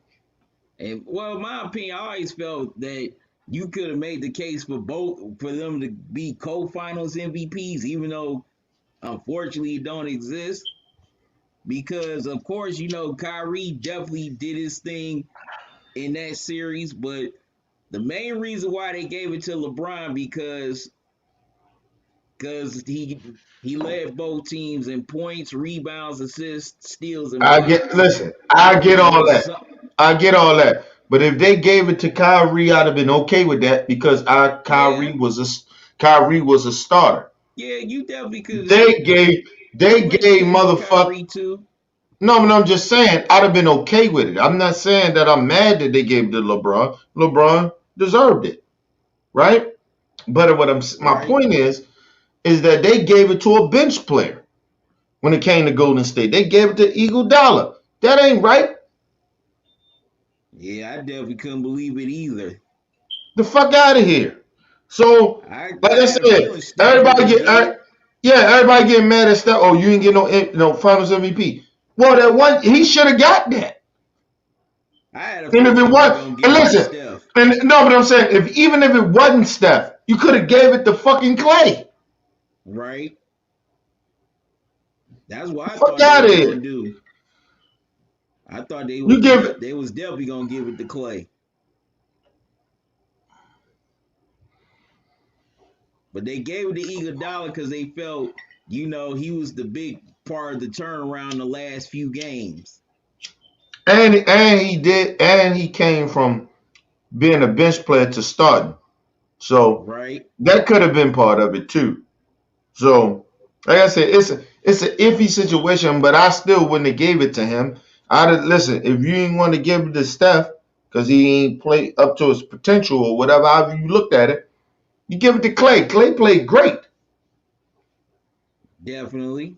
Because without Clay, it don't matter what the fuck Iguodala would have done.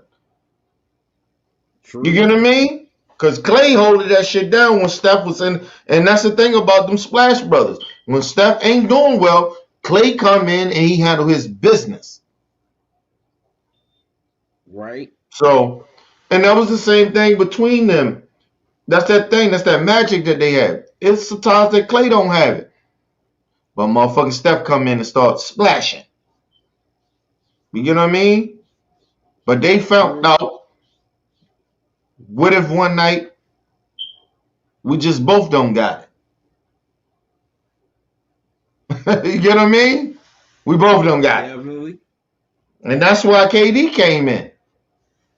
And like I said, and people got mad at Steph and them.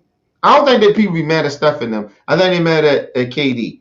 I get that. But let me just say this. LeBron James, all his championships is with super teams. All of them. For the most part. No, it's not the most. Well, all of his championships is with super teams. Even though I'm a Cavs fan, I never considered that Cavs team a super team for some reason. No, listen, people don't understand. The year that he won that championship, motherfucking Kevin Love was a star. He still was a star, even though he had a bad year and he was injured and shit like that the year before. Because Kyrie was injured the year before. That's why I believe that's kind of why they lost. Right? Because I think that they would have won it that year. Right? Yeah, I definitely think they could have won it if they would have been healthy. Right. And so, and mind you, and that's the first year that he came back with Kyrie and Kevin Love. And Kevin Love was just coming off averaging 20 and 10. True. So he not no regular player. This nigga's a Chris Bosh type nigga. You get what I mean? Then you got Kyrie. Kyrie, yeah, he was he a young pup, but Kyrie was averaging at that time 20-some points a game. Right. They was considered at that time. I believe that they was considering Kyrie a star. He wasn't a superstar, but he was a star. Right. And he is a Hall of Famer right now. Oh. So listen, they did what they did, right? Right. Every team that LeBron played on, other than, and I'm gonna say this, other than, but I still say that he still had the advantage over everybody. He had AD in his last championship. Who was else better than AD? LeBron James at that time was a people I would say top 3, top 2 player of the game, right? Right. And you had AD, top 5 player. Right. You can rank him wherever you want to rank him, but he was top 5. Who had that on their team in the bubble last year? Nobody. All right, then. That's all I'm saying. I'm not saying it was a super team, but he did have the advantage. And KD was out. True. And Kyrie was out. Right. And I'm telling you, if KD and Kyrie was playing last year and they was healthy, there's no way impossible that. Listen, that's a great matchup, but they probably would did what they did in the Western Conference Finals, but they wouldn't have beat the Miami Heat the way they did if the Miami Heat was the Knicks. I mean, was the Nets. Oh, of course not. That's all I'm saying. Or they would have pushed them. Damn A sure lot would more have than what the pushed them. Heat did. Yeah, damn sure would have. Listen, I think, and people get mad at, people might get mad at me and I know people got mad at me for saying this. Listen, LeBron James' kryptonite is Kevin Durant.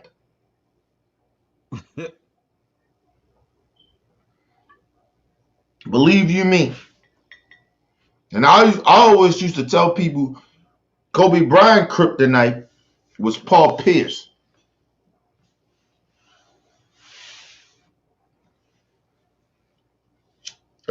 Paul Pierce was a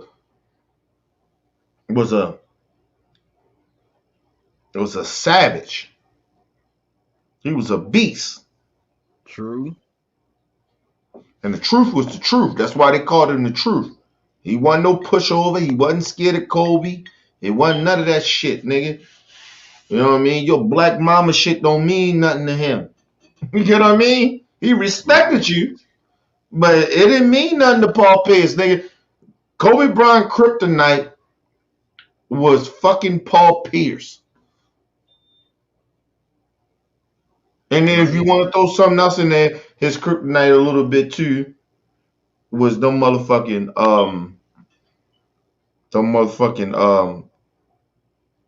them Pistons when they Definitely. lost. Them Pistons was kryptonite to him too, because there was something about them Pistons, nigga. That there was nobody on that team that actually could stop Kobe, but that team, how it was built, could stop Kobe. Right. And like I said, the main thing was, and I always tell people, that's why I give Shaq the props that I give him. That's why I think he better than LeBron. Let me just tell you something. Those niggas stopped Shaq. They stopped him. They smothered the fuck out of him. And give Ben Wallace his prop. Ben Wallace is a fucking Hall of Famer. He stopped Shaq. Yep.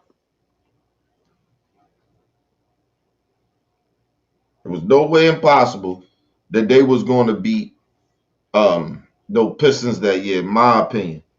Because first of all, motherfucking Gary Payton was old. So was Karl Malone. Karl Malone, that fuck nigga. That nigga, listen, all Karl Malone did was listen, as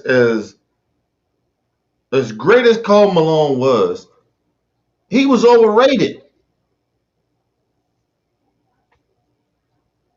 I think without John Stockton, he couldn't have been that good. And I think without Karl Malone, John Stockton couldn't have been that good. They couldn't have been good by themselves. Right. And it was actually a little bit proven in that way, wasn't it? Because when did he leave? When did John Stockton stop playing basketball? I want to say at least the early 2000s. So it was when they split. Okay. Yeah. So listen, I mean, honestly, do you think that they could? Hold on, give me 1 second. Hold on. All right.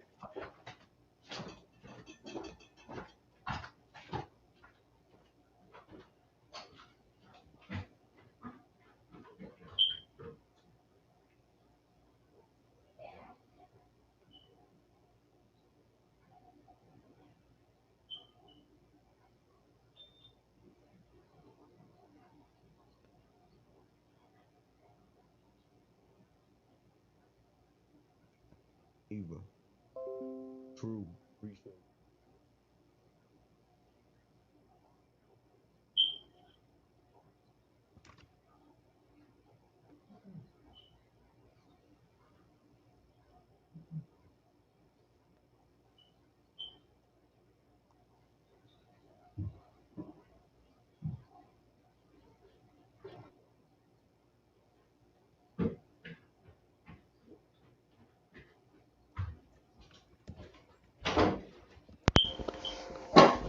Sorry about that. Can you hear me? Yeah, What's going on, man? All right, I hear nothing. What up? you. Yeah, let me ask you. All right, tell me. So who like was he that great? Karl Malone? I think he was good.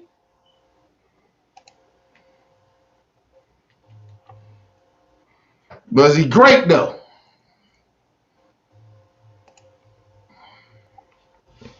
Not really. Where you got him ranked at? Is he a top 5 great? I mean, a top 50 great? See, Yeah.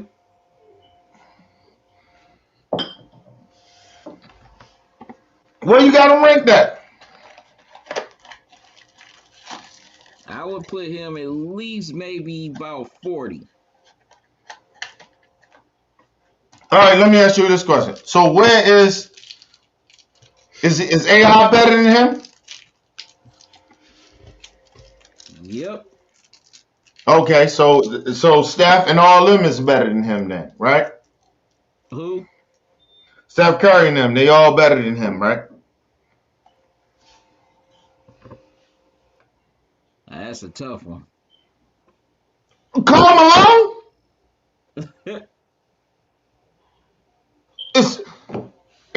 That's a tough one for us, Karl Malone and Steph Curry?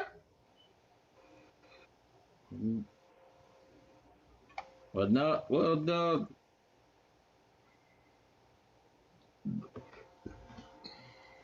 No, Karl Malone ain't better than Steph. That's what I'm saying. He can't listen. He cannot be better than motherfucking AI or Steph Curry because I don't truly think that Karl Malone would be that great without what's his name Stockton. yes out of Stockton. Like I don't think he'd be that great. I'm not saying that he wouldn't be a Hall of Famer. I'm just saying that he wouldn't be as great as everybody think he is. I think he like number 2 on the list for his points, right? I think so. I just don't think that he'd be that guy. I don't think he'd be that guy without John Stockton. Because like I said, was he better than John Stockton? Yes, of course. But I don't think that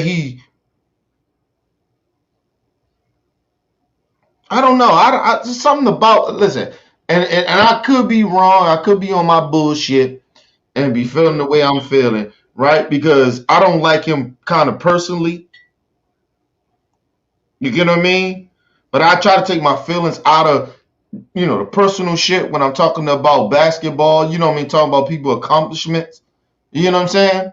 Right. So I try to take my feelings out of that shit. But I just don't think that he would be better than John Stockton. I listen. I think John Stockton could have been great on any team he played for.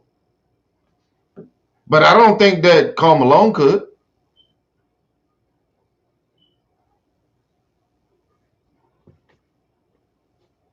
Just don't think Probably it. wouldn't have been. All right, so now let's get down to the nitty gritty.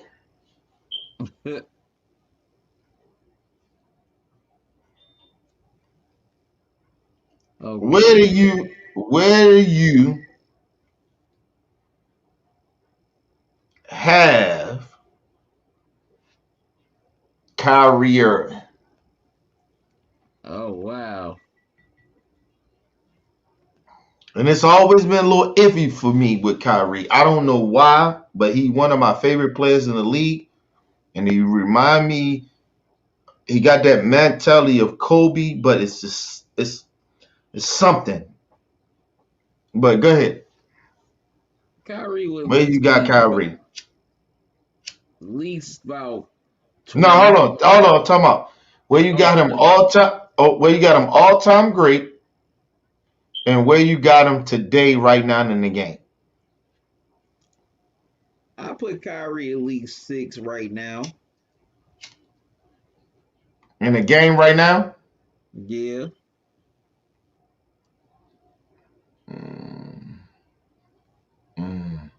Now it's all time. That's kind of tough. You got him 6. All right. All right. Hold on. Do me a favor. What's up? Tell me who your top 5 right now in the game right now. Okay. So I get a KD. respective. Okay. Okay, KD, LeBron, Kawhi, AD, and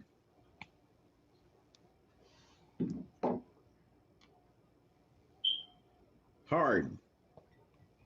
Okay. And then you got Kyrie at 6. Right. Okay.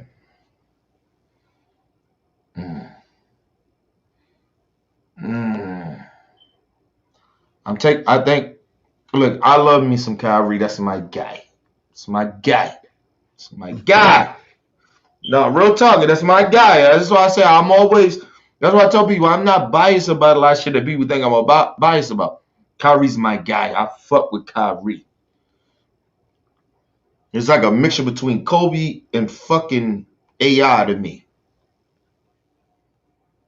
But I'm taking Dame Dollar over him right now. Oh, really? Yeah, taking Dame Dollar over him. And the only reason I'm taking Dame Dollar over him is because simple fact that Dame Dollar ain't playing for a super team, and he's killing shit. Yeah, Dame doing his thing.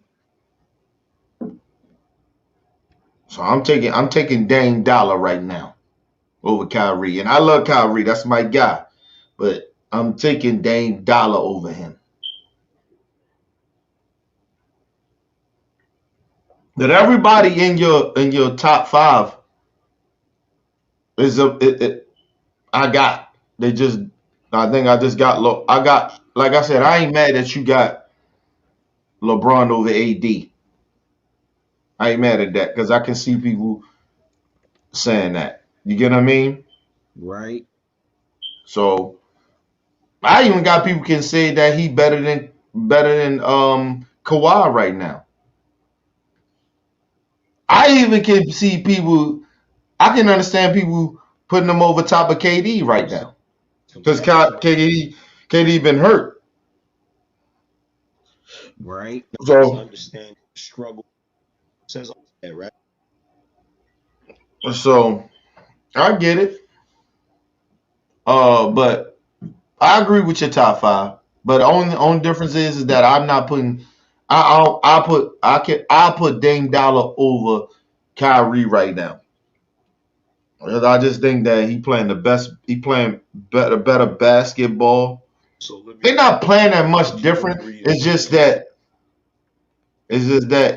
Dame Dollar is not playing with the same exact team. Toward creating the greatest good. Right. So that's where I'm at with that. Kind and intent on putting its efforts toward creating What the fuck is that? Good. You hear that? Psalms 119 said. Yeah, I hear it. It ain't me. Moses. Psalms What the 119 fuck? starts out saying, "Blessed are the undefiled in the way who walk the Lord. Blessed are those who keep his testimony." Yeah, that's coming from Moses. I don't know what the fuck going on over there. He on some Black Power Panther shit. I don't know what the fuck going on over that motherfucker. Sound like some Christianity religious shit going on over there. I don't know. So we got you. So you got Kyrie at 6. Okay. Right. I think I put Dame over him, but I get why you got Kyrie there. I'm not mad at it. It's just I just got who you got 7 then? Number 7, I got Giannis. Mm. You ain't even got Dame over Giannis? Where you got Dame? Go ahead. You got 7. Number 8. What's your? Mm-hmm.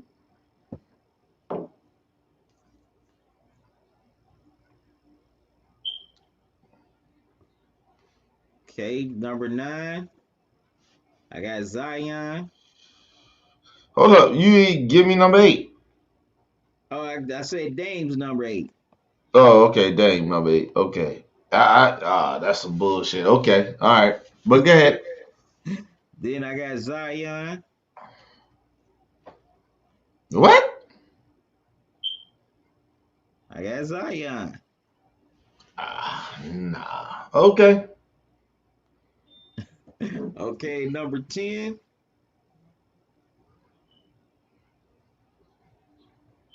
Number 10, I got. I had this list earlier.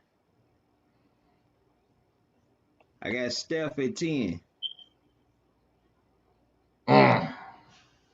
Listen, I love Zion. That's my guy. I agree with your top 10 other than one person. And that's Zion. I'm putting the Joker there. Jokic. Yeah, and we forgetting about Embiid. Yeah, him Embiid, too. I got Embiid. Matter of fact, I got 2 I'm kicking out of there because I got the Joker and I got Embiid in there. And they MVP candidates. They're the top MVP candidates. So I got them over fucking I think I got Embiid like shit. I got Embiid like maybe about 8. I got him 8 because I got Kyrie a little above him, but I wouldn't be mad if people put Embiid over Kyrie because fucking Embiid playing great. So I could listen. I put you know what I do this. I put Embiid at number 7 and put Kyrie at number 8. I throw Steph at 9. And I throw at 10. I mean, I throw the Joker at number 9, and I throw Steph probably at 10. I ain't none of them up. Ain't nobody. Um, Zion is not even in my top 10. Sorry, bro. I'm not saying he ain't in the top 20 or nothing, but he not in my top 10. He can't be. He can't be. First of all, he got losing record. It's number 1. And as much as I love Zion, if he had a winning record, it'd be different. But he doesn't have a winning record. And I think that's the only thing. I think that's what it is. I think because he don't have a winning record right now, that I can't put him. And no, the other thing is that he can't shoot. He can't shoot. And that's what's stopping him from them having a winning record right now because he can't shoot. Because if he could shoot, they'll have a winning record right now. Right. My opinion. And so I don't think that he deserved to be in that top 10 because you got to get a jump shot. And I'm not putting Giannis in my top 10. Sorry, I know how great Giannis is and shit like that. Giannis might be about listen, I got Zion over Giannis right now because I just think that ain't nothing in the regular season that I'm seeing from Giannis that I haven't seen already. So it doesn't matter. It's the same old. I need to see him in them playoffs and doing some shit. So he's at that point. And if he ain't gonna do nothing in them, and he ain't gonna do nothing in them playoffs, he don't deserve to be in that top 10. I don't give a fuck how great he playing. Them numbers don't mean shit because we know you can get those numbers. This is when you get in them playoffs. What you gonna do with those numbers? And so definitely. I'm not. I'm fuck Zaya. I mean, fuck. The Greek Freak. He not in my top 10. You don't get to be there anymore when you playing. Okay, he playing what he playing. He averaging what he averaging. That's what we know that. We expect that. But what has he done in the playoffs? Nothing. So I'm sorry, he can't be there. He can't be in my top 10. Sorry, he can't be there because I expect more from him. I think if he go farther in the playoffs and he get to at least the Eastern Conference final, and then you're in a weaker conference. It's not like he's in a conference like he's in the West or something. He's in the weakest conference in the last couple of years. Right. And then, like I said, that's part of it. But then the other part is that he don't have a shot. You've been in the league. How long Giannis been in the league? What, 8 years? Just about. And you ain't got no shot? This motherfucker damn near get happy when you seen him in the All-Star game, he shot threes, he's all happy and shit. What you happy about? Come on, man. That shit irritated me when I seen him. When he did that shit, he was all happy. Oh my God. He hit it. Oh, going on crazy. Come on, man. You don't do that shit in the playoffs. You do it at the All-Star game. With nothing on the line. The fuck out of here, dude. Like, oh, listen. Giannis is one of those dudes, how I look at him, James Harden, and Russell Westbrook. I look at all those dudes as the same. They haven't put in no work like that. And motherfuckers, they get mad at Chris Paul and shit like that. But Chris Paul, thing about Chris Paul make the teams better. Anytime he get on the team, he make it better. Right. And he's a point guard. And the only thing that we hold against Chris Paul is that this nigga always hurt in the playoffs. True. When it really count. And that's where we hold our grudge. It's not that he didn't play good. It's that he got hurt. Giannis, he wasn't hurt. He just didn't play good. And he didn't have no shot. True.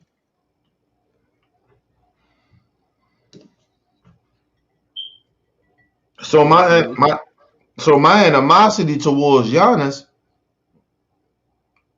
is going to be different from Chris Paul. Because we know what Chris Paul can do in the playoffs. Can he stay healthy? When we're talking about the playoffs with Giannis, it's not about him being healthy. He's healthy. Matter of fact, him and LeBron James is probably one of the two people that don't get hurt. Right. They play games. Problem is with Giannis, he don't listen. He got hurt. He got hurt. He just played horrible. Ain't got nothing about injuries or none of that shit, man. He didn't play bad. He played horrible. I can't have Giannis. You still got Giannis in your top 10? I can't see that.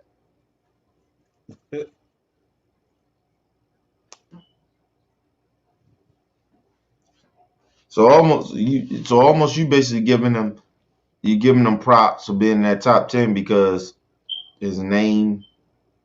No. And Giannis is a 2-time MVP. That's what I said. His name is. I was going to say his status, but he not playing anything different. Nothing different about his game. He didn't do nothing great. It ain't like he playing great. He playing the same old Giannis. It's the same old numbers. And I just feel like it ain't nothing new. He disappointed me last playoffs.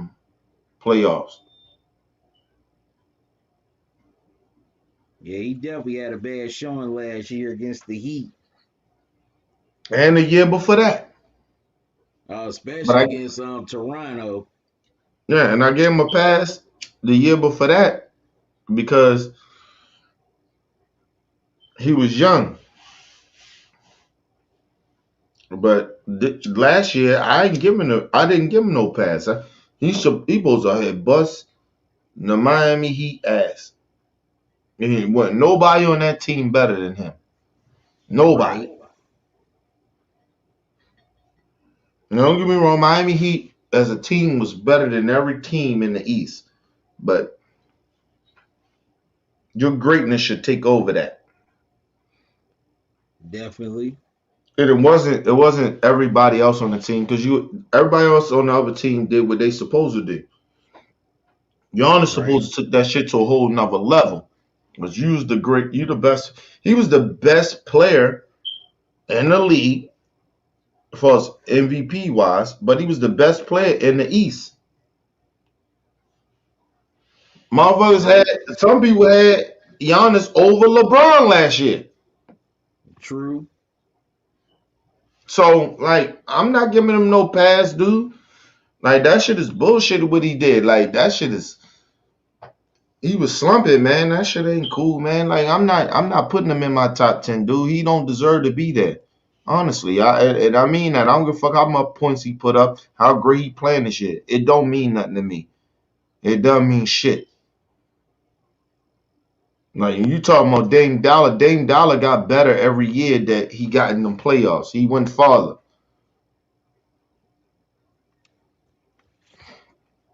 You just got beat by good teams, and then that last bubble shit. And like I said, I believe they should be trading. What's his name? C.J. McCollum. Yeah. They should trade him.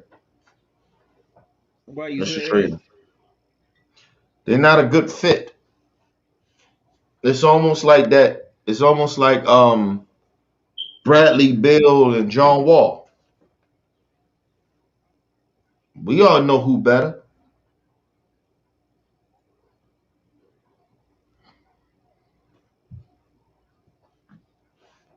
Good point. Listen, we know John Wall is better than Bradley Beal. Bradley Beal is having a good year because of the simple fact that he done had John Wall there for almost 2 years now because he didn't play last year. So Bradley Beal had a time to like kind of get his thing. So even though that Russell Westbrook come in, he's still great in a way, right? But John Wall didn't had that. So this is John Wall first year not playing with somebody like Bradley Beal. Right. And so this is like one of those years that where he can, he coming off an injury too. He kind of can get his footings. Next year, John Wall gonna be killing them niggas. John Wall and people may think I'm joking. If he stay healthy, John Wall will be a MVP candidate next year. I guarantee you that. Possibly. And so so you gotta look at it like that. So now you got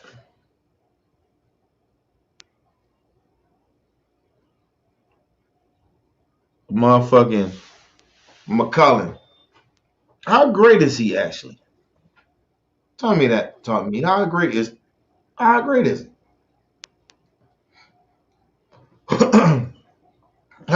He's great.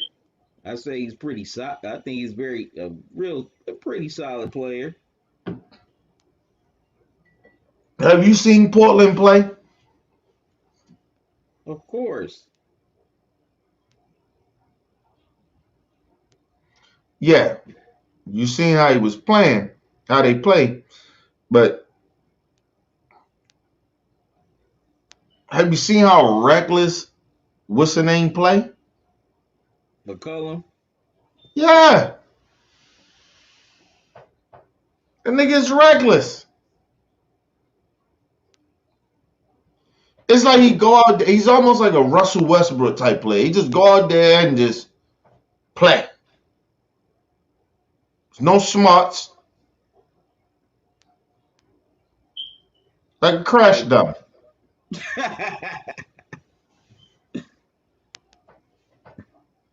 Real tough. You think I'm lying about that? So you just say he basically play like he's in the rec center. Yeah, like it's almost like you're a beginner. Like you still playing in the, like you said, playing the rec center, playing on the hallway, like motherfuckers play like on the courts and shit in the street ball. Kind of like it's just reckless. You don't have no eye for the game.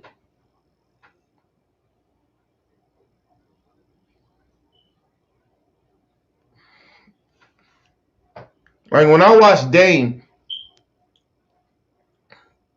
and people be saying, "Oh, Dame be reckless and shit like that." Dame not reckless. Dame understands who he is. He know who he is already. He know that he's that guy.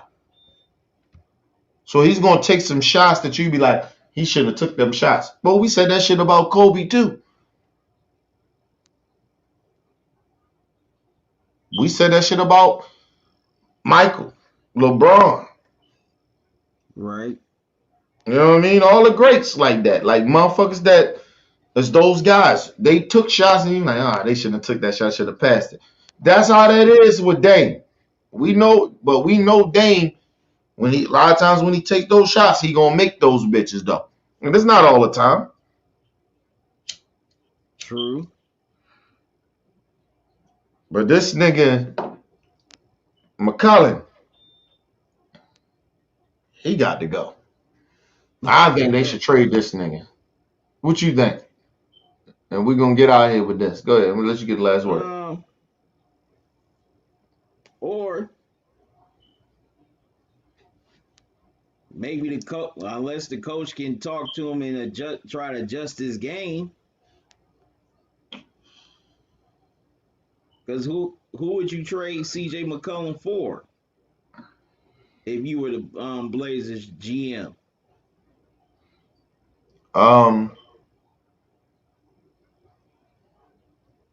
I honestly, I would trade him for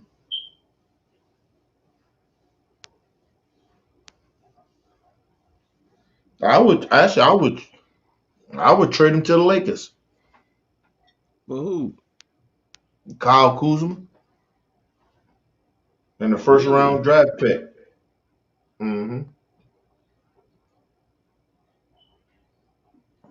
That would definitely be interesting. That'd be a better fit for him because I think LeBron James is more of a passer. And I think LeBron want to settle into passing the ball more. He don't want to score like that anyway. So you have somebody like McCollum, he want to score. Throw him at the 2. Like, I mean, he already at the 2, but throw him at the 2. Have LeBron give him, you know what I'm saying? Like, you know what I mean? That'll be a good fit. And then LeBron gonna retire in a couple of years, and that'll be a good fit for him and AD. AD ain't gotta worry about, you know. Right. He gonna get a selfish player like, I'm not saying LeBron is selfish, but having the ball in his hand. You know that, and then when, like I said, when LeBron leave, the ball can be in his hand because he like to have his ball in his hand. So that'd be good for AD, and they can have some type of core for a couple of years, and it'll help. And then once LeBron out there, it'll help. He already know where what's the name stand at. So that'd be a good fit for him, actually, believe it or not. and then you put Kuzma over there with Dame, and you're gonna throw Kuzma at that 3, and then you can throw. I think you can put anybody there at the 2. I think Kuzma needs to start. That's the problem. That's part of the problem. Kuzma needs to start. He need to be on a team where he can start, and that's what's slowing him down. That's why he ain't. You don't see his greatness. He got to be consistent in that lineup, and I think putting him at the 3 consistently in that 3 that lineup starting, you give him that shit consistently like that, he'll be a beast too. So it's like you almost kind of getting what you're getting, and you're getting a first round draft pick. So maybe, or I could even say maybe a second, or late first. But at least you'll get and find you a shooting guard. He ain't got to be great like that. And then what's the dude name? I forgot his name. Greg something. I forgot his name, but he played for Portland. He's nice. Throw him at the 2. He needs to be in the lineup. Got to give him consistent. No, not Simons. Grant. What the fuck is? I think his name Grant something. But yeah, he put him there, and so his forward played in the league. I can't remember his name, but his forward played in the league. He nice. Shit, he can average. If you put him in lineup every night, he consistent. He can average about 20 a night. That's how nice he is. He played for Portland right now. He come off the bench a lot. I forgot his name. Yeah, but he's starting now because what's the name is out. But that's what I'm saying. Like, you gotta I just think you gotta get that dude out of there, man. They play better without him, but I think if you traded him and got Kyle Kuzma and put him at a 3, because they need a 3. And Kyle Kuzma is a 3. They got him here and there playing a 4 and shit like that. I mean, you can throw him there here and there, but you got Melo, so you ain't gotta throw him at the 4. You throw him Melo coming off the bench or whatever the situation is, and Melo should be starting too. That's the crazy shit about it. Like they fucking Portland up like that, man. I'd have been traded McCollum for fucking Kyle Kuzma. But they need Kyle Kuzma right now. Because I think they need a 3. And I think that's what they was missing. Because you don't need nobody at that fucking 2 that is taking the ball out of Dame's hands like that. And Dame can play without the ball. But you shouldn't have a ball out of Dame's hands. Only when it's necessary. But go ahead. Say what you got to say. We're going to get out of here, bro. That would be kind of interesting to see CJ on the Lakers. Mm-hmm. That'd be interesting. Good fit, right? I mean, you could have CJ either starting or coming off the bench as the 6th man. No, you can't. No, you talking about the Lakers? Yeah. Oh no, hell no. He got to start. Okay. You gotta start because you got rid of Kuzma, so you gotta start him. Yeah, definitely. You gotta start him. And he's not no bench player. No, Not saying no. Yeah, not a bench player, dude. You gotta get him. You gotta let him play, man. You can't have him coming off the bench like that. Nah, hell no. Mm-mm. But the And then he wouldn't be good coming off the bench anyway because of the fact he used to starting, number 1, and then number 2 is that he wouldn't be good coming off the bench anyway because you lost Kuzma, so you need all the firepower that you need in them starters because they don't have Kuzma starting. They got him come off the bench, so you gotta have him starting. Why you think he should have been? Yeah, why you think he should have came off the bench though? You think he should have came off the bench? Why you think that? No. I was just thinking out loud, but I realized, yeah, you can't have him come off the bench since Kuzma would be gone. But that Mm-mm. would be interesting. The Lakers would definitely get a pretty good shooting guard. And that actually will help them this year. Definitely. If they don't listen, I understand little trades they want to do and shit like that, but that'll be a good trade for them. And I believe Portland wouldn't do it anyway because they high on McCollum. And But I'm plus, just I saying, don't think they would want to trade him, not only to the West, but to their own division because they would have to see him, 4 times a year. no, I think if Portland had a bad year, I think it would make sense for them. I think it would make sense for Portland to trade him. But that Portland not having a bad year without him. So they feeling if he come back, it's going to help them more. Like you get what I'm saying? So it wouldn't happen, but it'd be a good trade for both of them.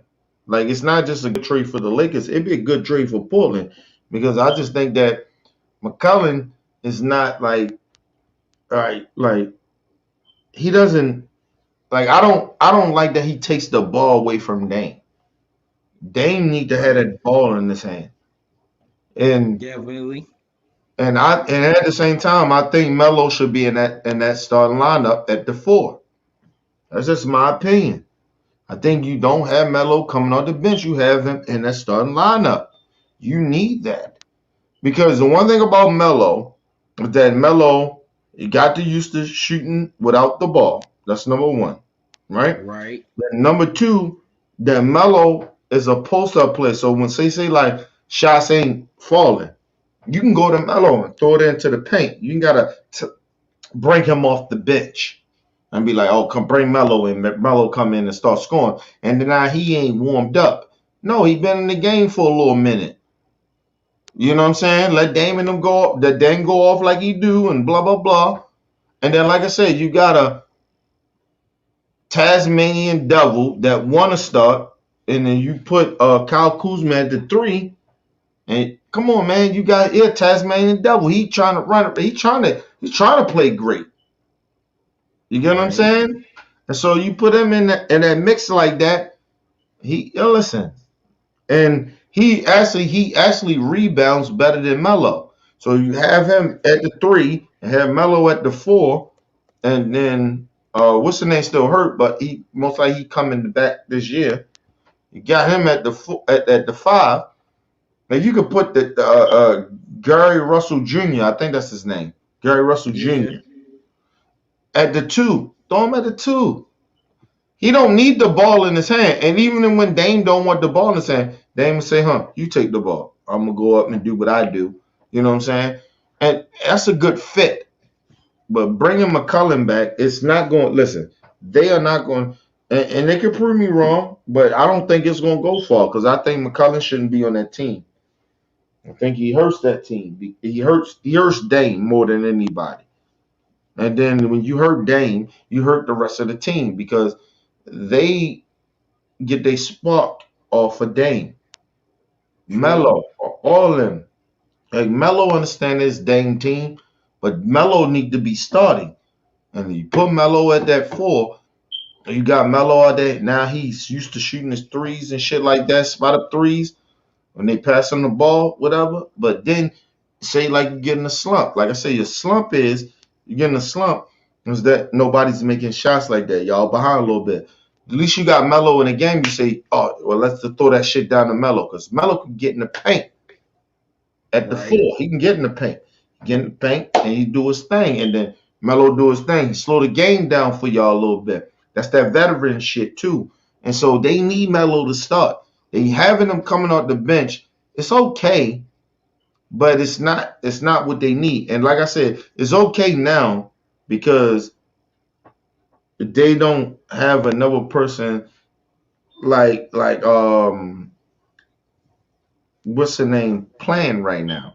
But I think that he's a crash dummy. He's just like he's almost like He's almost like Russell Westbrook to me.